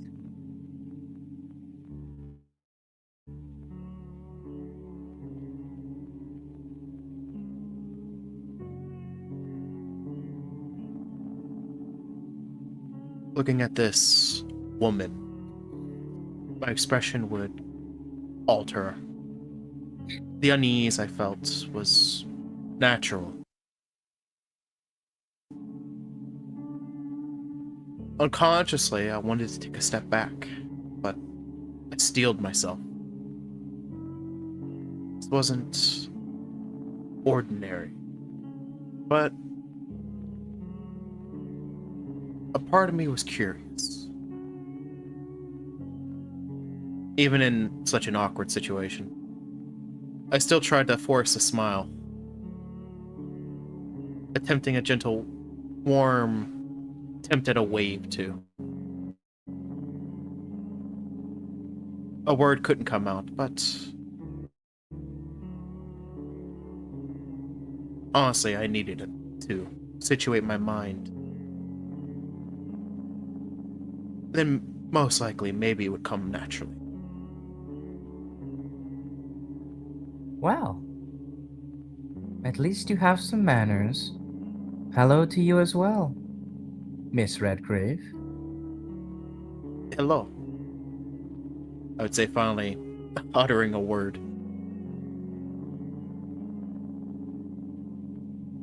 And who, might you be?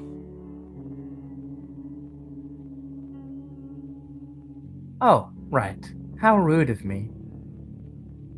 You can call me Nightingale. I've come from abroad to pay a visit. New Orleans is very beautiful this time of year. Yeah. Usually. I would say, forcing a smile. Do you plan on, staying long? No, I'm afraid business calls me back home. But I feel as if I must say something before I go. Would you care to join me for a little chat? The Certainly. woman points to a cafe nearby.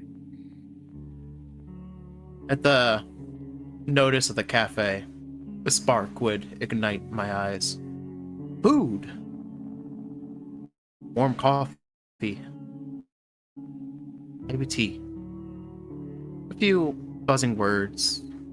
Anything to stave this unease in her chest. She'd finally look back at Ophelia.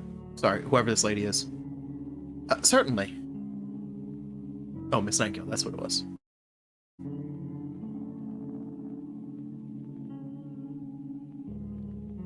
They both take a seat together. This Miss Nightingale is calm. She orders coffee for herself and tea for Maya. There's a strange silence for a while. Well, I must be frank here, Miss Redgrave. You're going to die soon. Die? What, by you? Or she'd be dazed for a moment. That's not usually how you start a conversation. Oh, heavens no. I'm just a messenger. I came here to give you a little warning. Though, what strikes me as a little bit odd is how surprised you seem. To be frank, you knew that this day would come. You may have denied it. But I'm here to tell you it's a lot closer than you think.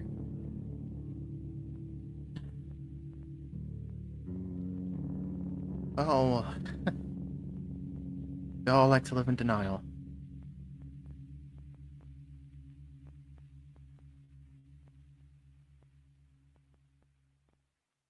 It's I'm not sure how I'd call this, but a wonderful doll that you're carrying around. Well designed, at least. Oh, yes, this is a memento from my childhood. Oh. I don't leave my home without it. Though, I would recommend, Miss Redgrave, you do not peer into its eyes for very long. You may not like what you see beyond. That's fair, I would say, as I avoid looking at the doll. Without much effort, apparently, at this point. Is there any thing you're exactly looking for? You said you were here on business, correct? Indeed. Well, what I'm here for exactly is difficult to talk about.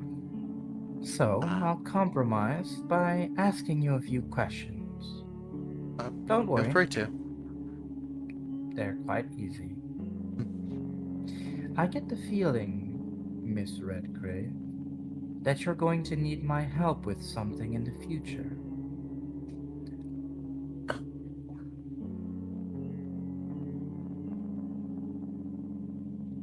What exactly would you assume that for? Please, don't play coy with me. I possess knowledge of the unknowable. I know the situation your family is in, and I know that you're going to need all the help you can get. The reason I approached you today is because out of all of your family members, you are the one who desires freedom the most.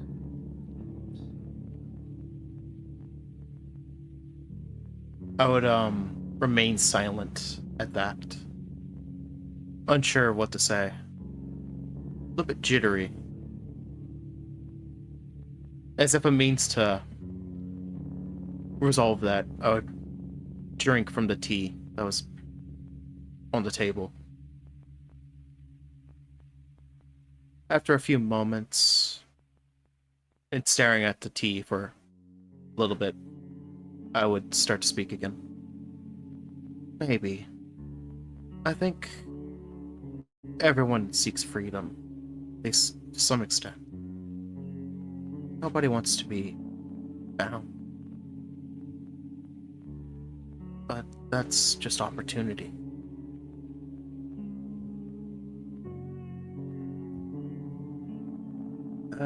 Yes, I can sympathize with your position as someone who is bound themselves. Well, I suppose my oppressor is not nearly as crass as yours. Still, comparison is a moot point. I have a gift for you. Oh? I'd say weekly.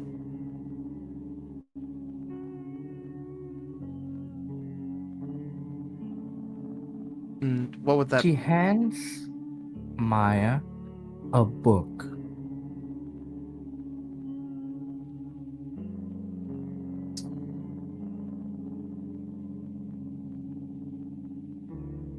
I would look at the book. Front to back on it. What exactly is this for, by chance? Very special one. Don't bother reading it. Its pages are currently blank. For good reason, I imagine. Just know, if you keep this with you, there will come a time when, after offering yourself as your, well, family tends to do, this book will act as a minor gateway. It will allow a sliver of your sacrifice to have meaning beyond just being a pawn. Though you are fated to die, at the very least, you can become the stepping stone for the people who come after you to gain freedom.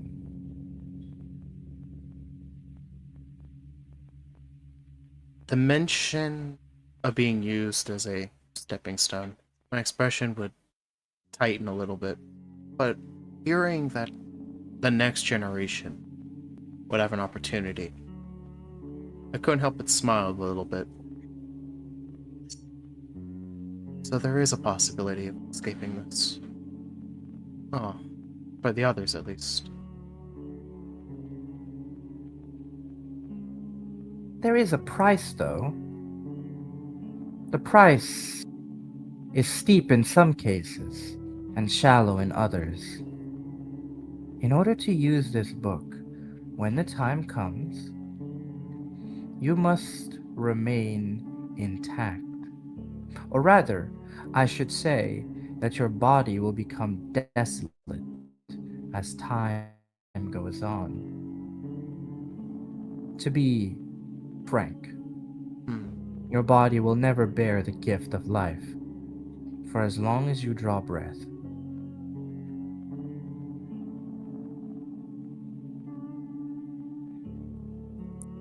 Alright.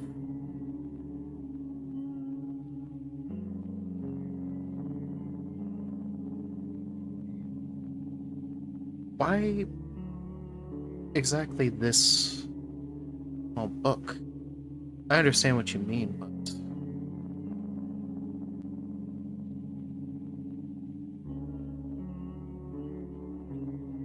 Oftentimes, when we receive aid in the moment, we are not able to comprehend its true value until after an incident takes place.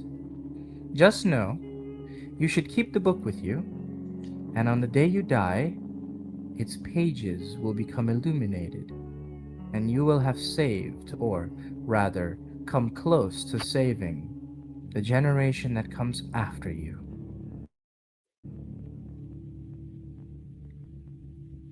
I see.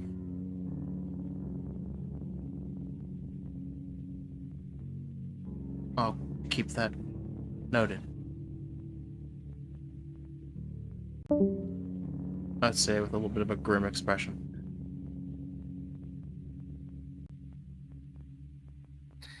That's all I wanted to say, really. I wasn't really here for you in the first place, but when fate strikes its fancy, we must respond in kind. And truly, I do sympathize with your position. So, I gave you a gift. Oh, thank you. I must apologize to you personally. I'm not sure I really have any gift to give you. Actually, I'll pay the tab, at least a form of thanks. Why, thank you kindly. Cheer up. In your last moments, the best thing you can do is to smile in the face of the Reaper. That is my advice to you, Maya Redgrave. I bid you farewell. Same to May your you. next life be more forgiving. Hopefully so. But thank you again, Nightingale. Hopefully your business here goes well. She gives a small smile and then walks away. She disappears into the crowd. And once she is gone, life resumes around again. The crowd feels free.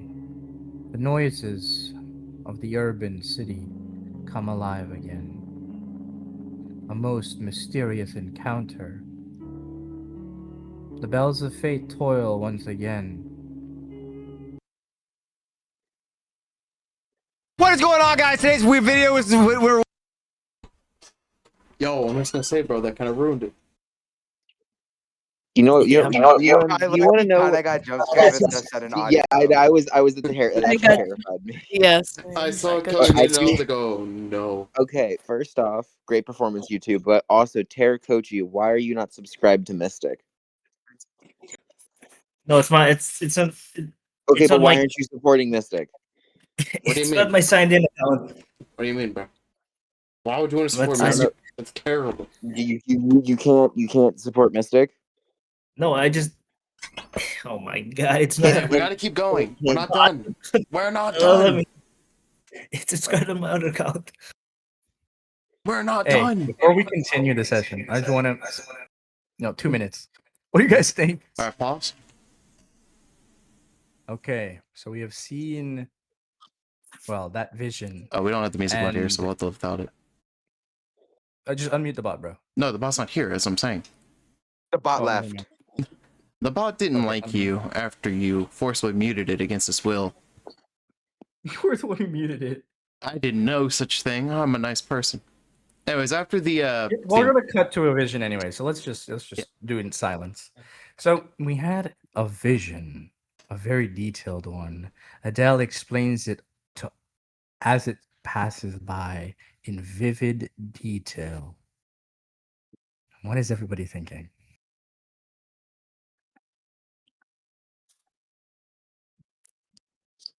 what I'm thinking of in this moment is shock.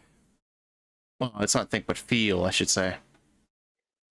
The mentioning of a book, the description of how it might have looked, whatever she added onto it, it felt ironically familiar to her.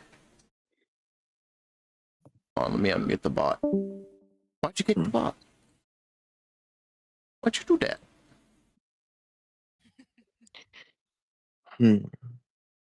Apparently the bot didn't like you, bro. There we go. So yeah, after thinking about realizing the book's correlation, she'd feel a bit more comfortable than she had before about that book. Its origin is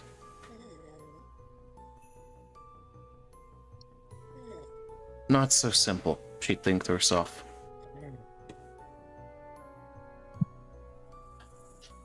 Well, I guess it's something I'll mull over in the future, she'd think to herself. As she would turn to go back into dig further into that box. Is he asleep? You're snoring. Yes, he's asleep. Ez, did you pass out, bro? Ain't no way, bro. Ain't Hell no no. way. Oh. Who's snoring, bro? Wait, he's just Coming from Ez's. Ez, we need to keep you awake, buddy.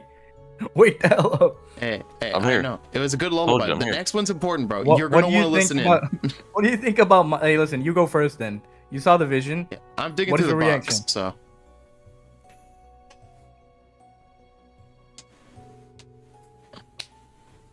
You didn't see the video, did you? Ezzy. What? You didn't see the video, did you? You didn't see the video, It's did you? like I was sleeping, dude. You passed out mid-vid, didn't you? You passed awake. out mid-vid. Are you trying to be You were logic awake. now? Buddy. Then tell us. Tell us what do you Yeah, think in character, bro. what'd you think Think about of it in the vision. character, bro?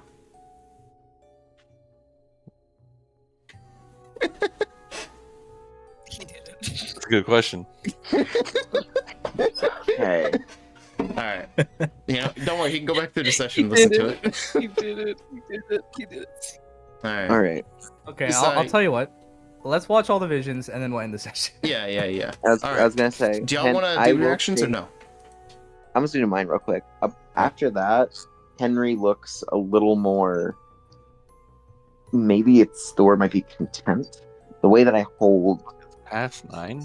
my the necklace, my actual necklace with Maya's picture, I seem a little more happy with the way that things are going.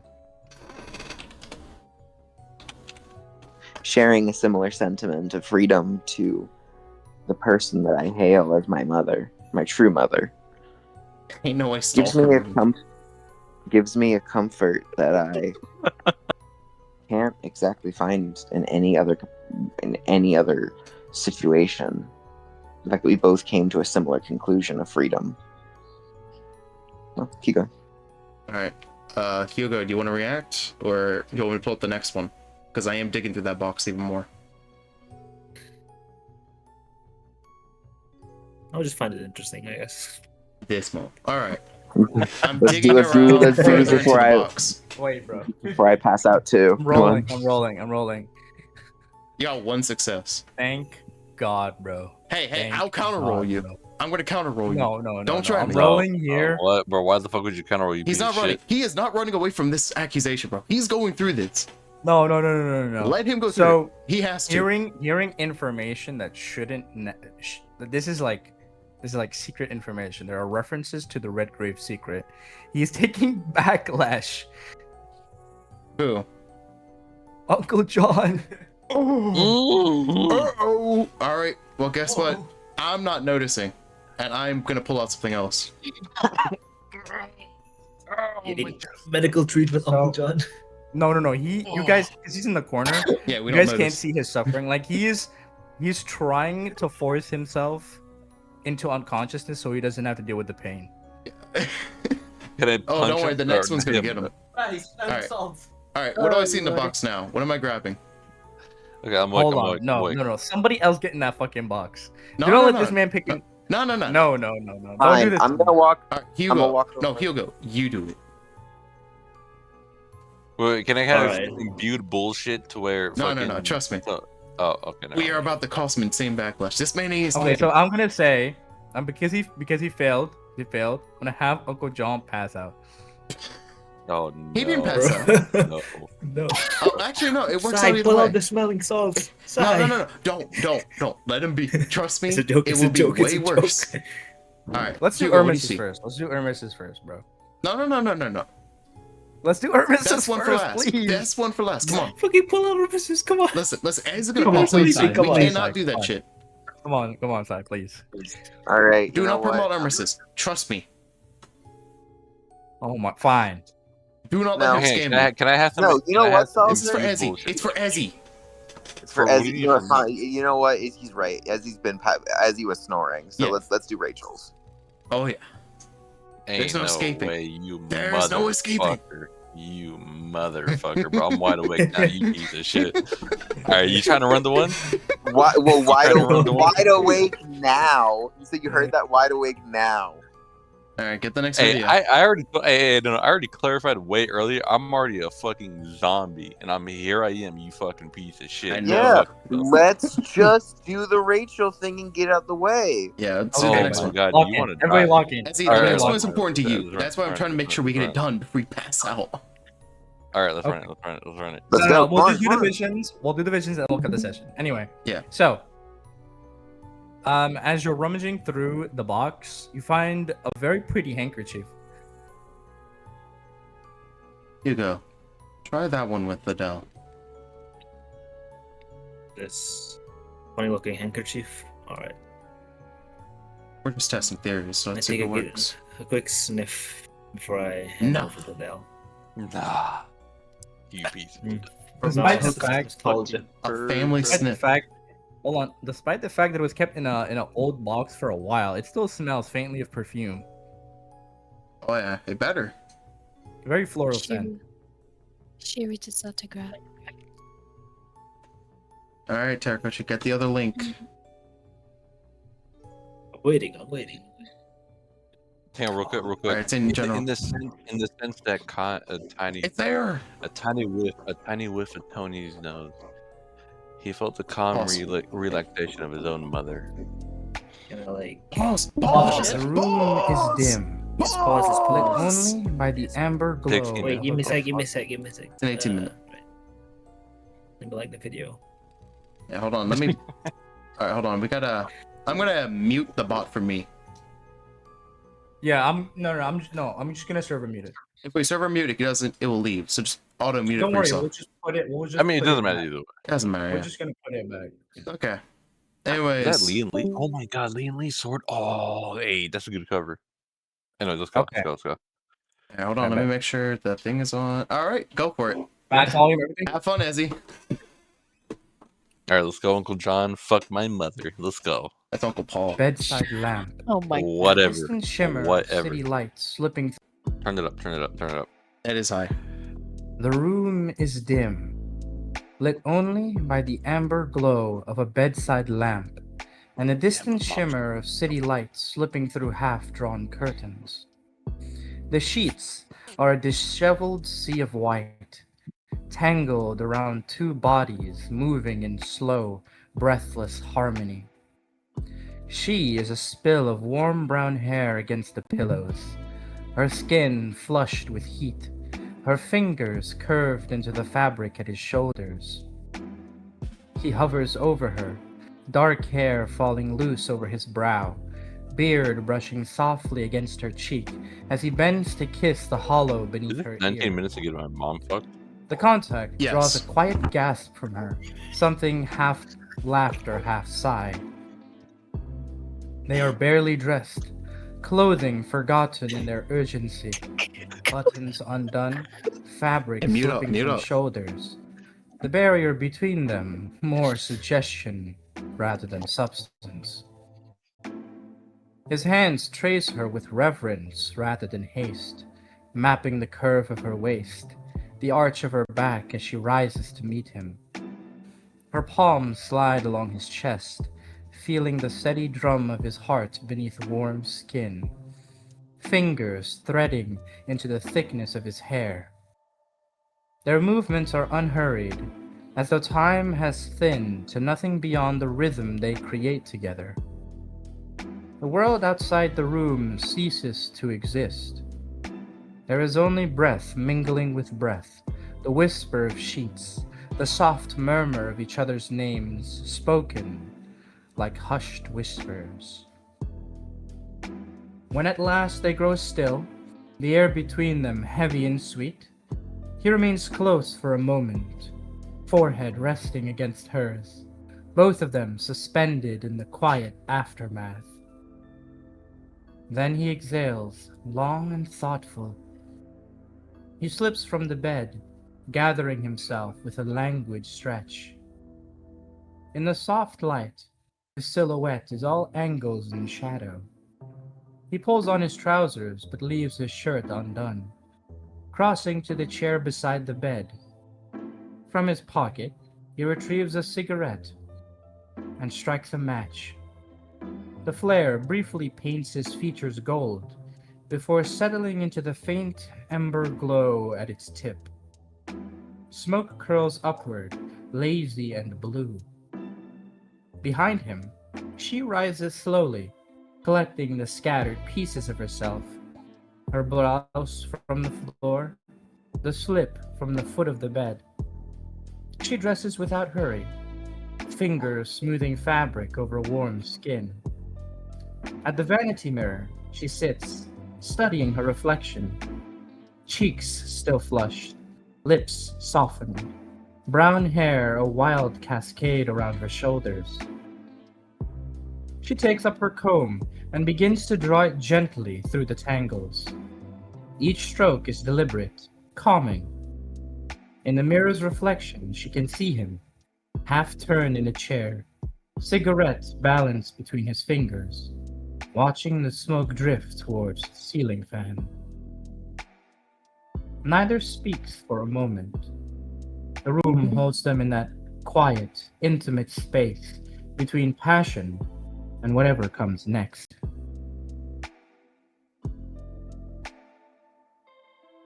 As I would sit there, gazing at the smoke as it floated towards the ceiling fan, a few thoughts would surface in my mind. But it'd be better to at least get something going, especially after this session. I'd open my mouth, exhaling a little bit of the smoke. So, how's Tony and Vanessa been doing since I've been gone? She giggles faintly. That's what you decide to bring up? My. Must be quite awkward for you, Mr. Stone Cold Face. Slight twitch of his left eyebrow occur. But he would remain with that same expression. Not a change.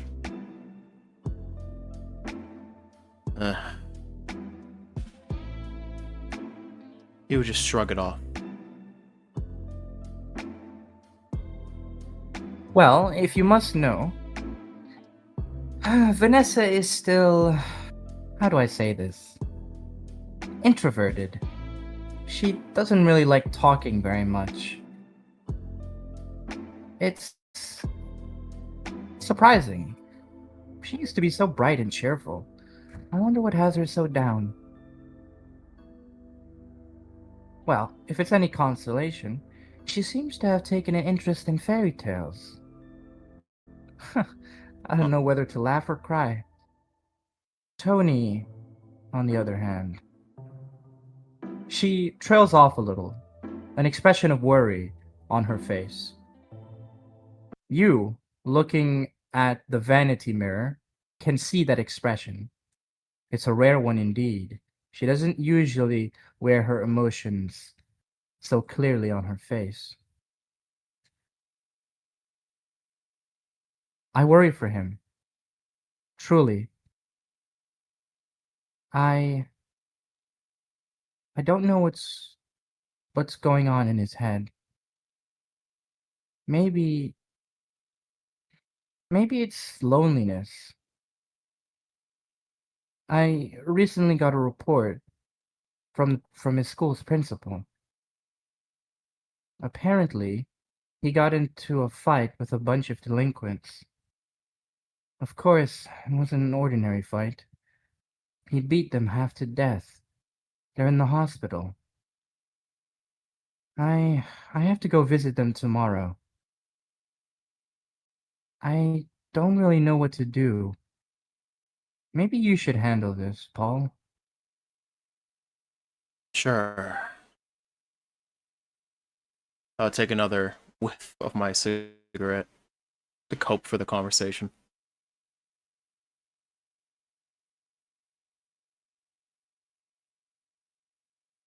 A simple lecture, or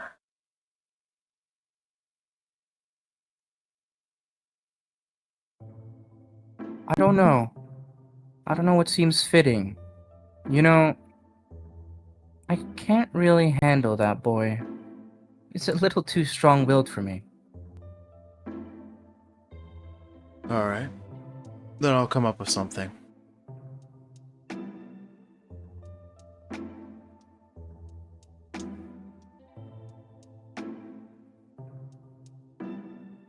Say, by the way, you know, you're a little bit odd.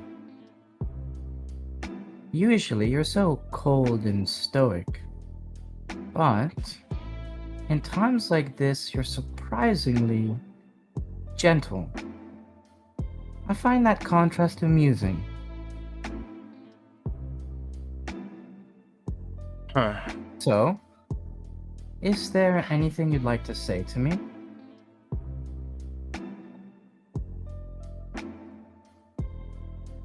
Not exactly. Just the moment, obviously.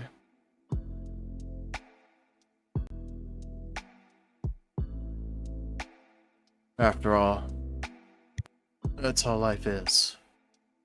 It's a game of impression, acting, the whatnot. We all have to put up a type of facade at the start. And obviously when we're away from all those bothers, we can just be ourselves.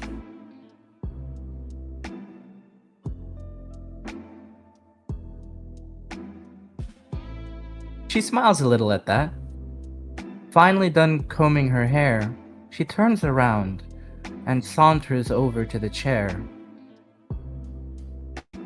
She takes a seat on your lap, gazing into your eyes.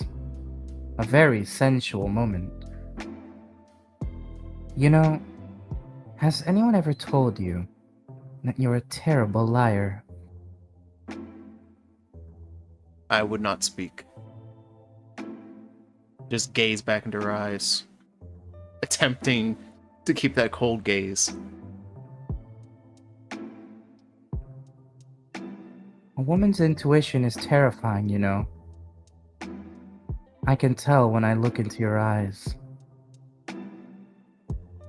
Well, I know you're not gonna say anything, so I won't push on it.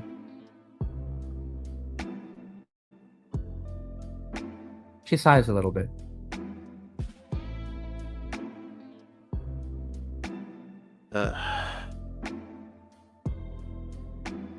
Honestly, I'm a bit worried about those children. He would say, veering off topic.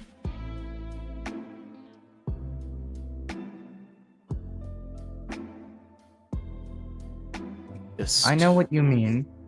I know what you mean. It's disheartening, to say the least. When I married into this family, I knew it would be difficult, but I felt like I owed that much, you know? After John saved me and Stephanie, I didn't really have anywhere else to go. So I was happy, in a way, that I could be part of the family. It's different from where I grew up. So this whole thing's been more different than you expected, I'm guessing.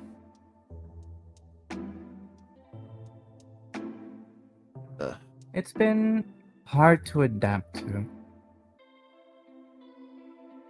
Yeah, that does happen. A lot of it can be attributed to a type of duty to the family. Like I said earlier, it's just a game of pretend when you really think about it. We're a family, but in the end, we have a job to hunt. Putting up facades around the common folk, as we can call it. In the end, we're just not really well-paid actors. I thought there might be more nobility attached. I'm not so naive as to think that everything would be happy, everything would be thought out. I knew that there would be blood and strife, but this is soul-crushing. Yeah. Honestly, there's not much we can really do in our current situation. It's not for us, I guess you can say. I like to believe that when the time comes, it won't be us that makes the critical decision that saves this family, we can say. I'd like to believe it will be those that come after, the very children we raise. Hopefully they can live up to that expectation. You mean the burden? I don't know how I should feel placing such a heavy weight on those kids. They don't deserve it. They do but not. Then again, I suppose you all didn't deserve it either. I just hope that when they look back on their life, I want them not to feel any regret. Look at me. Look into my eyes. I want you to promise me something. I don't want there to be a facade for us to have to hide behind. The two of us, at least, should open up to each other. From the very moment that you first saved me, I've always borne my soul to you. I know. I don't know why, but I know.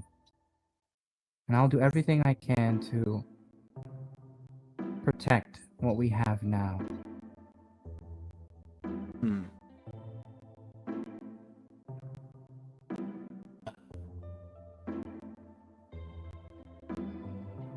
Speaking of which, you know, there's something really cute I have to show you. She rummages around for a little bit in her pockets and takes out a very beautiful handkerchief.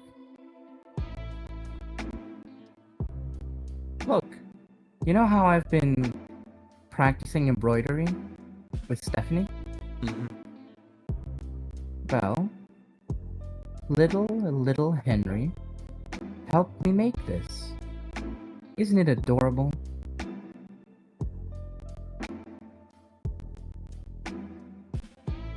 He would not say a word. Hmm.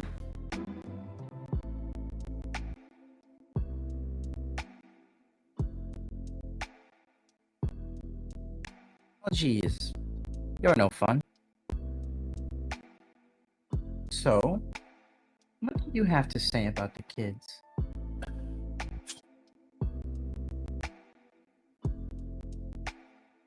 Honestly, what I expect of these kids, I do expect much from them. I see them as a figment of our hope. Hopefully, no. He would subconsciously close his eyes. For a moment, there would be silence. Until finally he would say, "May these children be sheltered in love and surrounded by light. Break every chain of fear and harm, and let healing begin anew. Guide them into safety, joy, in a future full of peace. Amen." After that prayer, he would feel a little bit more relieved, as if he'd been holding it back a bit longer than expected.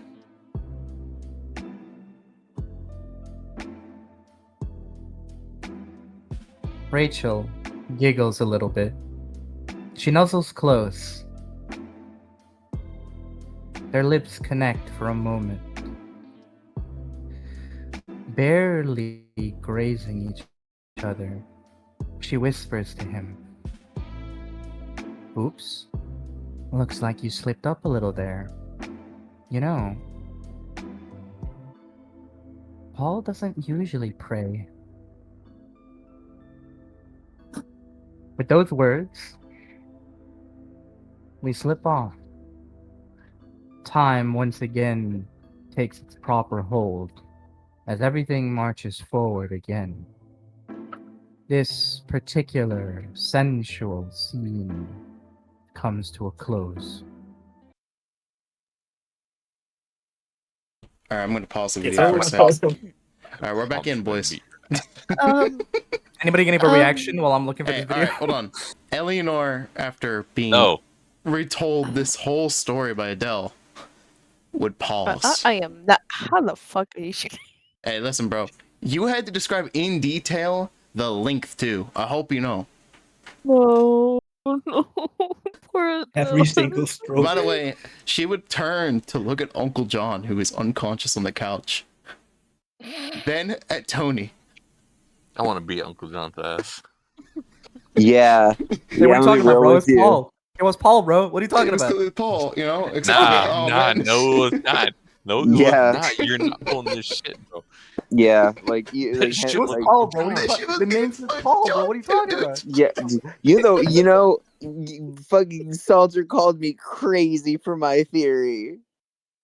You know what's worse? Is Missy was telling me, he's like, yeah, you know what's worse? This shit pissed me He off had the because it wrong was like, equation. Just correct the answer. wrong formula, right answer. I was like, motherfucker. That's because I was also throwing around like theorems earlier. Oh my god. It Fuck was it, let's funny. run this shit, bro. Yeah, y'all keep going, bro. All right. It was the you want me wrong. to- No, it was actually, the wrong Sai, place. you for dig me. through this time.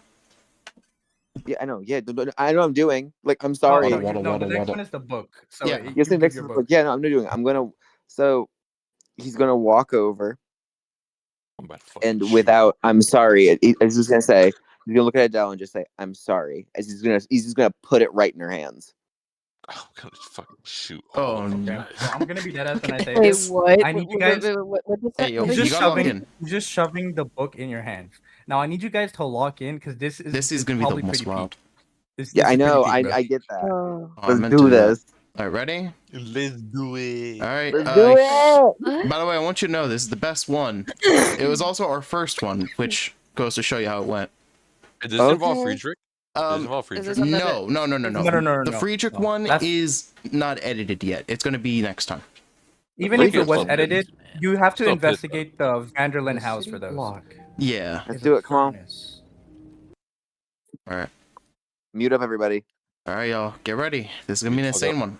I hope y'all like this one. This is a really good one. I'm sorry, Sai.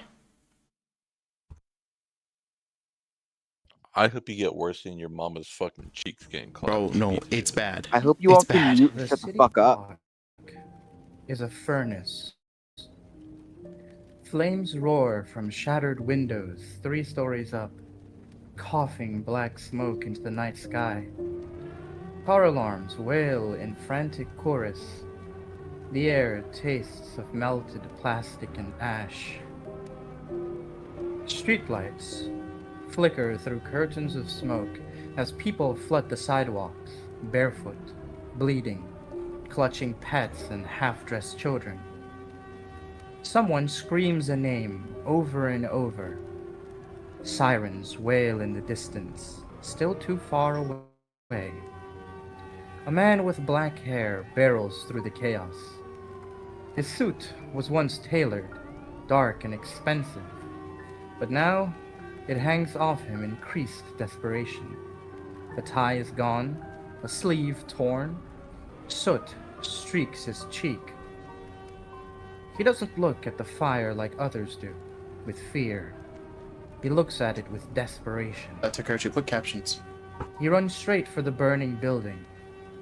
Heat lashes his face as he reaches the steps. The glass doors have already burst outward, raining glittering fragments across the pavement. From inside, above the crackle of timber and collapsing drywall, a woman's voice breaks through. She calls out repeatedly for her baby. The black-haired man surges forward, and then something drops from above. A blur of purple and silver slams into the pavement between him and the doorway. The impact cracks the concrete in a spiderweb pattern. Dust and sparks explode outward. A man rises from the crater. His suit is a deep, impossible purple, untouched by ash. Silver hair gleams despite the smoke, swept back from sharp, unlined features. His eyes are cold, almost luminous in the firelight. But the black-haired man doesn't slow. Get out of my way. The silver-haired man doesn't answer. He simply steps forward and swats him aside with the back of his hand. It isn't a punch. It's dismissive. The black-haired man flies sideways like he's been struck by a vehicle, crashing through a parked car's windshield. Glass erupts around him. The car alarm joins the others in shrieking protest. Inside the building, the woman's cries grow hoarse. Something heavy collapses. Sparks burst from an upper window. The black-haired man pulls himself from the wreckage, blood threading down from his hairline. He rises unsteadily, fury replacing pain.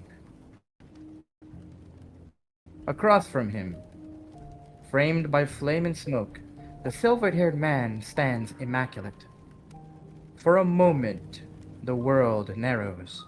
The crowd has fled far enough that the street between them is empty. Firelight flickers over their faces. Heat distorts the air like a living thing. The building groans under the pressure. Behind them, Sirens swell closer. Above them, a section of the roof caves in with a thunderous crash. They stand there, two figures in the heart of an inferno, while inside, a mother screams for her child. Neither makes the first move. Why did you come here? I thought it was obvious. Taking care of, well, a loose end. Honestly, Hermes, you used to be better than this. Although,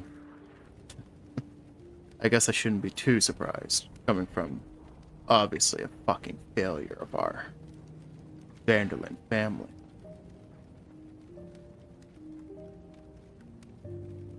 Shut the fuck up about them. Don't you see? We don't gain anything from this kind of life. We're just puppets, creatures born on a damn factory line. We don't have a future. I'm trying to fight for mine because I refuse to die like this.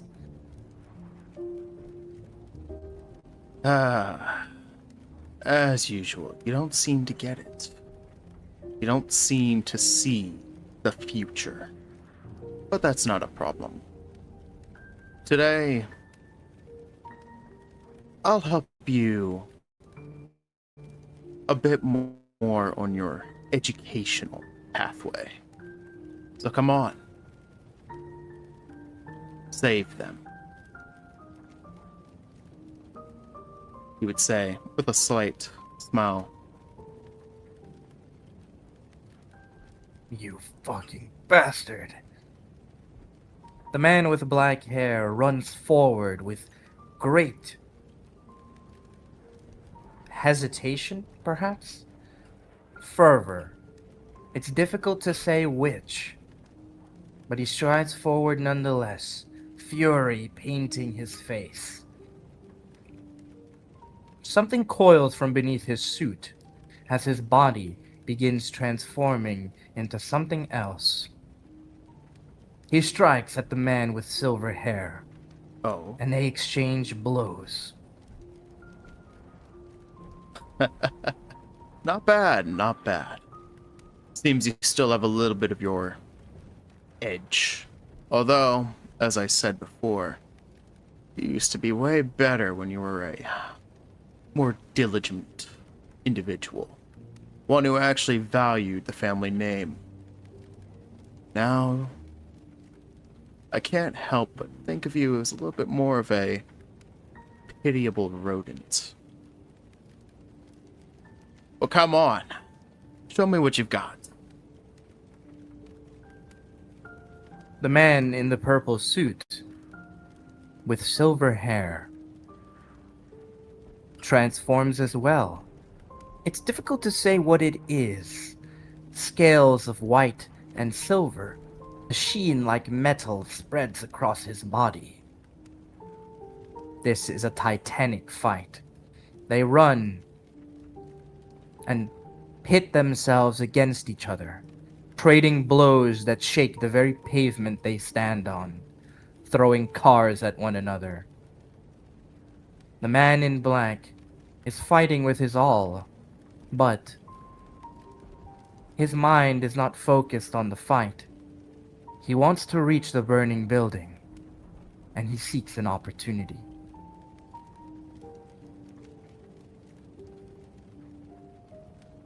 As usual. I can see it. You're not really as focused into this fight as you used to be.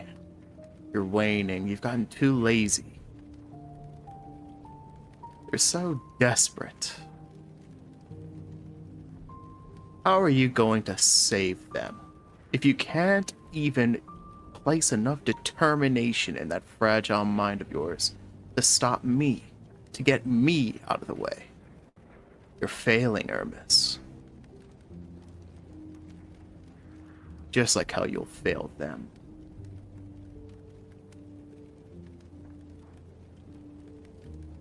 Hermes decides to take a gamble. His hand touches the pavement, cracked and foiled. Wolfslachter, answer me. Respond to my call one last time. As he attempts to use a gift, the earth's gentle embrace. The man in the purple suit sinks into the earth like quicksand as something grabs him and pulls him deeper into the pavement. Hermes takes this opportunity and dashes straight towards the burning building, uncaring of the blazing inferno. He breaks in, cascades through the living room, and jumps higher and higher, hoping, praying that he is in time. He crashes open the door to a room. Inside, a woman. She looks frail, battered, soot all over her. In her arms, she cradles a blanket.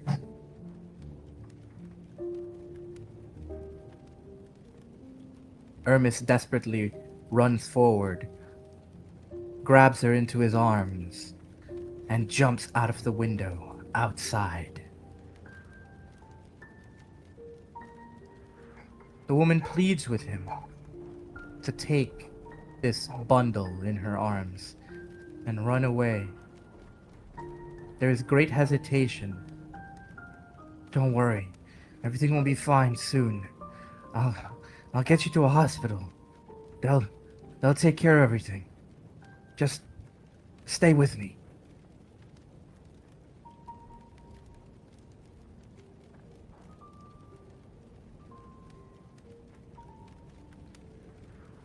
A shot would occur as a certain attack was thrown at Hermes as he ran through the door.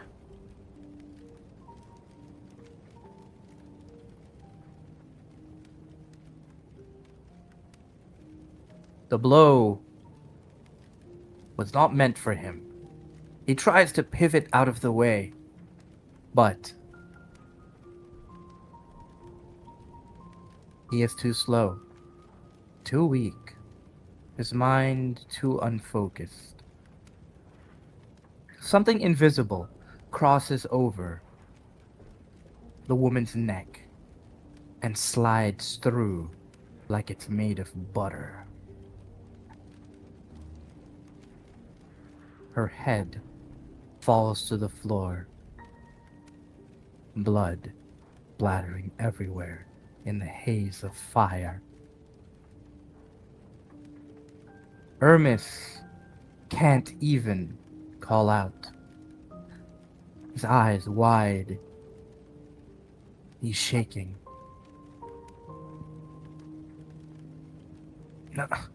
No.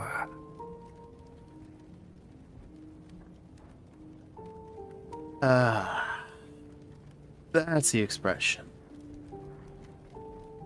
I would, say, as I would pull myself out from the ground, victorious in my plan. That is the expression I wanted. That lost, sad, hopeless expression. Oh, reminds me of a time. Honestly, Hermes, if you had just kept with the plan, honestly, none of this would have happened. But no, you had to ruin the clan master's plan. You had to ruin that marriage we had planned with the Redgraves. And you had to attempt to flee.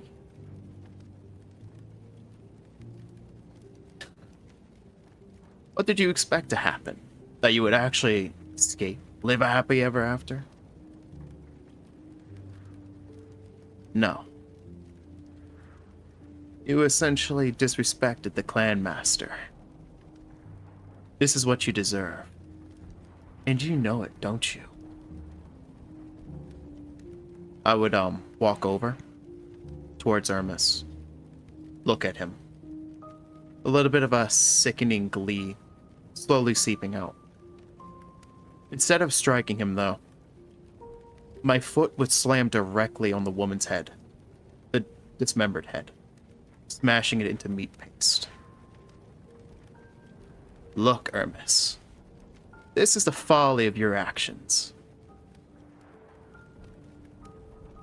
Everything here is your fault.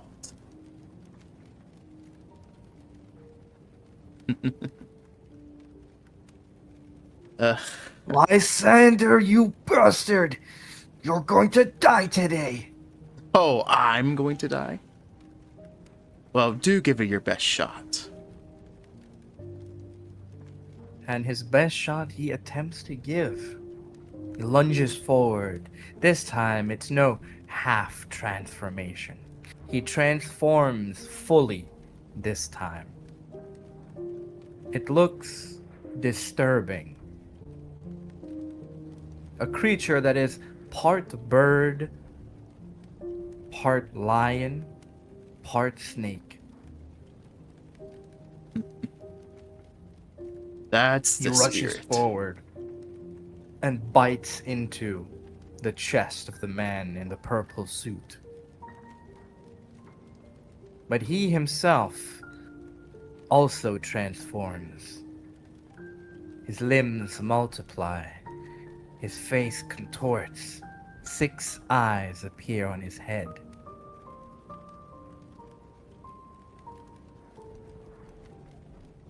You see, Hermes did not notice. The man's web had spread across the entire street. Invisible, thin strands of silk cover the entirety of the area surrounding them. To fly here would be suicide, but Hermes does not care. He lunges at him like a frenzied beast, over and over again, crashing into every one of these silken threads as they cut pieces of him off. The man in the purple suit is also worse for wear. A big chunk of his chest has been bitten out, and despite the fact that he himself has transformed into a strange creature himself, the fight is brutal. Perhaps this is the true essence of mythic battles between species of animals. A mockery.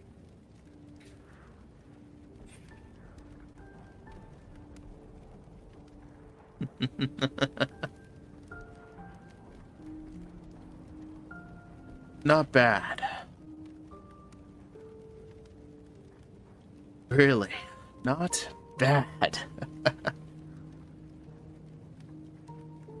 You actually wounded me. Maybe there's more in you than I expected. But if you seriously think this is enough to win, oh, you're sorely mistaken.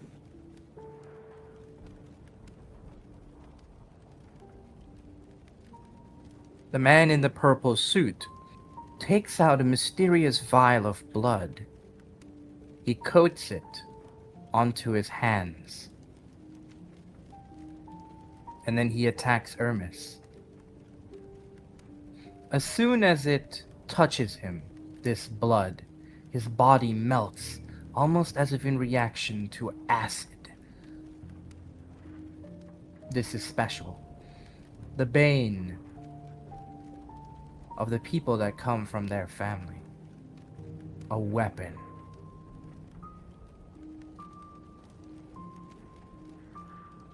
You actually got permission to use it. What the hell is the old man thinking? Isn't it obvious? You fucked everything up. Everything. The plans we built. Remember, the whole damn plan was for you to marry into that Redgrave family. So the clan master could finally get to see something interesting. But no. Everything went to shit. You ran. Then you ran over here to go elope with some random trot. Prey, may as well call it. That stain upon your record. You honestly thought the clan master wouldn't punish you? That he wouldn't utilize any means to get rid of you, the blemish? You're a wishful thinker. As if, you bastard. He could care less about the likes of you or me. As long as we're handy little foot soldiers, he'll do whatever it takes. No, this is about the Redgraves. In essence, is he really that desperate to find Onedos?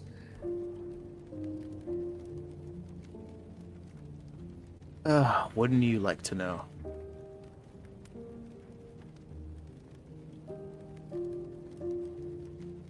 Besides, even if I was going to tell you, it's not like you'll actually be able to be alive to, remember it anyways. Honestly, though, what did you see in that woman? Well, I never got a good look at her face. But honestly, I feel like your standards are dropping.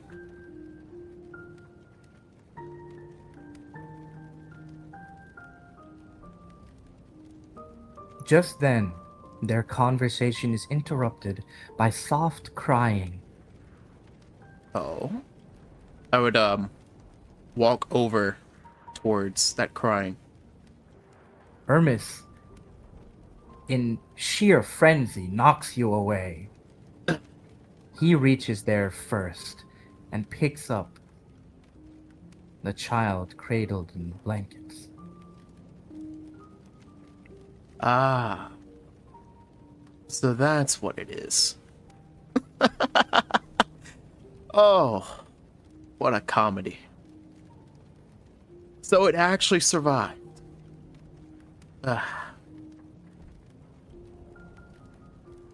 Screw it. I'll throw you a bone. Only this once. Due to history. You can keep that little stain. But should any of us spot that little blight in the future, hopefully you've at least prepared it enough to know what will happen.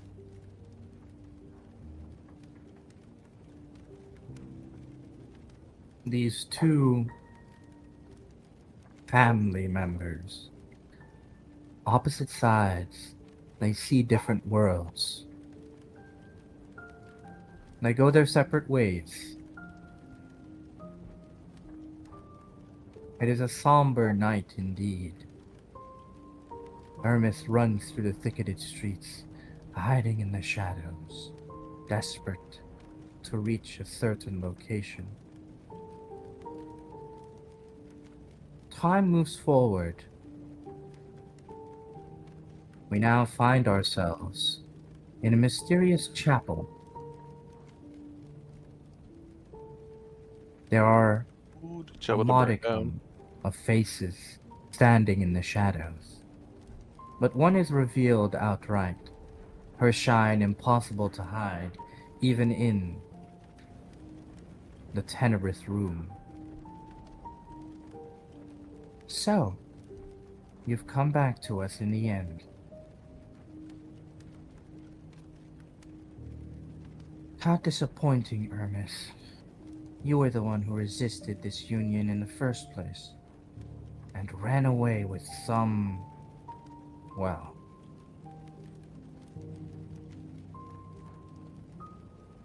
in the end, you could not live with your own failure, and look where it has brought you. Right back to us. She steps forward, her hand gleaming with a golden light. She grabs Ermis by the neck. Her stare is cold and deadly, her eyes shining, a golden radiance. The entire room is enveloped with heat. How dare you step foot in this place again, Ermis Vanderlyn? Have you no shame? After what you've done to my sister, you think you'll escape from here alive?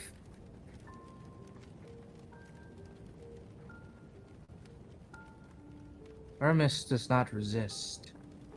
Perhaps he does not have the spirit to resist. His body merely brought him to the only refuge he could think of. It is then that a familiar wailing echoes from a bundle of sheets in his arm. The woman looks surprised. Is that a child? You... She's stunned for a moment. Her light dims. You stupid fool. How could you? Do you know? This child will be doomed in the future, and you still chose to have it? Have you lost your mind? She's angry. Angry again. She attempts to strike, to put the child out of its misery. Ermis holds it close, attempting to protect this child from her fury. As he does so, the blanket unfolds, and she sees the child's face. She is a mother too. She understands the pain of being a parent, of dooming one's child. Yes, that is why she's angry. Angry at Ermis, because she herself has done the same. She has doomed her children too. She is no better than him, and that is why fury consumes her. The light dims completely now. The child's crying melts her frozen, cruel heart.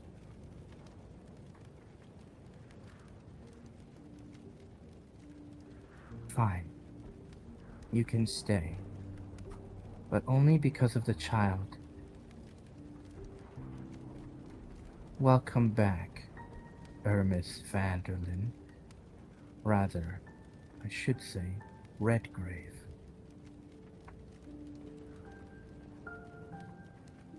And such, the hands of time move forward. Perhaps this is fate. Perhaps this is the fated union. Perhaps this child, doomed though it may be, may present a flicker, a spark that might change the vested fate of the Redgraves. We paint towards the night sky. Beautiful is the mother of night. The crescent moon hanging in the sky.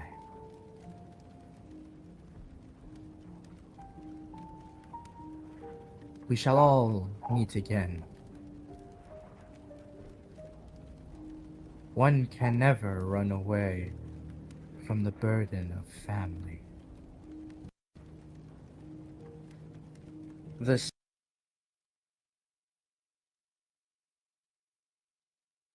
That was pretty good. That's it, boys. That was amazing. What's I'm the being real with you. aura? I'm very happy with that one. Yeah. It'll cost you Hey, $40. at least didn't have this shit fucking my mom, bro. Hey, that's what No, you bro, think. bro. I'm gonna be real with you.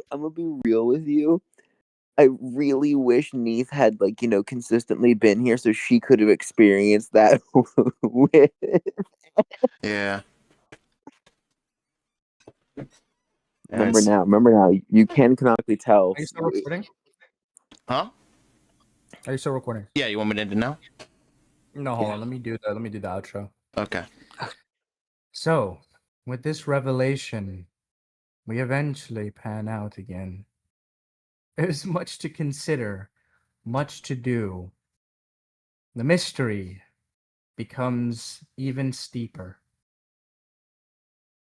We're going on hiatus next week, so we'll reconvene here the week after. End session. That was fun.